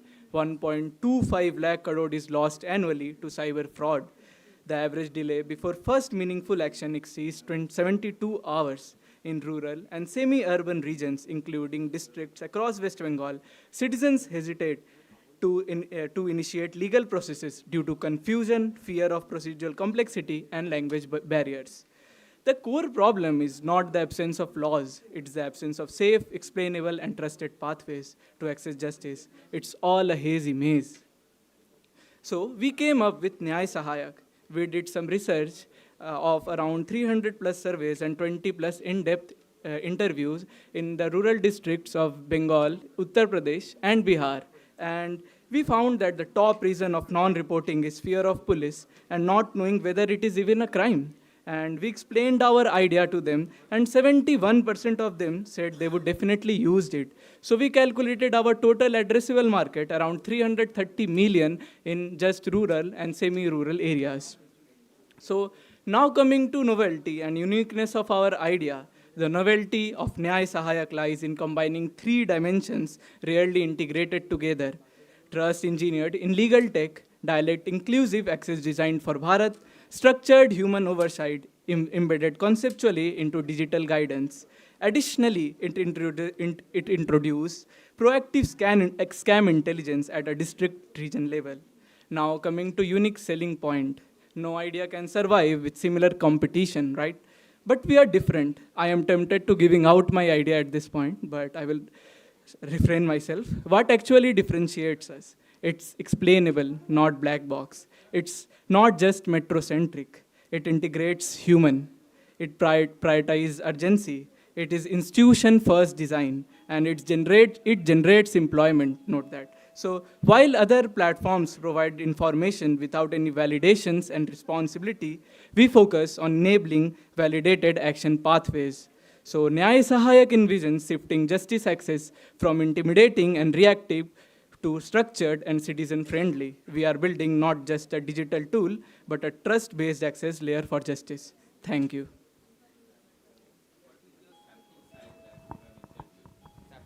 Sir, in Bengal and Uttar Pradesh and Bihar, we talked to around 300 people and 20 in-depth interviews, which range from ASHA workers, Anganwadi workers, and normal citizens. We had that in our slide, but we could not present it. I just wanted to understand. You told about Nasayak and you told about Indian dialects also. Yes, sir. So you know that you have told about cybercrime. Cybercrime is a court jurisdiction matter. Yes, sir. So have you got any scope of thinking on MLAT and other processes and court jurisdiction process in your Nasayak? Whether you have any scope in your AI project or in your product, any cross-jurisdictional legal process like MLAT and others. Have you heard about MLAT? No, sir. So since when you are going to deal with Nasayak to help the victims, so you should know about MLAT and other cross-jurisdiction process, and that should be adapted in your project. Yes, okay. sir. Thank you, sir.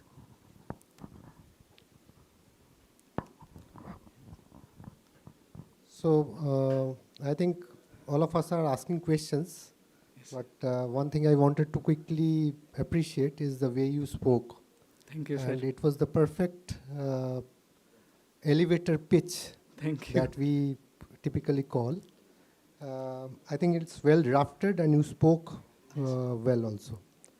The other thing I wanted to quickly understand is while the innovation and the USP is understood, have you done any kind of research on what can be the possible adoption of this kind of a digital tool? Sir, we have already presented our idea at AI Impact Summit, Mhm. and we have already competed in some more competitions, and we are getting a huge response and a lot of interest from the investors, and also we recently. No, that's on the investor Yes, sir. side. But if you are thinking about users, what kind of reactions are you, foreseeing or seeing at the moment? Yes, sir, you are basically asking about the research part.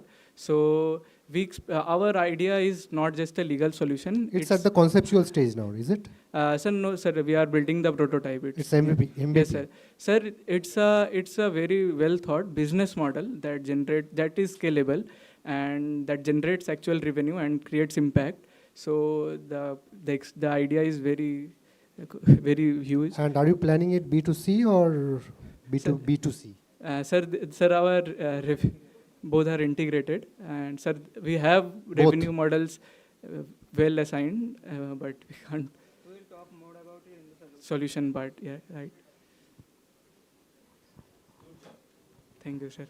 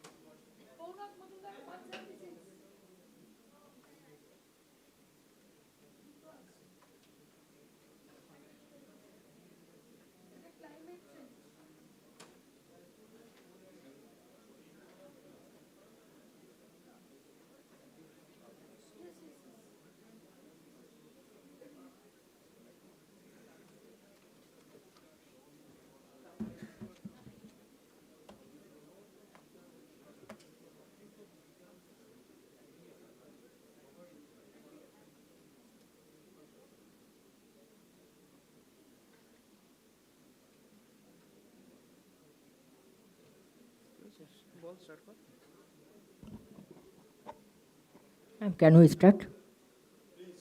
Yeah. Okay, good afternoon, everyone. I am Sutirtha Haldar, and he is my fellow and partner, Kaunak Majumdar. We are from University of Engineering and Management, Kolkata.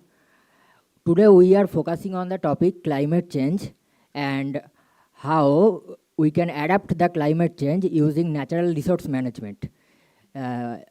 Although I am the co-author and he is the author, so he will now present. Wait. So basically, natural resources are like the thing which are the মানে basically যেগুলো বেঙ্গলিতে বলছি, ওকে, basically যেগুলো হচ্ছে আমাদের আজকাল word এটার উপরে হচ্ছে না যে, হ্যাঁ, ওকে, সরি সরি। সো বেসিক্যালি যে ন্যাচারাল রিসোর্সেসগুলো, এইগুলো আজকাল হচ্ছে ওয়ার হচ্ছে ন্যাচারাল রিসোর্সেসের উপর, এরকম না যে ল্যান্ড, আগে হতো কি ল্যান্ডের উপর হচ্ছে, ইয়েস ম্যাম, ইয়েস। তো বেসিক্যালি আজকাল ন্যাচারাল রিসোর্সেস এমন একটা জিনিস যেটা ম্যানকাইন্ডের জন্য মানে সবচেয়ে বেশি necessity. From it might be solar power for basically energy হতে পারে, ওটা হতে পারে ওয়াটারের স্কেয়ারসিটির জন্য হতে পারে, উইন্ড এনার্জি দিয়ে এনার্জি কনজারভেশনের জন্য হতে পারে, বা নিউক্লিয়ার এনার্জির ওটা হতে পারে। So basically the thing is that like our topic is on the basis of like water conservation and energy conservation through means basically solar energy টাকে আমরা implementation করার জন্য on different scenarios. Basically আমার টপিকটা হচ্ছে ফার্স্ট হচ্ছে Solaris, যেটা হচ্ছে আমার ইয়েটার বেসিক্যালি যে আইডিয়াটার নাম। বেসিক্যালি ওটার মধ্যে দুটো জিনিস ইমপ্লিমেন্টেশন হচ্ছে, একটা হচ্ছে বেসিক্যালি যেটা অ্যারিড রিজিয়ন্সে যখন ওয়াটার কনজারভেশন করার জন্য বা ওয়াটার রিসাইক্লিং করার জন্য ফগ নেট ইউজ করা হয়। এবারে ফগ নেটটা প্যাসিভ মেথড, আর ওটারটাতে লাইক বেসিক্যালি একটা যদি ফগ নেট বসানো হয়, ওটাতে max to max like 1 to 2% water conservation হতে পারবে ওটাতে। তো এবারে ব্যাপারটা কি হচ্ছে, এবারে ওইসব রিজিয়ন্সে যখন 1 to 2% is not enough, like people have to depend on something like maybe an oasis or maybe an like canal system which is needed to B build to make it sustainable. তো basically আমার আইডিয়াটা on the basis of this এই মানে pain পয়েন্টটাকে address করার জন্যেই। তো আমি কি করছি, ওই যে প্যাসিভ মেথডটাকে আমি অ্যাক্টিভ করানোর চেষ্টা করছি using electricity and some methods that I have developed. It is based on like an MIT research that has been published in the 2000s, and that's basically the thing that basically water conservation and ওটাকে পাওয়ার দেওয়ার জন্য খুব লো পাওয়ার লাগে। লো পাওয়ার বলতে basically আমার যেই মডিউলসগুলো হচ্ছে ওগুলো more like few watts of এনার্জিতে একটা ফুল তার সিস্টেম হচ্ছে। আর ওটারটাতে বেসিক্যালি ব্যাপারটা হচ্ছে ওটার পাওয়ার করার জন্য আমরা একটা ইন্টিগ্রেশন অফ সোলার প্যানেলস করছি। যেমন নর্মালি সোলার প্যানেলগুলো কি হয়, ইমপ্লিমেন্টেশন করে না, এই কারণে, ঠিক আছে। তো ওকে ওকে, বেসিক্যালি ওটার জন্য আমরা একটা সোলার প্যানেলের অ্যাটাচমেন্টস অ্যান্ড ওটার ইমপ্লিমেন্টেশনও আমরা করছি, যেটাতে ওই সিস্টেমগুলোকে বেসিক্যালি ইমপ্লিমেন্ট করা যেতে পারে আর ওগুলো মোর অ্যাস্থেটিক হবে and well integrated with the building system হবে। তো basically conservation of water and solar, যেটা দুটোকে আমরা কম্বাইন করে আমাদের প্রপোজালটা আসছে। ইয়েস স্যার, আমার প্রোটোটাইপ বানানো আছে, একদম লাইক হার্ডওয়্যার প্রোটোটাইপ আছে, দেন ওগুলো আছে, আমি বলছি আমি শুধু। আচ্ছা, হ্যাঁ,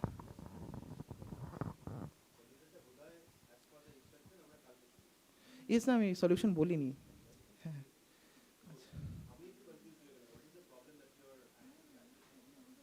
বেসিক্যালি অ্যারিড রিজনসে লাইক ওয়াটার স্কেয়ারসিটিটা থাকে যেটা, তো ওয়াটার স্কেয়ারসিটির জন্য লাইক ফিউ ওয়েজ আছে ওটাকে অ্যাড্রেস করার।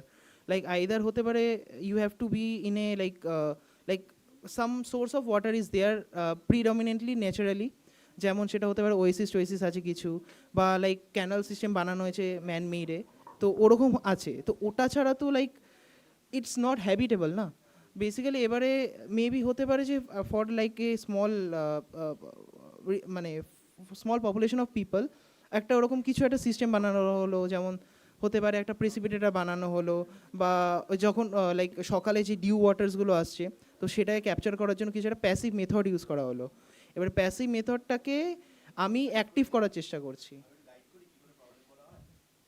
Yes, sir. Yes, sir. Yes, sir. Yes, sir.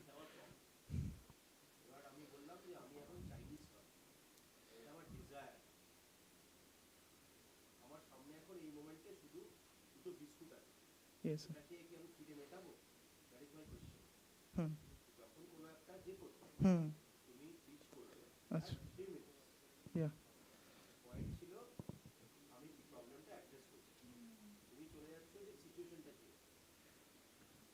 আচ্ছা আচ্ছা আচ্ছা আচ্ছা আচ্ছা হুম হুম ওকে ওইটাই যে বেসিক্যালি ওয়াটার স্কেসিটিটা আর কি যেটা ইয়েস তো আমি ওটাকে লাইক ঘুরিয়ে বলে দিয়েছি বেশি বুঝেছি পয়েন্টটা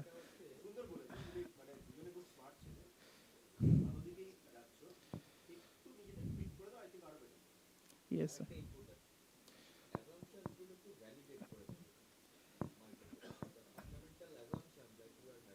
ইয়েস স্যার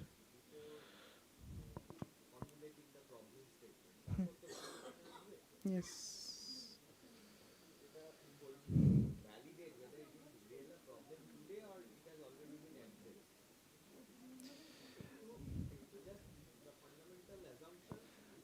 স্যার আছে বাট ওটা লাইক প্রেজেন্টেশনে ছিল বাট প্রেজেন্টেশনটা তো ইয়ে করতে পারছি না আমি তাই হ্যাঁ লাইক আমি হ্যাঁ এটা সত্যি কথা লাইক আমি একদম মানে মনে করে আসিনি যে কী কী প্রবলেমসগুলো বলা উচিত ছিল রাইট বুঝেছি আমি বুঝেছি সরি লাইক প্রেজেন্টেশনটা ওরকম করে করতে পারলাম না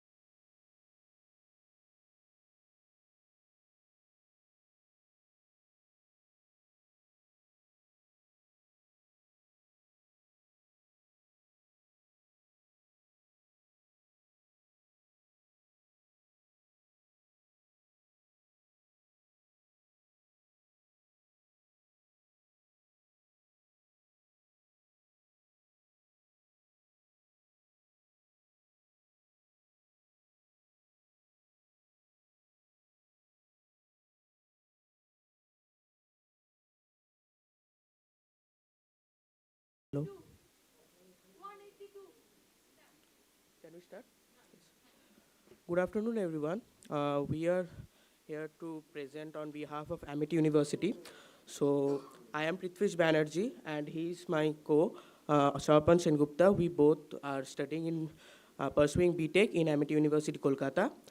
Today is our topic, which we want to pitch is what waste to wealth. Now, whenever we look across the street of West Bengal, there are many dumps across the streets, which leads us to the major problems. Now, why I'm telling the problem? If we don't know the problem, then how we will know the idea that how it will come the solution? So we, on the behalf of biotech industry, we are pitching this idea. Now, the main problem we face, that is the public health hazard. For example, open waste is the main breeding ground for pathogens. Many mosquitoes and many other insects breed there, and they make causes diseases. Second of all, vector-borne disease, which stagnant water, ponds, and many other places, which leads to dengue, malaria, and chikungunya.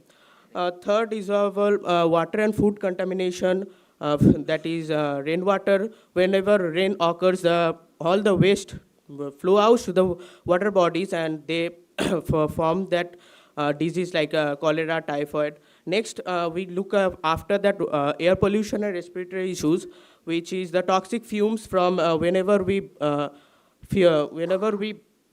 burn the waste, that makes releases toxic methane and hydrogen sulfide, which is very harmful for our environment. And of course, we cannot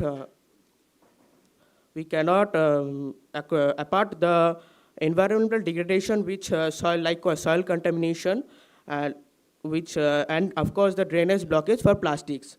Nowadays, plastic is a major issue in our society. This plastic is a very major issue for our society, because many of the animals, like animals and birds, are eating this plastic, and they are forming one disease which is known as plasticosis. Next topics will be discussed by Sarpan Sengupta. A very good afternoon. Nowadays, volatility in cost in LPG, we see that the price of the LPG cylinders are increasing day by day. Companies like oil marketing companies have reported losses of nearly rupees 40,000 crore because they cannot pass the high international cost to the domestic consumer. We need to pay the subsidy, and here comes our idea of establishment of biogas plant across the states, where the plastics that if we can collect, we can be using it as bioreactors, and the waste from the dumps that we can collect can be used.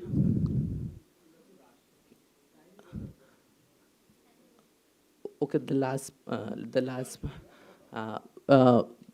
waste that we can collect from the dumps, we can ferment it for the formation of biogas, and can be used as a cooking fuel in domestic households. Thank you so much.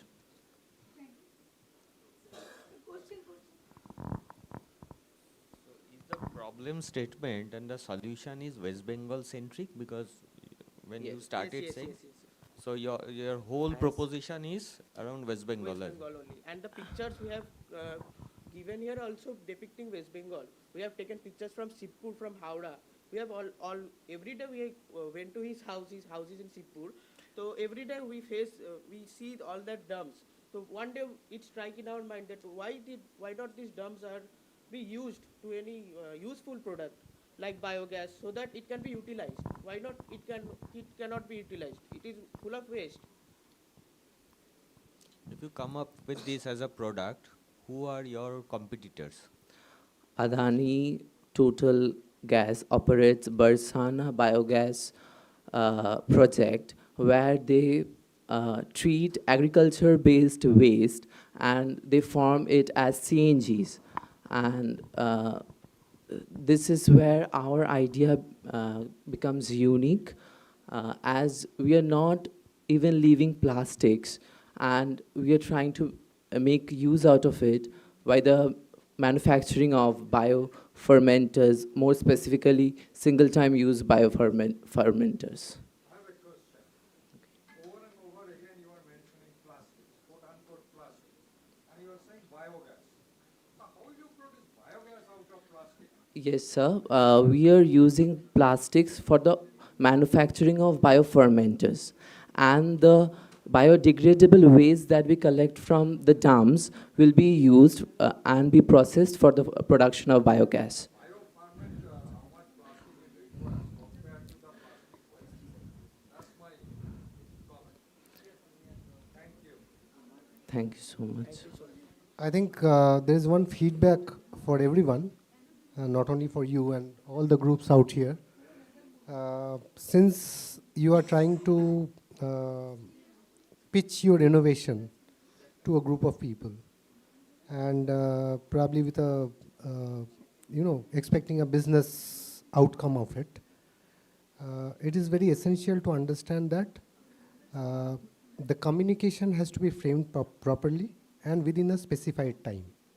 So if the time frame is 2.5 minutes, say for example for this particular case, the preparation should be done in a way that if there is an idea at the back of your mind, or there is some concept which is already in some form or shape, it should be communicated well, because the idea might be extremely novel, but if you are not able to communicate that in this 2.5 minutes to the audience, then the entire thing falls flat. So my request to all of you is to, as you prepare on the technology, the idea, the background research, which is very important, it is also important that you prepare yourself and train yourself to do these communication well, because it's very important in the overall scope of things. Can I say one? We have been told that we have to give them this idea within 5 minutes. So we have prepared like that. So we have.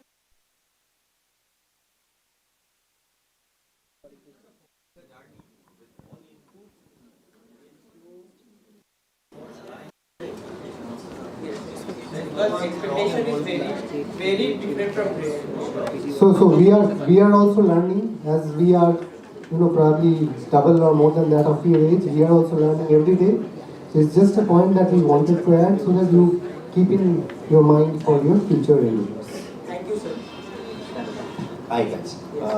Kudos to you. Takes a lot of effort to come there in the dais and then talk about yourself. I think all of you should clap for each other. Not sure why it's not happening in this room. Second, 3 minutes is a lot of time. Probably me and a couple of other fellow panelists would be more than happy to guide you guys, groom you guys, how to pitch. To be very honest, okay, let me ask you this question in Bangla. Girlfriend আছে? এত হাসি কি হলো? আছে। কতক্ষণ সময় নিয়েছিল propose করতে? বেসিক্যালি আমি করিনি। ও করেছিল তোমার? সে কতক্ষণ সময় নিয়েছিল প্রপোজ করতে? Minimum 1 month. 1 মাস, রাইট? যখন প্রপোজ করলো সেই টাইম ডিউরেশনটা কতক্ষণ নিয়েছিল? Minute 5 to 10 minutes। 5 মিনিট ধরে আই লাভ ইউ বললো? এই প্যাচানো ব্যাপারটা যারা আমরা জেনারেলি ব্যবসা শুনি একটু স্ট্রেট পছন্দ করি। তো আই লাভ ইউ বলতে কতক্ষণ লাগে?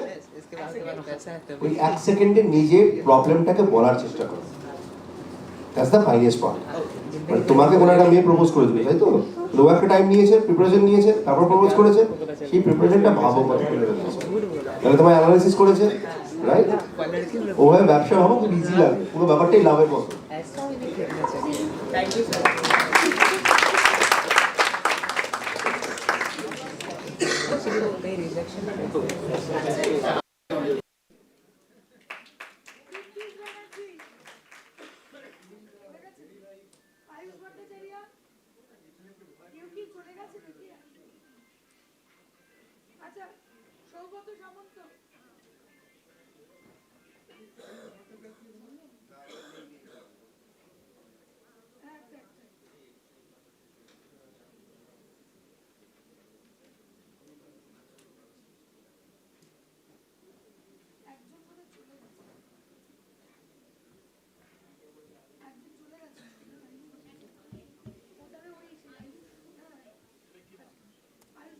নাজমুল ইসলাম মোল্লা।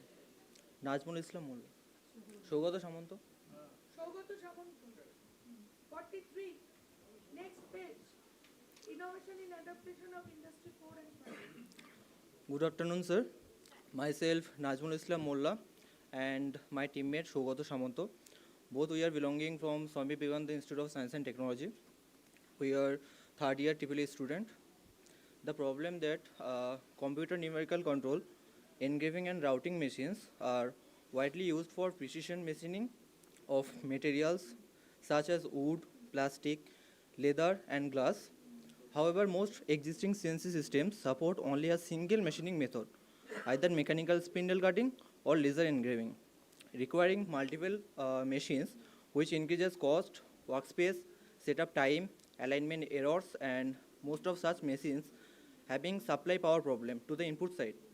Many low-cost CNC machines use belt-driven that suffer from backlash, vibration, and structural deflection, reducing accuracy and surface quality. In addition, limited speed torque control, open loop operation, and proprietary speed torque control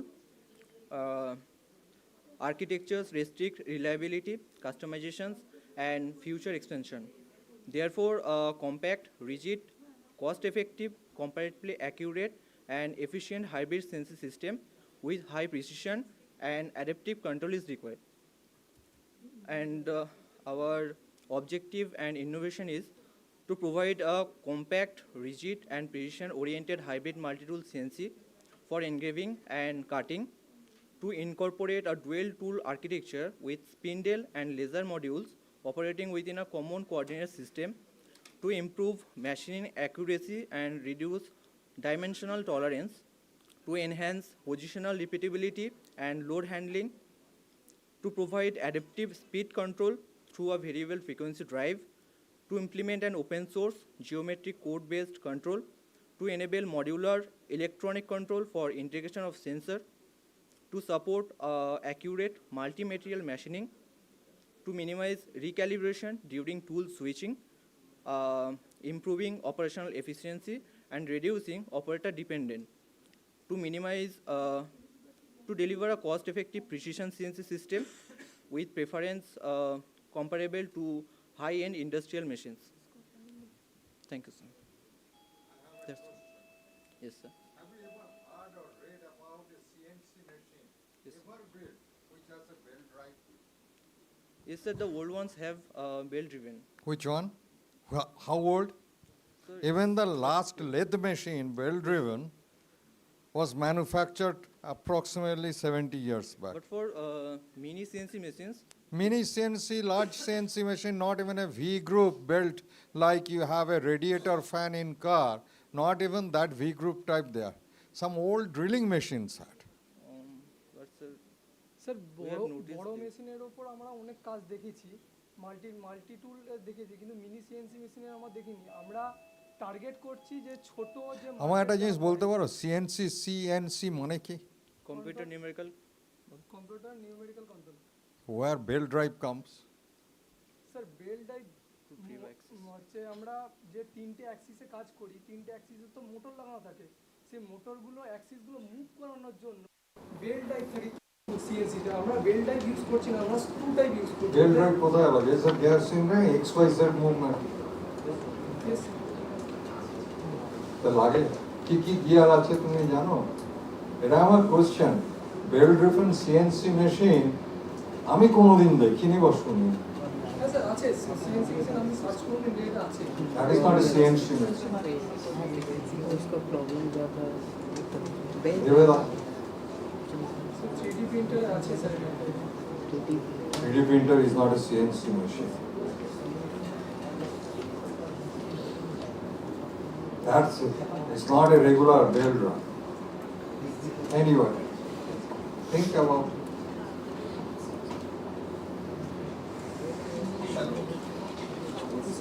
Yes, thank you.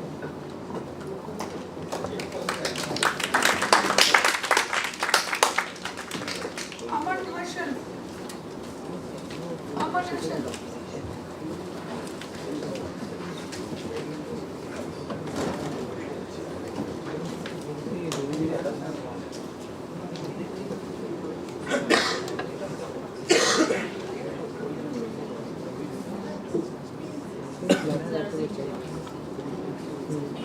उसको बोल है बेटी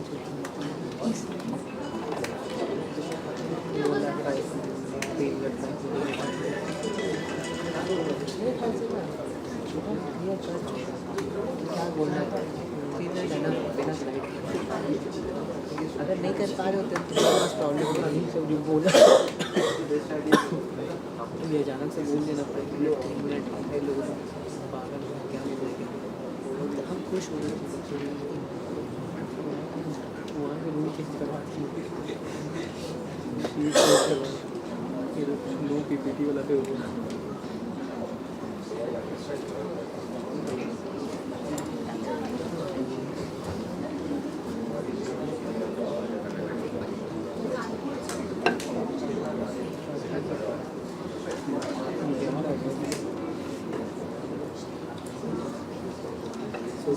Good evening, everyone.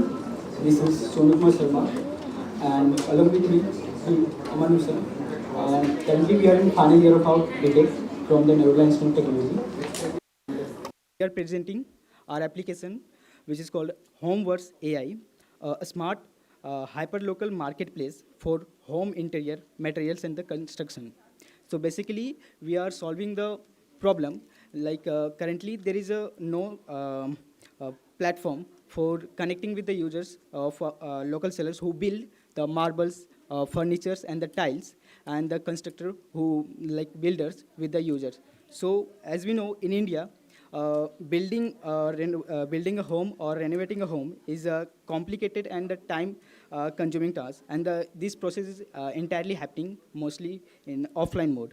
Okay, so our main goal is to simplify this entire process via our AI and digital integration platform. So if we are talking about the USP, there are three main functions in our application. First one is image to material discover, and the second one is real-time local price and compare, and the third one is the very important verified local seller and builders network with our users to process the entire work smoothly.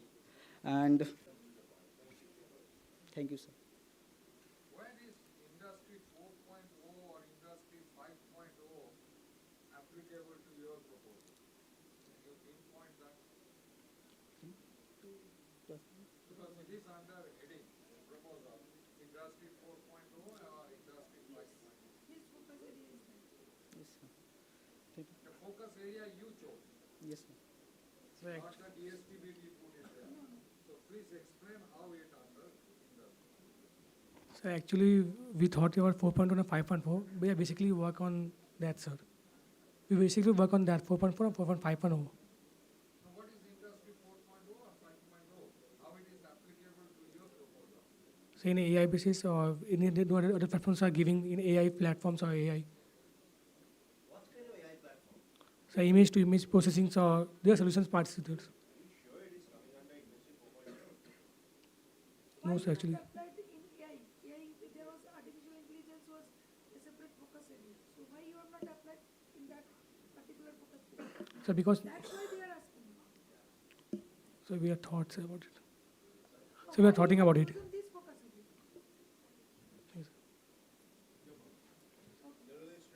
Yes, sir. Sahanaj question bolla.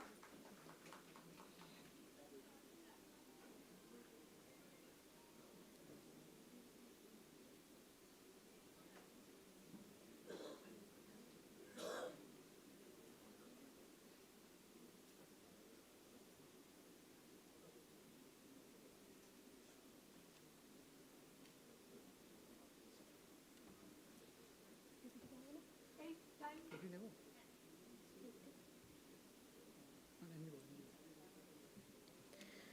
Good afternoon, everyone. I am Mourani Hutai and he is Sahanaj Hossain Molla. We are the co-founder and CTO of Inroof. তো basically sir আজকে আমরা যেই প্রবলেমটা নিয়ে কথা বলছি, India প্রত্যেক বছর 1,000 কোটিরও বেশি টাকা পাইপলাইন মেনটেন্সের ক্ষেত্রে খরচ করছে এবং ইন্ডাস্ট্রিজ 30 to 40% এফিসিয়েন্সি লস করছে for scaling and blockages. And but the most dangerous thing is that প্রত্যেক বছর 100 জনেরও বেশি মানুষ মারা যাচ্ছে ম্যানুয়াল স্ক্যাভেঞ্জিংয়ের জন্য। স্যার এটা ডেঞ্জারাস এবং ইনলিগাল, কিন্তু এখনও অবধি ইন্ডিয়াতে এটাই হয়ে চলেছে। কারণ কি এখনও অবধি ইন্ডিয়াতে এর অল্টারনেটিভ কোনো স্কেলেবল অ্যাফোর্ডেবল প্রোডাক্ট অ্যাভেলেবেল নেই, specially in eastern region in West Bengal. তো আমাদের আইডিয়া যেটা, আমরা এমন একটা রোভার তৈরি করছি যেটা মানুষের দ্বারা যেই ক্লিনিং প্রসেস যেটা চলছে সেটা আমরা একটা রোভারের মাধ্যমে করতে চাই। এবং স্যার আমাদের ইনোভেশন, এই রোভারটা স্যার মাল্টি ডোমেন অ্যাপ্লিকেশনস, এটা আমরা যেমন ইন্ডাস্ট্রিয়াল পাইপলাইন্সের ক্ষেত্রে ব্যবহার করতে পারি, অ্যাজ ওয়েল এস আমরা মিউনিসিপ্যাল রেঞ্জের ক্ষেত্রেও ব্যবহার করতে পারি, এবং স্যার বোরওয়েল রেস্কিউর ক্ষেত্রেও আমরা এটাকে ব্যবহার করতে পারি। আমাদের রবারে আমরা স্যার মানুষের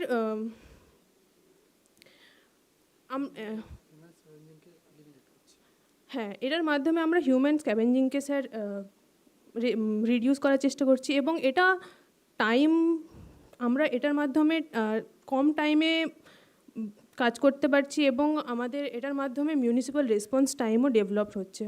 প্রত্যেক বছর একজন মানুষ মারা যাওয়ার জন্য, মানে ম্যানুয়ালি ক্লিনিংয়ের জন্য পার মানুষ মারা যাওয়ার জন্য গভর্নমেন্টকে 30 লাখ টাকা করে কম্পেনসেশন দিতে হচ্ছে, কিন্তু আমাদের রবার ইউজ করে আমরা সেই কম্পেনসেশনটা স্যার কম করতে পারি। এবং আমাদের আরও একটা যেটা ইউনিকনেস হচ্ছে, আমাদের rubber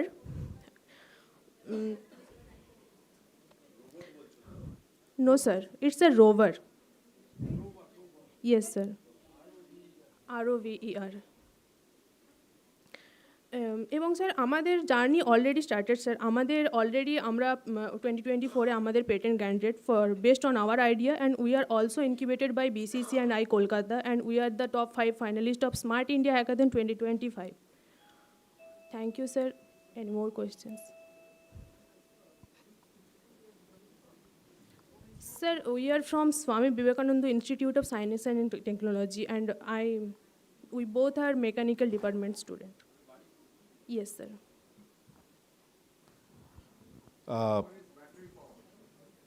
sorry sir, not battery power. আমরা এটা হচ্ছে ডিরেক্ট এসি লাইন ইউজ করছি ইনপুট হিসাবে, সেটা হচ্ছে আমাদের ওতে ইউজ করা হচ্ছে SNPS, যেটা এসি লাইনকে ডিসি লাইনে কনভার্ট করছে, কারণ আমাদের হোল সিস্টেমটা ডিসি কম্পোনেন্ট ইউজ করছে।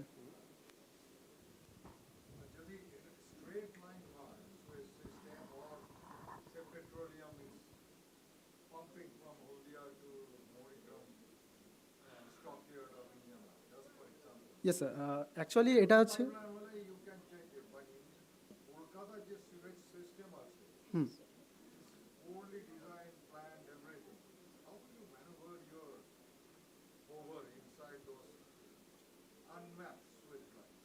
স্যার, এখানে হচ্ছে আমাদের একটা ইউনিকনেস আছে। আমাদের রোবটটা মানে এমনভাবে হচ্ছে আমরা ডিজাইন করেছি, এটা ইন্সপেকশন প্লাস আপনার ক্লিনিং করতে পারে।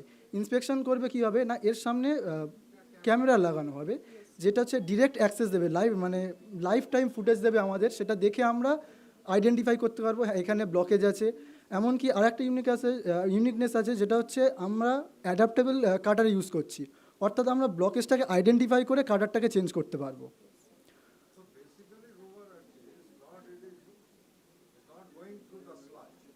ইয়েস স্যার, হ্যাঁ, এর মধ্যে হচ্ছে মোটর আছে, যার জন্য এটা পাইপলাইনের মধ্যে ঢুকতে পারে। কারণ এখনও পর্যন্ত এক্সিস্টিং যে সলিউশনগুলো আছে, মানে রোবোটিক সিস্টেম স্পেশালি আমি কথা বলি, তাহলে তারা ওই জাস্ট ম্যানহোল থেকে জিনিসটাকে টেনে তোলে সাক করে বা yes sir, yes sir. Sir, rover in the sense মানে রোভার কাকে বলে, যে এমন একটা রোবট যেটা চলতে পারে। এবার যেহেতু এটা মুভ করতে পারছে আর এর মধ্যে রোবোটিক সিস্টেম ইউজ হচ্ছে, then we can say it obviously rover. Sorry sir, sir এখন এটা ওয়্যার, কারণ কি এখন আমাদের কাছে এখন আপাতত আমরা যে প্রোটোটাইপটা আমরা অলরেডি বানিয়েছি সেটা এখন ওয়্যার, কিন্তু ইন ফিউচার আমরা যেটা ভেবেছি এটাকে ওয়্যারলেস করার। Briefly sir, sorry, prototype obviously sir, obviously না, আজকে আনা হয়নি এটা, যেহেতু আজকে শুধু আইডিয়াটাই করার কথা ছিল। সলিউশনটা আমরা ব্রিফলি কালকে yes yes sir, Yes, sir, obviously. Congratulations, Smart India Hackathon. We are one of the industry partner. We give the problem to government. বলার সময় খুব মজা পেলাম, ভালো লাগলো, proudly তুমি বলছো smart India hackathon. Starting phase, some idiots like us, we actually started together with the government. Just a quick understanding from your end. Kudos to you, BCCI থেকে mentoring হচ্ছে, ভালো ভালো সব কিছু লাগছে। Idea stage, prototype stage, execution stage, কোন স্টেজে আছো? Prototype stage. আমরা প্রোটোটাইপ স্টেজে আছি, তবে এটা হচ্ছে ওয়ার্কিং প্রোটোটাইপ ড্রাই রানের জন্য। আচ্ছা, raspberry pi? Sorry sir? Raspberry pi use করেছো? না না, ESP32। ESP32, okay. Sir, one question from us, আপনি কিভাবে বুঝলেন যে আমরা মাইক্রো কন্ট্রোলার ইউজ করছি? ওই মাথা একটু বুদ্ধি টুদ্ধি আছে। Thank you. Thank you so much sir.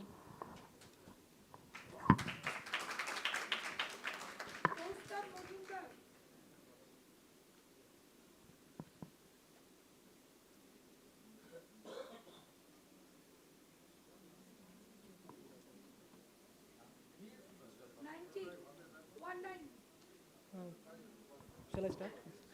Good afternoon, everyone. I'm Kaustav Mujumdar, and today I'm going to discuss about the most burning problem of India today, that is waste management. The over-dependence on plastic packaging and the lack of alternatives.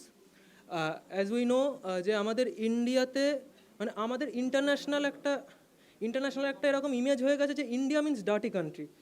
আমাদের waste management বিশেষত plastic ম্যানেজমেন্টে আমরা প্রচণ্ড পিছিয়ে। তো আমরা যদি একদম সিঙ্গেল ইউজ প্লাস্টিককে বর্জন না অন্তত কিছুটা অংশ যদি রিডিউস করতে পারি, ব্যবহারটা যদি আরও কমাতে পারি, তাহলে খুবই ভালো হয়। তো আমি এমন একটা প্রোডাক্ট বানানোর চেষ্টা করেছি যেটা পুরোপুরি waste material driven, waste material থেকে তৈরি হবে এবং সেফ টু ইউজ। এবং এটা নোভেলটি যেটা স্যার, অলরেডি মার্কেটে এক্সিস্টিং যে কটা প্রোডাক্ট আছে তার সাথে নোভেলটি হচ্ছে এইটা পুরোপুরি ওয়াটারপ্রুফ। অন্য কোনো সিস্টেম কিন্তু ওয়াটারপ্রুফিং দিতে পারছে না, এটা পুরোপুরি ওয়াটারপ্রুফ এবং এটা কিন্তু ওয়েস্টের ওপর কোনো বার্ডেন হবে না, এটা বরঞ্চ ওয়েস্টকে রিডিউস করবে আরও। এবং আমি যদি ইউএসপির দিকে যাই তাহলে আমার প্রথম ইউএসপি হচ্ছে এটা সার্কুলার ইকোনমি জেনারেট করতে পারে। একদম ফার্স্ট স্টেজ থেকে শুরু করে মানুষের হাতে যাওয়া পর্যন্ত প্রত্যেকটা স্টেজে কোনো না কোনো মানুষ সেখানে উপকৃত হবেন। সেকেন্ডলি যেটা, এক্ষেত্রে এটা তৈরি করার জন্য কোনো হেভি মেশিনারির দরকার নেই, একদম লো স্কেল প্রোডাকশনও খুবই ইজি। থার্ড যেটা, it can be moulded or folded anyhow. আপনি মানে এটার ভীষণ ভার্সেটাইল একটা ব্যবহার রয়েছে, ভীষণ কনভিনিয়েন্ট এটা। এবং আমরা প্লাস্টিককে কেন ছাড়তে পারছি না, because it is very chip to use, very chip, এবং এটা খুব তাড়াতাড়ি হাতে চলে আসে। তো আমরা সেই টাইমের মধ্যে যদি মানুষকে এই দিকে ঝোঁকাতে পারি যে না, ওয়েস্টকে বাড়ানো নয়, ওয়েস্টের থেকেই তৈরি এমন একটা প্রোডাক্ট আপনি ইউজ করুন যেটা সেম প্লাস্টিকের মতোই আপনাকে সমস্ত ইউজেস দেবে, তাহলে সেই দিকে আমার মনে হয় যে মানুষজনকে নিয়ে আসা সম্ভব। এবং আমি এই মুহূর্তে মানে বলার জন্য খুব উদ্গ্রীব যে আমি কীভাবে বিষয়টা আনতে পেরেছি। অ্যান্ড এটা আমরা আমি পেটেন্ট সার্চ করে দেখেছি, এটা কিছুটা নভেলটি রয়েছে মানে এই যে ওয়াটারপ্রুফিং বা এই ধরনের জিনিসগুলোতে। তো এটা আমি মানে পেটেন্টিংয়ের জন্য অ্যাপ্লাইড হয়েছে, তো এখনও গ্রান্ট হয়নি। তো let's hope for the best, দেখা যাক কী হয়। তো থ্যাংক ইউ স্যার। আমি একদম অ্যাগ্রো অ্যান্ড টেক্সটাইল ওয়েস্টকে কাজে লাগিয়ে, হ্যাঁ স্যার, একটা পুরো packaging material, primary packaging material তৈরি করেছে। That yes yes that can be used as primary packaging, secondary packaging or tertiary packaging. You can use it however you want. এটা থেকে আপনি একদম ছোট একটা যদি প্লাস্টিক পলিথিন ব্যাগও যদি বানাতে চান, মানে ওই রকম টাইপের একটা ক্যারি ব্যাগ, সেখান থেকে শুরু করে একটা বড় ভার্সেটাইল ব্যাগ, বা যেটা অনেক হিউজ কোনো যেটা মানে okay. Yes sir. Thank you so much for the pitch. Just a quick input for you. If you are wearing at the moment probably a very common kind of material as your garment, it can be a jeans, it can be your probably your shirt. Yes, sir.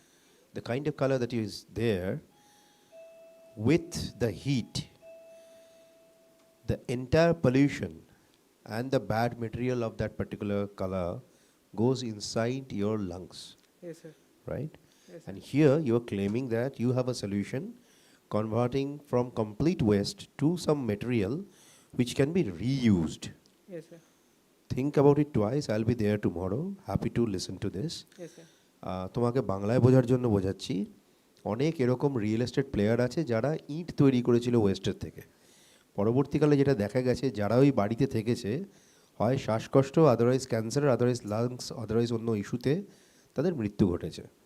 So happy to understand tomorrow. Ki Yes, sir. solution dao. Thank you.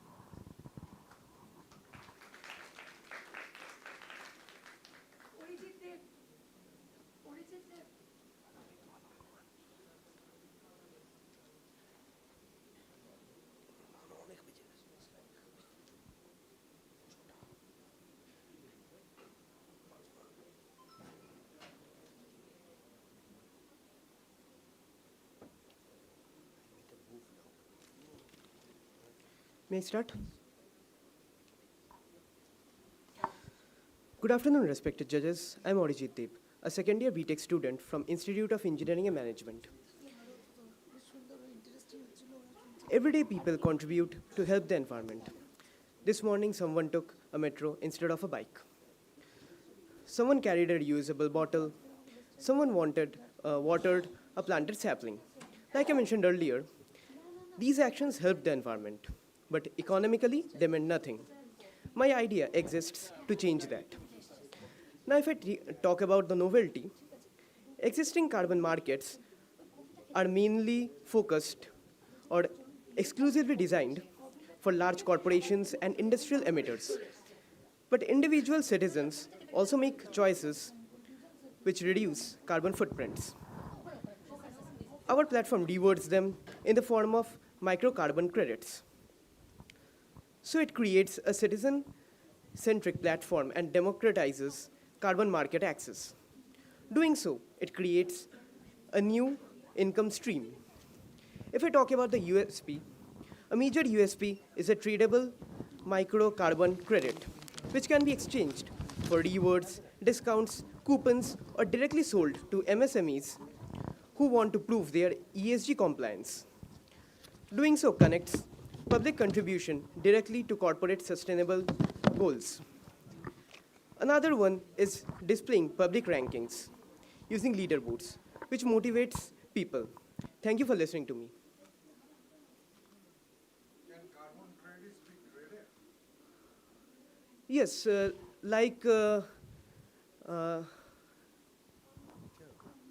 if I may say in Bengali, যেরকম normally হয় যেটা হচ্ছে বড় কোম্পানিজের জন্য ওরা বিশাল লেভেলের carbon reduction যখন হয় তখন ওইটাকে অ্যাকিউরেসি দিয়ে গ্রেড করা হয় তবে 99% অ্যাকিউরেসি। এবার এই ক্ষেত্রে আমরা মাইক্রো কার্বন ক্রেডিট যেটা মানে লোকে প্ল্যান করছে বা সেগুলোর জন্য আমরা একটা certain amount it's like a prescribed amount ওটা আমরা মানে দিয়ে দিচ্ছি it's like we are estimating that yeah No, it's just estimation. We are calculating how much carbon is reduced, like that.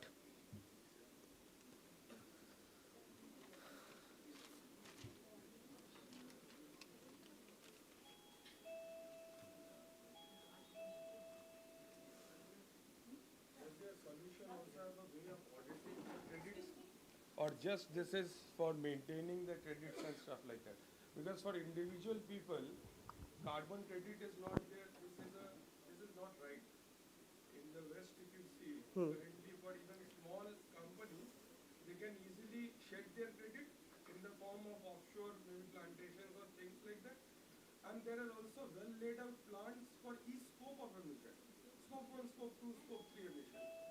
So your solution takes into account any of these? Like for your use case, you are saying comes under scope 3 emission.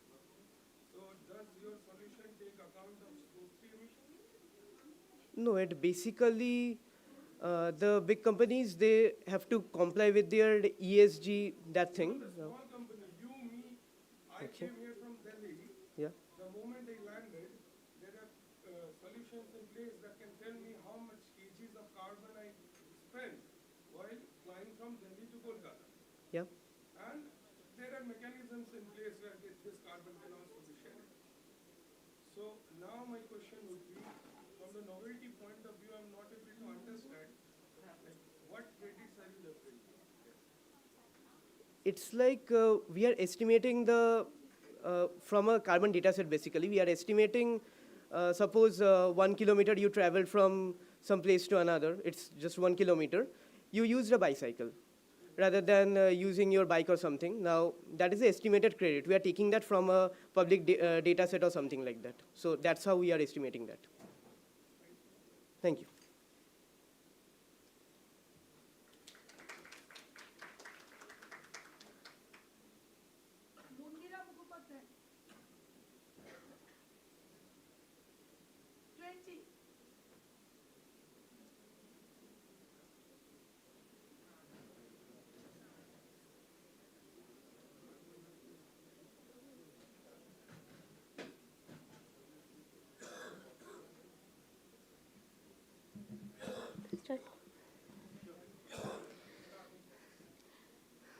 Good evening, everyone. I am Mondira Mukhopadhyay. Today, I am going to discuss about the over-dependency of plastic bottles and lack of alternatives in the beverage packaging sectors. তো আমরা দেখি যে plastic bottles বা তার alternative হিসেবে যে sustainable products মানে বটলের alternative plastic বটলের alternative যেসব প্লাস্টিক অল্টারনেটিভ প্রোডাক্টস ইউজ হয় সেগুলোর এক্সট্রাকশন থেকে শুরু করে disposal every single step contribute in carbon emission. তো সাস্টেনেবল প্রোডাক্ট মানে শুধু এমন নয় যে প্লাস্টিক রিডিউস করতে হবে, it must reduce the carbon chain behind it. তো নোভেলটি অফ মাই আইডিয়া, তো আমরা বেভারেজ প্যাকেজিং সেক্টরে বেভারেজ প্রাইমারি প্যাকেজিং মানেই আমাদের মাথায় প্রথম কি আসে বটলস, সেটা প্লাস্টিক বটলস হোক বা তার অল্টারনেটিভ সাস্টেনেবল কোনো প্রোডাক্ট। কিন্তু সেই প্রোডাক্ট যাই হোক আলটিমেটলি গিয়ে সেটা ওয়েস্ট মেটেরিয়াল হিসেবে পৃথিবীর বুকে জমা থেকে যাচ্ছে। কিন্তু যদি আমরা এমন কোনো প্যাকেজিং টেকনিক আনতে পারি, প্রাইমারি প্যাকেজিং টেকনিক বা মেটেরিয়াল কিছু আনতে পারি যেটা আমাদের ইনটেক করা যাবে, সাধারণ মানুষ সেটাকে ইনটেক করে ফেলবে, তো সেটার কোনো ওয়েস্ট মেটেরিয়াল পৃথিবীতে পড়ে থাকছে না আলটিমেটলি। তো এমন কোনো প্রোডাক্ট এই মুহূর্তে মার্কেটে নেই, এটাই আমার আইডিয়ার নোভেলটি। তো নেক্সট, তাহলে সেই প্রোডাক্টটা কেমন হতে হবে? সাস্টেনেবল হতে হবে এবং হেলথ বেনিফিটস থাকতে হবে, অর্থাৎ হিউম্যান হেলথে যাতে তার কোনো হার্মফুল এফেক্ট না ফেলে, এবং মোস্ট ইম্পর্টেন্টলি কনভেনিয়েন্ট হতে হবে, ইজি টু ইউজড হতে হবে, রাইট? তো নেক্সট, প্রোডাক্টের ইউএসপি কী হবে?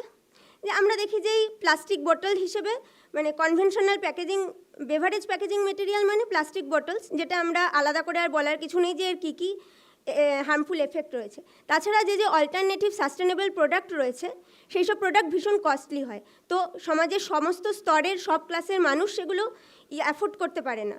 তো এমন একটা প্রোডাক্ট আনতে হবে যেটা সমাজের সমস্ত ক্লাসের মানুষ, সমস্ত এজ গ্রুপের মানুষ এবং সুস্থ অসুস্থ প্রত্যেকে মানে সবার কাছে সমানভাবে সেই প্রোডাক্টটা গ্রহণযোগ্য হবে, এবং সেই প্রোডাক্টের কার্বন এমিশন রিডিউস করারও ক্ষমতা থাকবে, এবং most importantly turn around time. Sustainable product plastic বোতলের সাথে কম্পিট করতে পারছে না, বিকজ তার টার্ন অ্যারাউন্ড টাইম অনেক বেশি। তো সেক্ষেত্রে এমন একটা প্রোডাক্ট আনতে হবে যেটা fast to build and faster to deploy হবে। এবং সবচেয়ে শেষে আমরা দেখি যে মার্কেটে যে প্রোডাক্টের ডিমান্ড রয়েছে সেই প্রোডাক্ট মানেই সেটা মার্কেট ক্যাপচার করবে খুব তাড়াতাড়ি। মার্কেটে প্লাস্টিক বোতলস ব্যান করার ডিমান্ড প্রচুর রয়েছে, বয়কট করার ডিমান্ড, কিন্তু তার তার অল্টারনেটিভ কোনো সাস্টেনেবল প্রোডাক্ট মার্কেটে আপস্কেল করতে পারছে না, because plastic is very chip.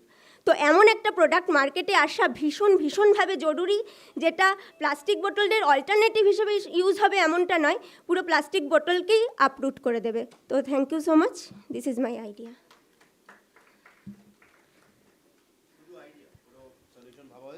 হ্যাঁ, অবভিয়াসলি আমার প্রোটোটাইপ রেডি আছে এবং সেটা অলরেডি আমি পেটেন্ট সার্চ করে দেখা গেছে, আমি পেটেন্টের জন্য অ্যাপ্লাই করেছি, মানে এখনও গ্র্যান্ট তো অবভিয়াসলি হয়নি, জাস্ট অ্যাপ্লাই করা হয়েছে, আমার কাছে প্রোটোটাইপ আছে। আমি মাস্টার্স কমপ্লিট করেছি জাস্ট আগের ইয়ারে, বটানি আমার সাবজেক্ট ছিল, কল্যাণী ইউনিভার্সিটি থেকে। Okay, thank you sir.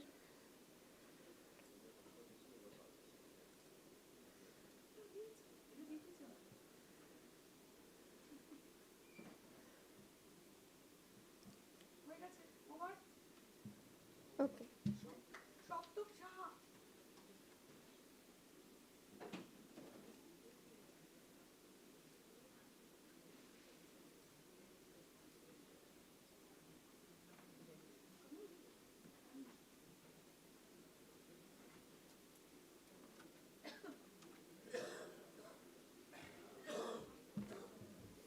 Hello.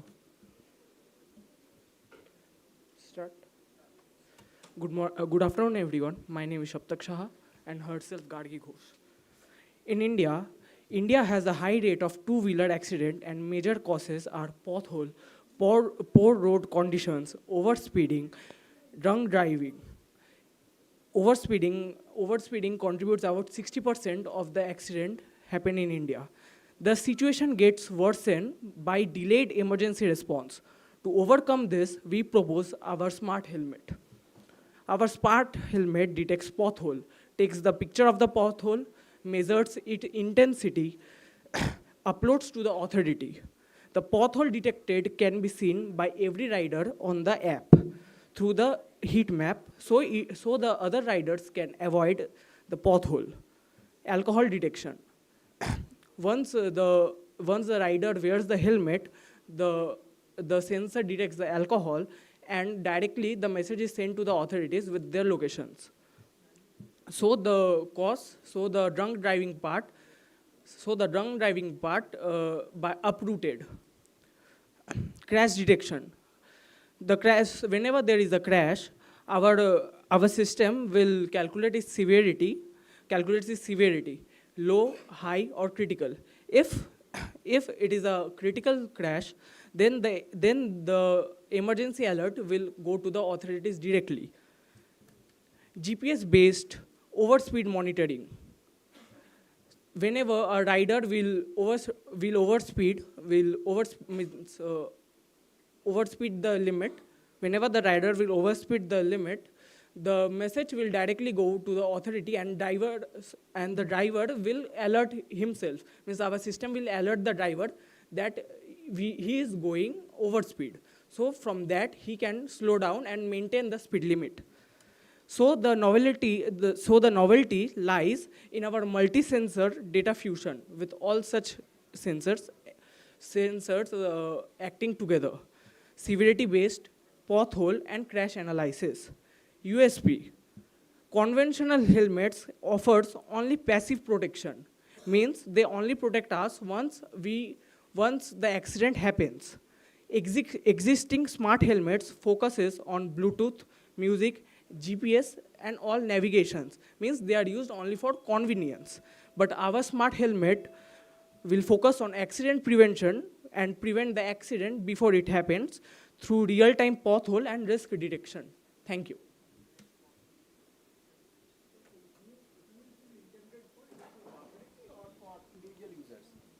Sir, it is for both.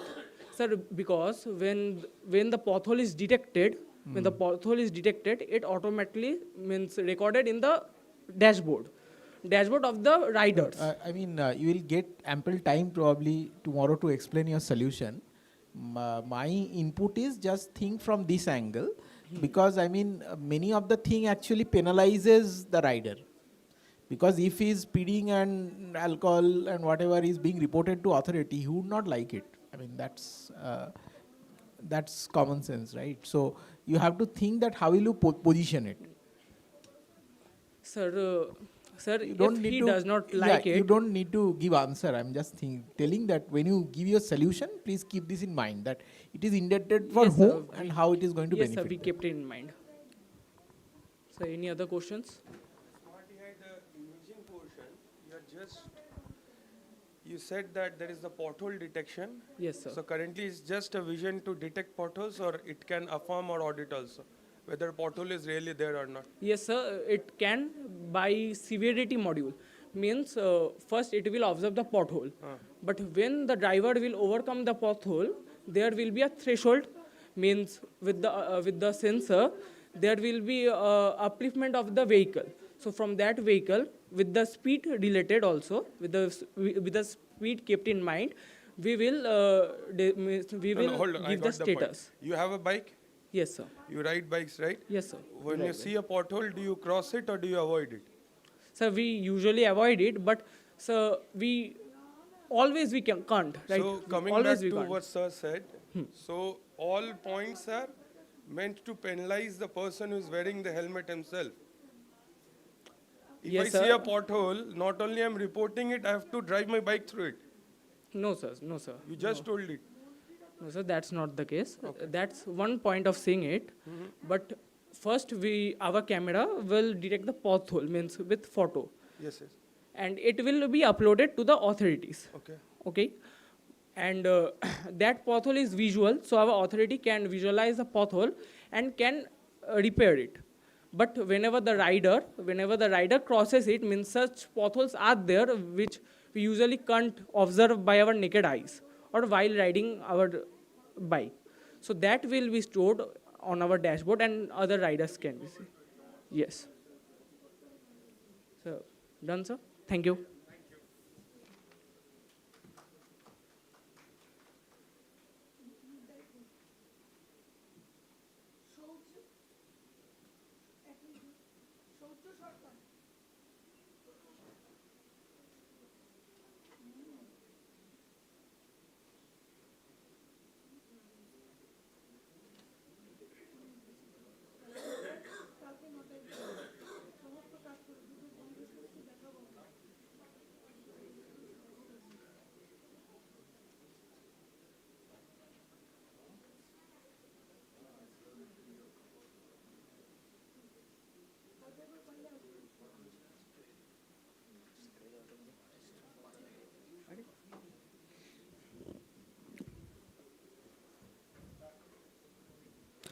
Hi everyone first of all আমি প্রবলেমটা খুব ছোটো করে আগে বলে দেবো।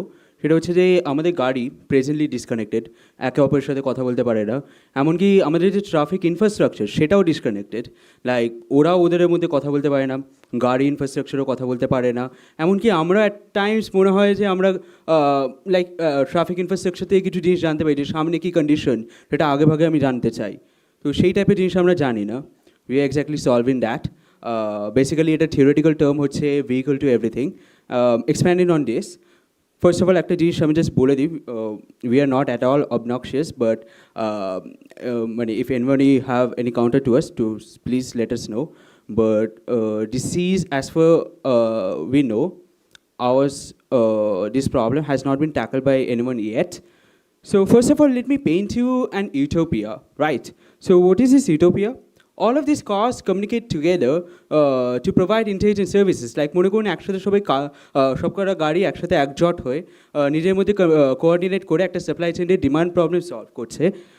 Service providers, যেমন for example insurance companies, they can provide much more customized value to the user, like user-based insurance. সেটা কি? User-based insurance হচ্ছে একটা পার্সনের ড্রাইভিং স্টাইলের উপর তাকে লোয়ার প্রিমিয়াম রেটস দিতে পারে। অ্যান্ড শুধু তাই না, গভর্নমেন্ট এজেন্সিস বা police, they can better facilitate in মানে যেমন ফর এক্সাম্পল কিছুদিন আগে ল্যাম্বোর্গিনি একটা গিয়ে ক্র্যাশ করেছিল, সেই টাইপের ইনসিডেন্ট কম হতে পারে। আর এই যে ইনট্যাঞ্জেবল যে ডেটাগুলো আছে সেগুলো দিয়ে কাউন্টার করতে পারে and protect the victims of the scene. And শুধু তাই না, এই ইউটোপিয়াতে এআইকে একটা প্লেগ্রাউন্ড দেওয়া হবে যেখানে they can connect with infrastructure and কাজ, অ্যান্ড একসাথে they can work together to provide more meaningful services. Basically এই ইউটোপিয়াটাই আমাদের সলিউশন প্রোভাইড করবে। নাও দ্য ইউএসপিগুলো কী কী হচ্ছে? So currently our so-called smart cars are really dumb basically. So for example ওরা claim করে যে park করতে পারে and all, but that's not the smart features. আমাদের স্মার্ট কী কী হতে পারে, যেমন প্রেডিক্টিভ সিগন্যালিং। ফর এক্সাম্পল আপনি একটা পার্কিং স্পটে গেলেন, গিয়ে দেখলেন যে পার্কিং স্পটটা ফুল, অথচ যদি আপনি আধ ঘন্টা আগে জানতেন তাহলে আপনাকে আর সেখানে যেতেই হতো না। শুধু তাই না, যেটা একটু আগে বললাম, অটোনোমাস ফ্লিট অফ ভেহিকেল একসাথে কাজ করে সবাই ম্যানেজ করতে পারবে। তারপরে টু প্রোভাইড সার্ভিস প্রোভাইডাররা একসাথে কাজ করবে। অ্যান্ড শুধু তাই না, আপনার আরেকটা সিনারিও দিতে পারি এখানে কী করে স্মার্ট ইনফ্রাস্ট্রাকচার কাজ হতে পারে। যেমন ফর এক্সাম্পল সামনে একটা কনস্ট্রাকশন জোনে কাজ হচ্ছে, বাট আপনি অন্তত 5 কিলোমিটার আগে সিগন্যাল পেয়ে গেলেন এই রাস্তাটা নিতে না। আর অবভিয়াসলি এই সলিউশন প্রাইভেসিটাকে রেসপেক্ট করে from the very beginning. And OEM এইসব সার্ভিসেস কিছু সেন্সের provider, but they charge a lot. That's it, this is for white box. I'll be taking any questions.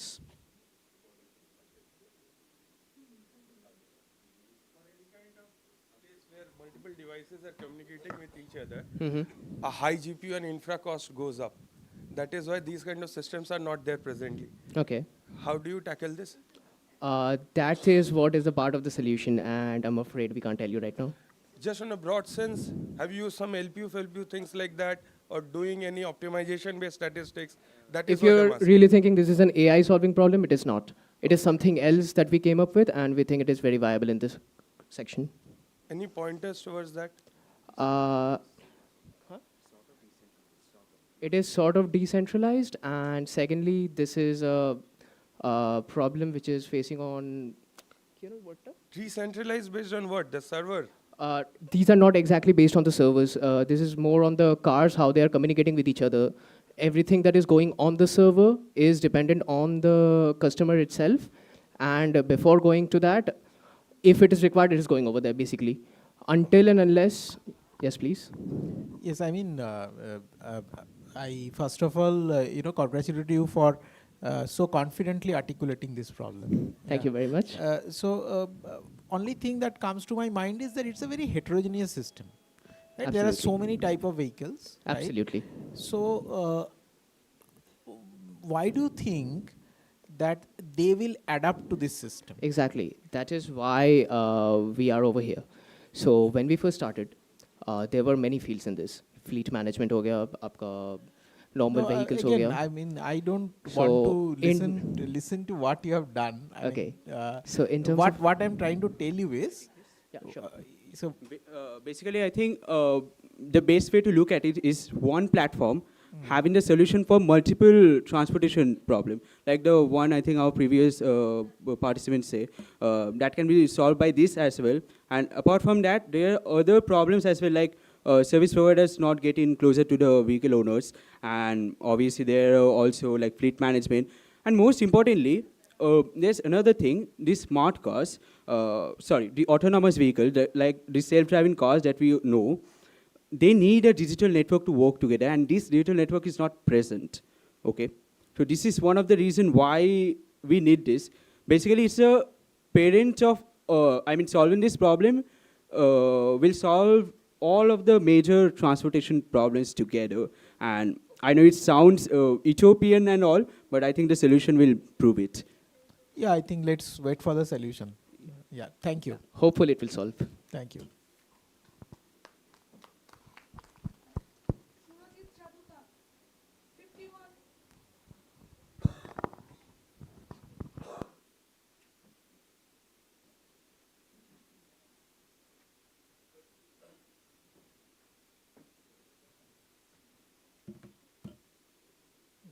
Good afternoon, everyone. My name is Shrujit Shadukhan, and my co-partner is Shayan Kormakar, and we are came from Techno Bengal Institute of Technology. And আমাদের আইডিয়াটা basically road নেটওয়ার্কিংয়ের উপর। তো actually একটু ঘাবড়ে যাচ্ছিলাম। আমাদের আইডিয়াটা actually road নেটওয়ার্কিংয়ের উপর। মানে আজকালকার দিনের এই ফাস্ট জেনারেশনে দাঁড়িয়ে মানে সবাই চায় যে টাইমটা একটু কুইক চললে খুব ভালো হয়।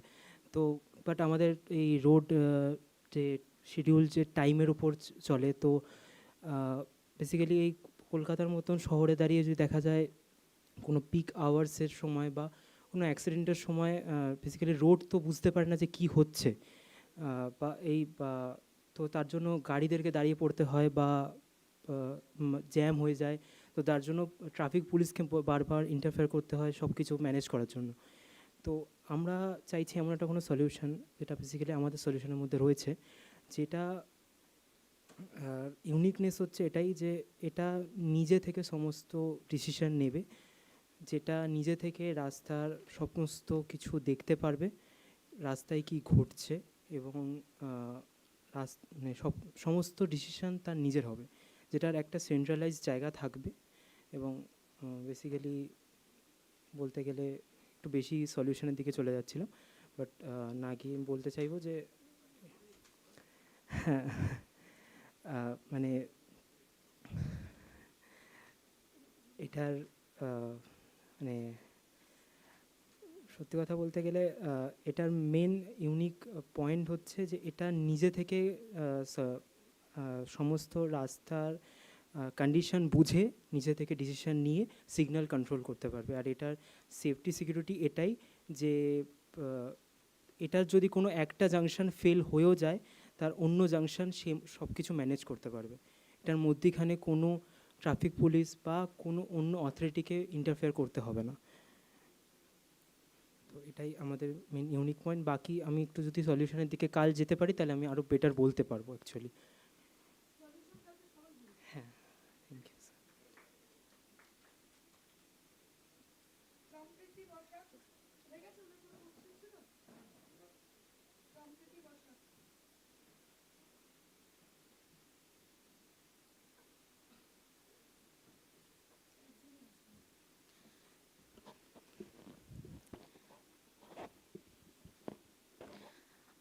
Good evening to everyone present here.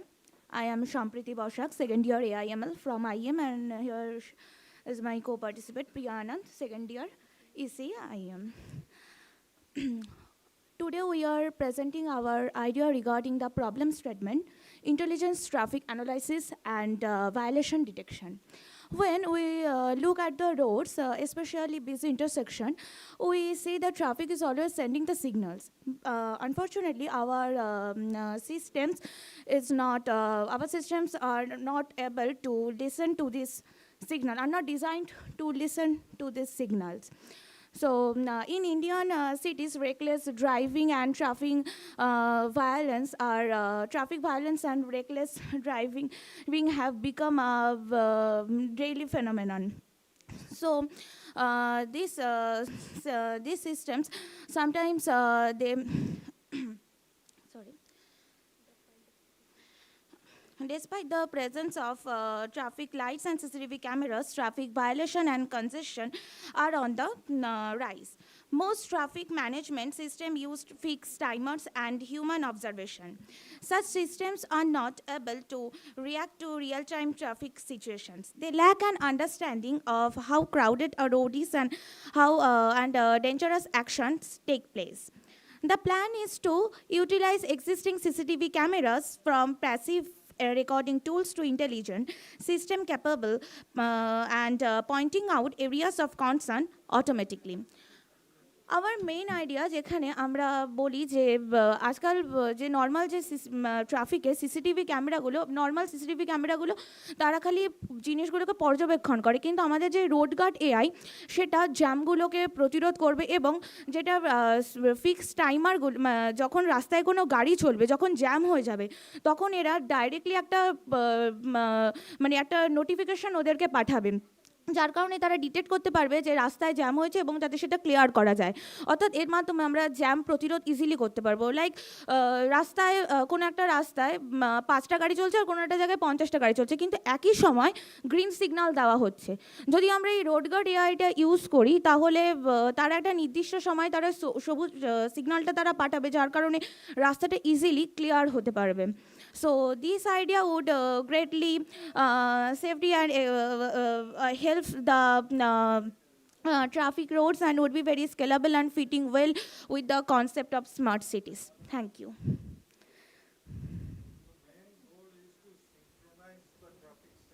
Yes, sir. From one intersection to other to next one. Exactly. To minimize traffic halt.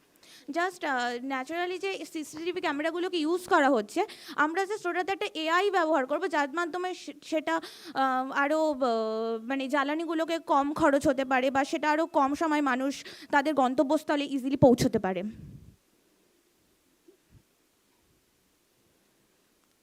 Thank you.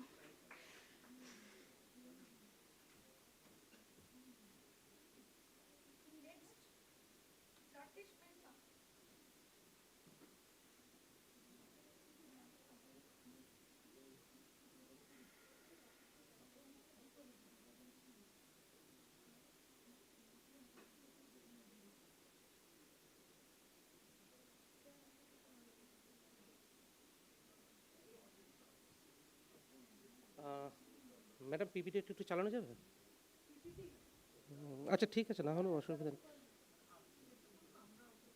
Okay fine, okay no problem, thank you. ঠিক আছে, ওকে ওকে ওকে। Good afternoon, everyone. So I'm Rakesh, I'm founder of Technofaction LLP. Today I'm present here to tell you a problem that every day, silently in our cities, our traffic system steals millions of productive hours. So let me try with a familiar situation that you all have basically found. We are waiting at a traffic signal, the road height is empty, no vehicle passes on the crossroad path, and you wait, fuel burns, and time lost. This congestion is not caused by the traffic, actually is caused by the most outdated traffic management system. I don't have the PowerPoint here, so I had some photos there. So consider cities like Kolkata and the dense other environments where traffic system faces extremely stress every day. When efficient signal system meet high vehicle density, the result is not just delay, it becomes really paralysis. The root of the problem, I think one of our fellow inventors already said that, that's a fixed timer-based concept of traffic signal. And there have been some work on this to make this work, but there is a scale barrier at, these are all centrally connected, and that's need a continuous connection between servers. And when the connection breaks, the signaling system breaks as well. So we are on a solution that does not need a server continuously, that can work in a decentralized way. And definitely, as we already seen earlier, that it wastes fuel, it caused respiratory diseases, and many other issues, and it wastes times. So this way, if we can upgrade the traffic systems using such kind of decentralized way, that would make our roads much clearer. So the problem is very clear. Our traffic signals are really blind. It cannot see the real road conditions. Urban mobility systems must become adaptive, scalable, and aware of real conditions. So to close it down, I must say, if our cities are the engine of our progress, then we must stop making them wait at the red signals that are controlled by the old intelligence systems. Thank you. If you have any question, please.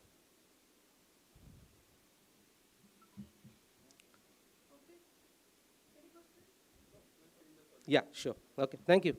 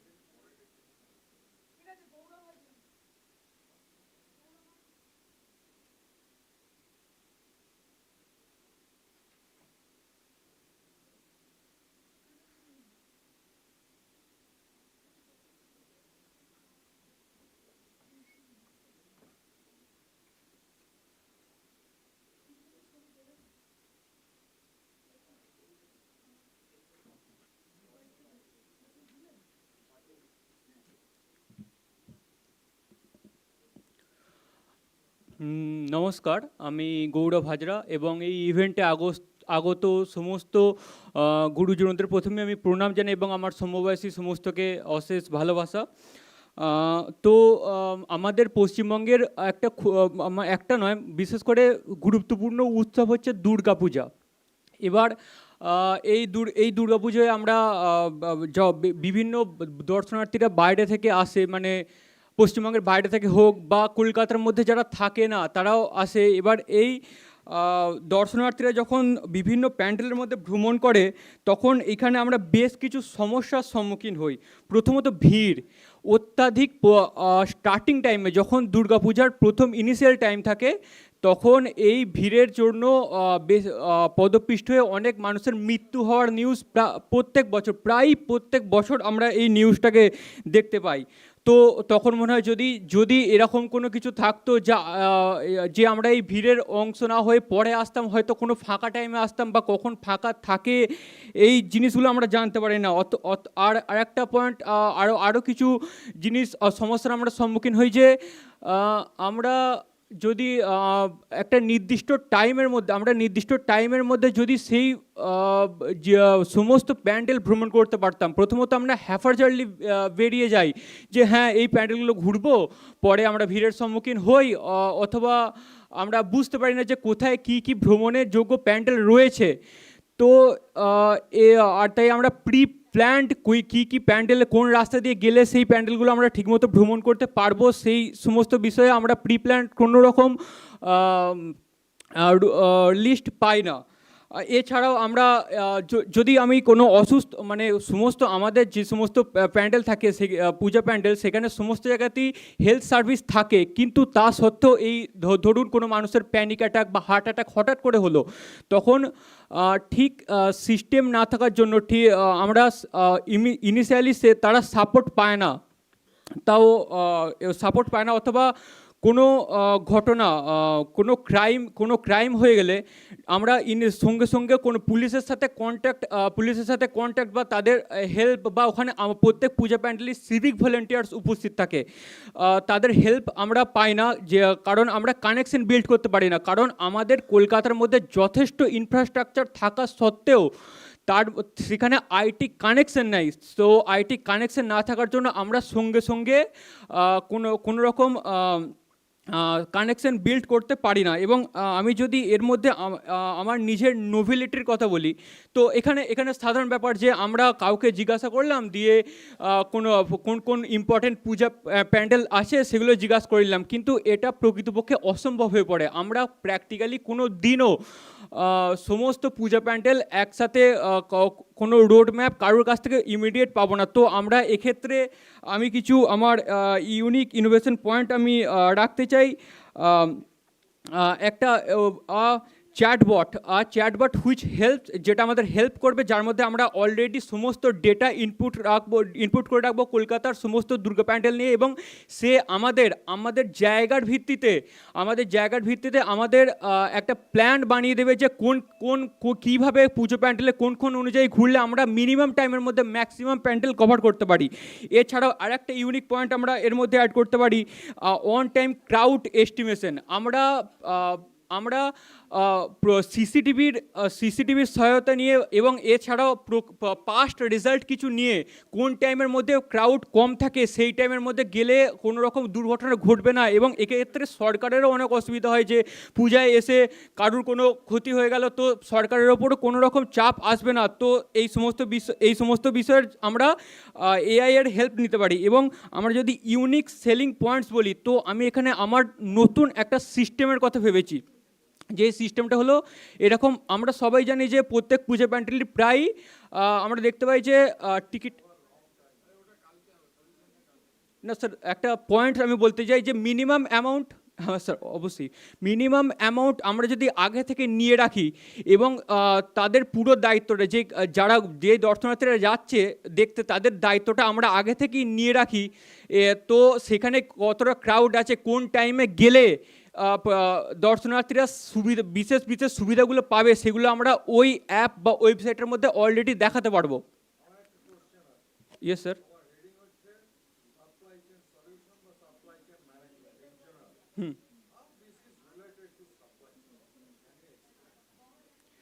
Yes sir, আমি প্রথমেই বললাম sir, আমাদের কলকাতায় যথেষ্ট infrastructure.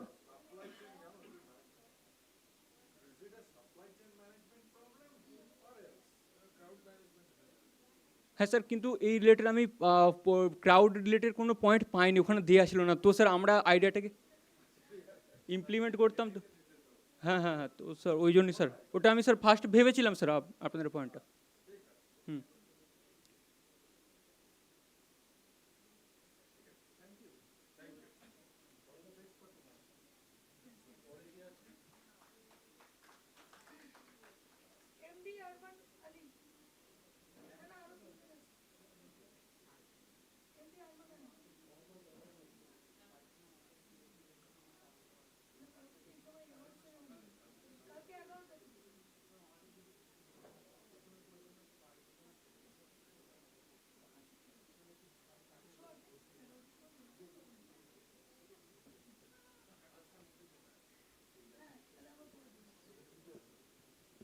Sir, can we start?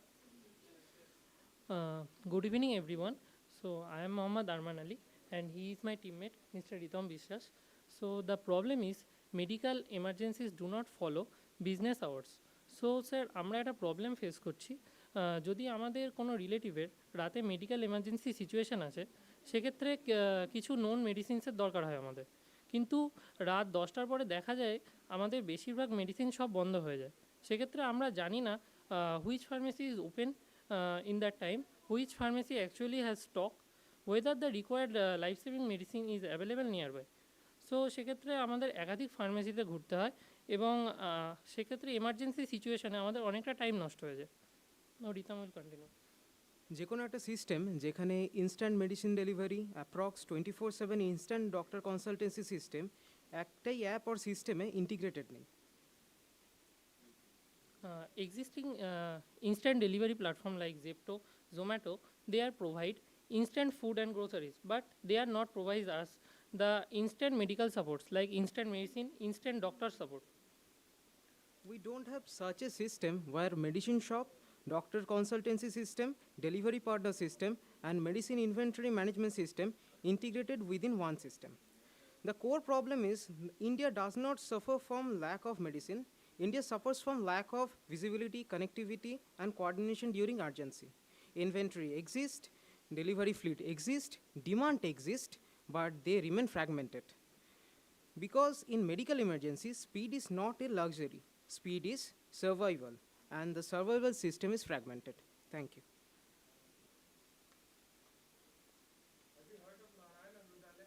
Huh? No, sir.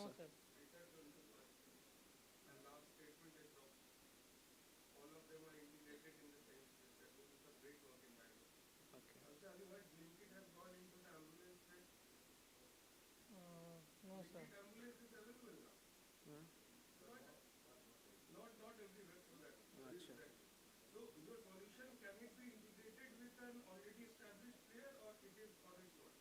Yeah, both.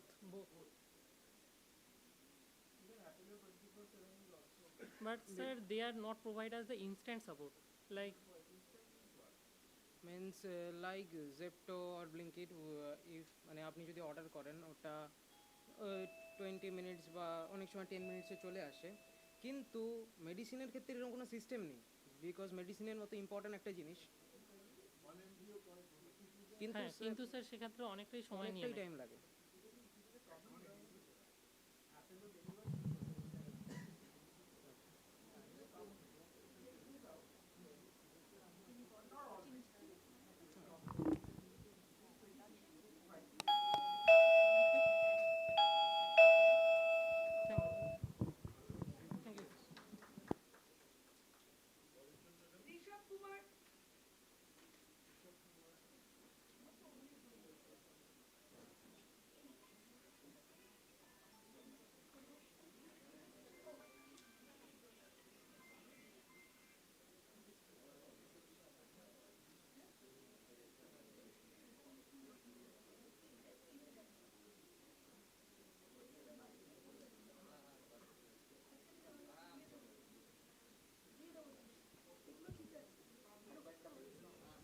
Sir.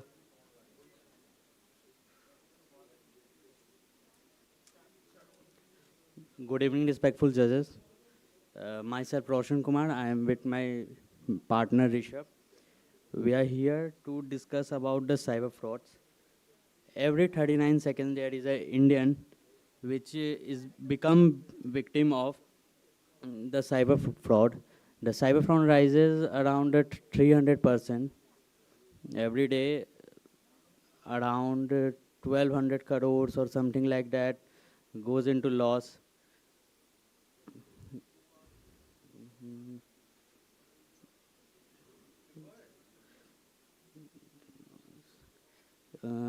Security apps are nowadays are silos, like they do one thing. So we have come with an idea of like multi-vital real-time defense system. Like it will have 6 vital criteria to handle the 6 fraud which is happening at the real-time events. If it is like anything, it can be like screen recording, fraud calls, SMS, and etc., which you can do. And you can also save your family from the fraud calls, something like that. We have come with this idea, and later on we will discuss it more. Sir vernacular users ऐसे हैं कि उनके native language में हम provide करेंगे, जैसे कि अगर कोई एसएमएस आता है तो उनके नेटिव लैंग्वेज में वो मिलेगा, प्लस वॉइस रिकॉग्नाइजेशन, वॉइस का जो अलर्ट होता है ना, हम ये फीचर किए हैं। जो भी अगर एक स्पैम मैसेज आता है तो उनके नेटिव लैंग्वेज में आएगा, जिससे उनको काफ़ी हेल्प मिलेगा। जो अगर इलिटरेट टाइप लोग हैं, जो पढ़े लिखे नहीं हैं, उनको भी काफ़ी हेल्प मिलेगी और वो एक समझ जाएंगे कि हाँ ये स्पैम है, ये स्कैम है, तो मैं थोड़ा अलर्ट हो जाऊँ। और सर हमारा जो मेन मोटो है ना, वो है stop the crime at click stage. Main हमारा सर ये पॉइंट है. We already have added 3 languages, English, Hindi and Bengali. And we also have prototype and demo, and we present tomorrow. Thank you.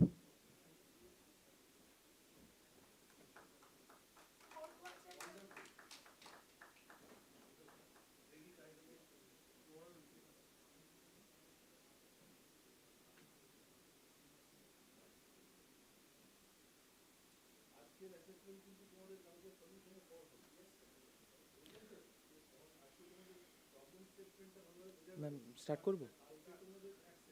Good evening, respected jury members. Oh, sorry, sir.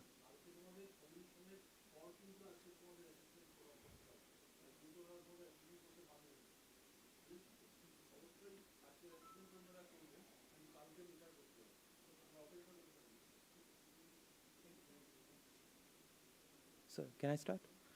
Good evening, respected jury members. We aren't here to discuss minor inefficiencies. We are here to address an active 50,000 crore hemorrhage draining our nation. Ma'am, yes, myself Alka Acharya. I'm from IIT Madras BS Data Science degree. Yes, IIT Madras BS Data Science degree. A 40,000 crore sand mafia syndicate running in India. In Bengal alone, the ED recently exposed a single 145 crore sand syndicate. Beneath our feet, rat hole cone mining is sinking entire villages across Asansol and Jhoria belts, fueling an unbelievable 2,742 crore scam at our borders. A $500 million cattle smuggling syndicate directly funds transnational necro-terrorism. The BSF seized 461 crore in contraband last year alone, and that is just the fraction of the reality. This is a synchronized environmental, economical, and geopolitical crisis. If we see current solution in the market, we have 50 lakh to 1 crore rupees military-grade drones, but that generated 80 decibels of thrust sound that acts as a siren for the spies of mafias. They can hear that 500 meters away in silent nights. We have thermal smart fencing system in our borders, but during the winters, the riverine borders generate too much fogs that decreases the thermal sensing system drops its efficiency to 15%. So the cameras goes blind. The UGS system,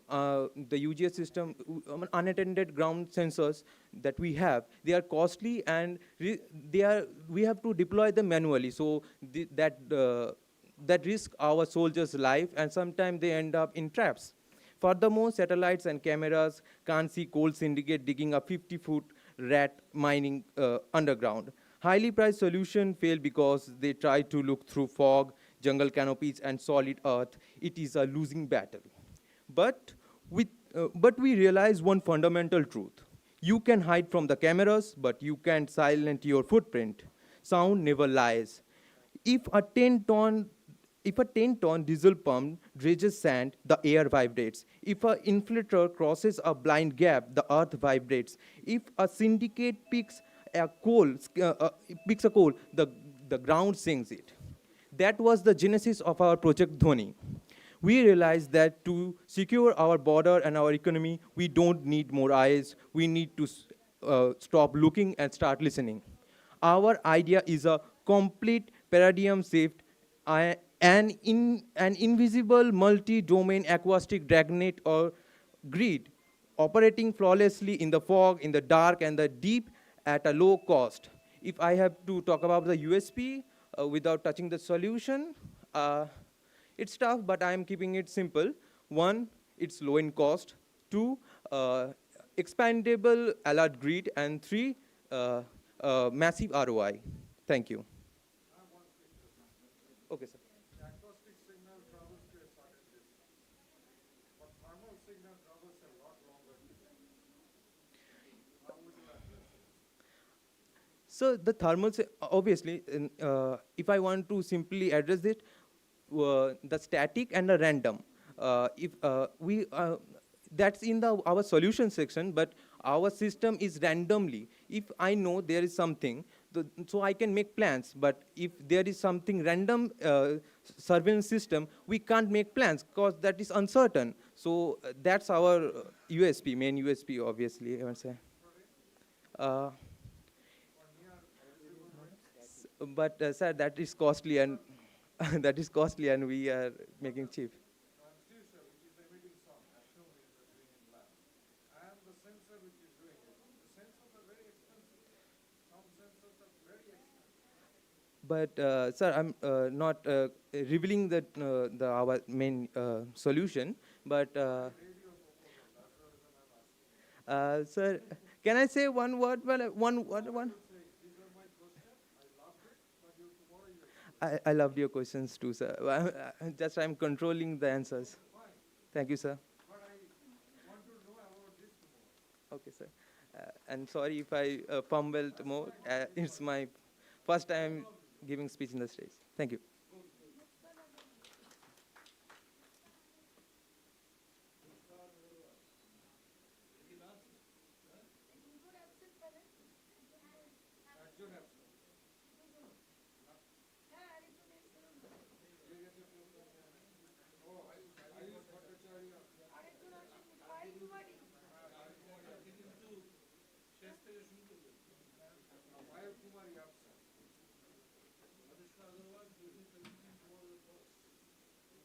Muskan, sir.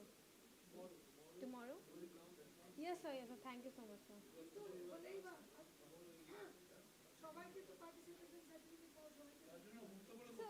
After presenting my solution tomorrow, can I able to go because I have my sister's engagement tomorrow. There is no issue. But if your solution is yes. No, there is a condition. If you treat us, then you will be go on. If I want, If you treat us, then you no problem. Please, I'm just joking.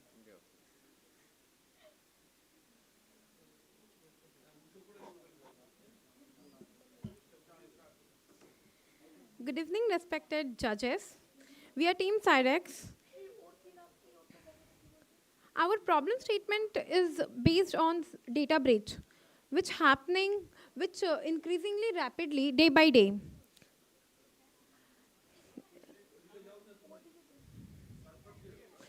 Yes, sir, CipherKill. Our project based on data breach, which is rising rapidly. By 2024, if we take the analysis, it increased by 13%, and we don't know, maybe it increased by more by year to year.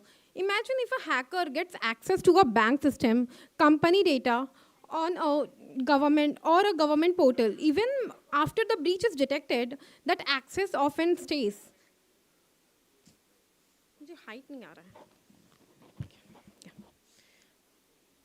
And that is when the real damage begins. Today, we are presenting CipherKill, an idea focused on stopping unauthorized access before it causes damage. Cybercrime is increasing rapidly. Every year, millions of login credentials and sensitive data are stolen. Hackers steal the access token and continue using stolen access to misuse the data, sell on the dark web, and harm the users by the sensitive data they stole. And even modern applications rely on tokens and are frequently mishandled in codes or exposed in logs, can be stolen if leaked or fizzed. Even when organizers detect the breach, they cannot instantly stop the access. This leads to financial loss, identity theft, and data misuse. Once the access is stolen, control is almost lost. Today's security system focuses mainly on password protection, OTP, and detection. But there is a major gap. There is no strong real-time system to instantly stop misuse after access is compromised. So even after detection, unauthorized access continue after a long time, for a long time. We detect breaches, but we cannot instantly stop misuse. This is a gap exists in the system right now. And our idea is the CipherKill. CipherKill aims to create a smart cyber defense layer that checking system access and stops unauthorized usage immediately. So even if someone gets access, they cannot misuse it for long. It acts like a digital security guard that watches system access and stop misuse instantly. No, sir. Yeah. Yeah, this idea can help people whoever want to secure their databases, government system and banks, hospital, whatever, whoever want to secure their database. It will reduce cybercrime, improve trust in digital system. And if we talk about USP nobility, yeah, we focus on controlling and stopping misuse after access is compromised, not just preventing the breach. Today's system is just prevent the breach. So, yeah, you can.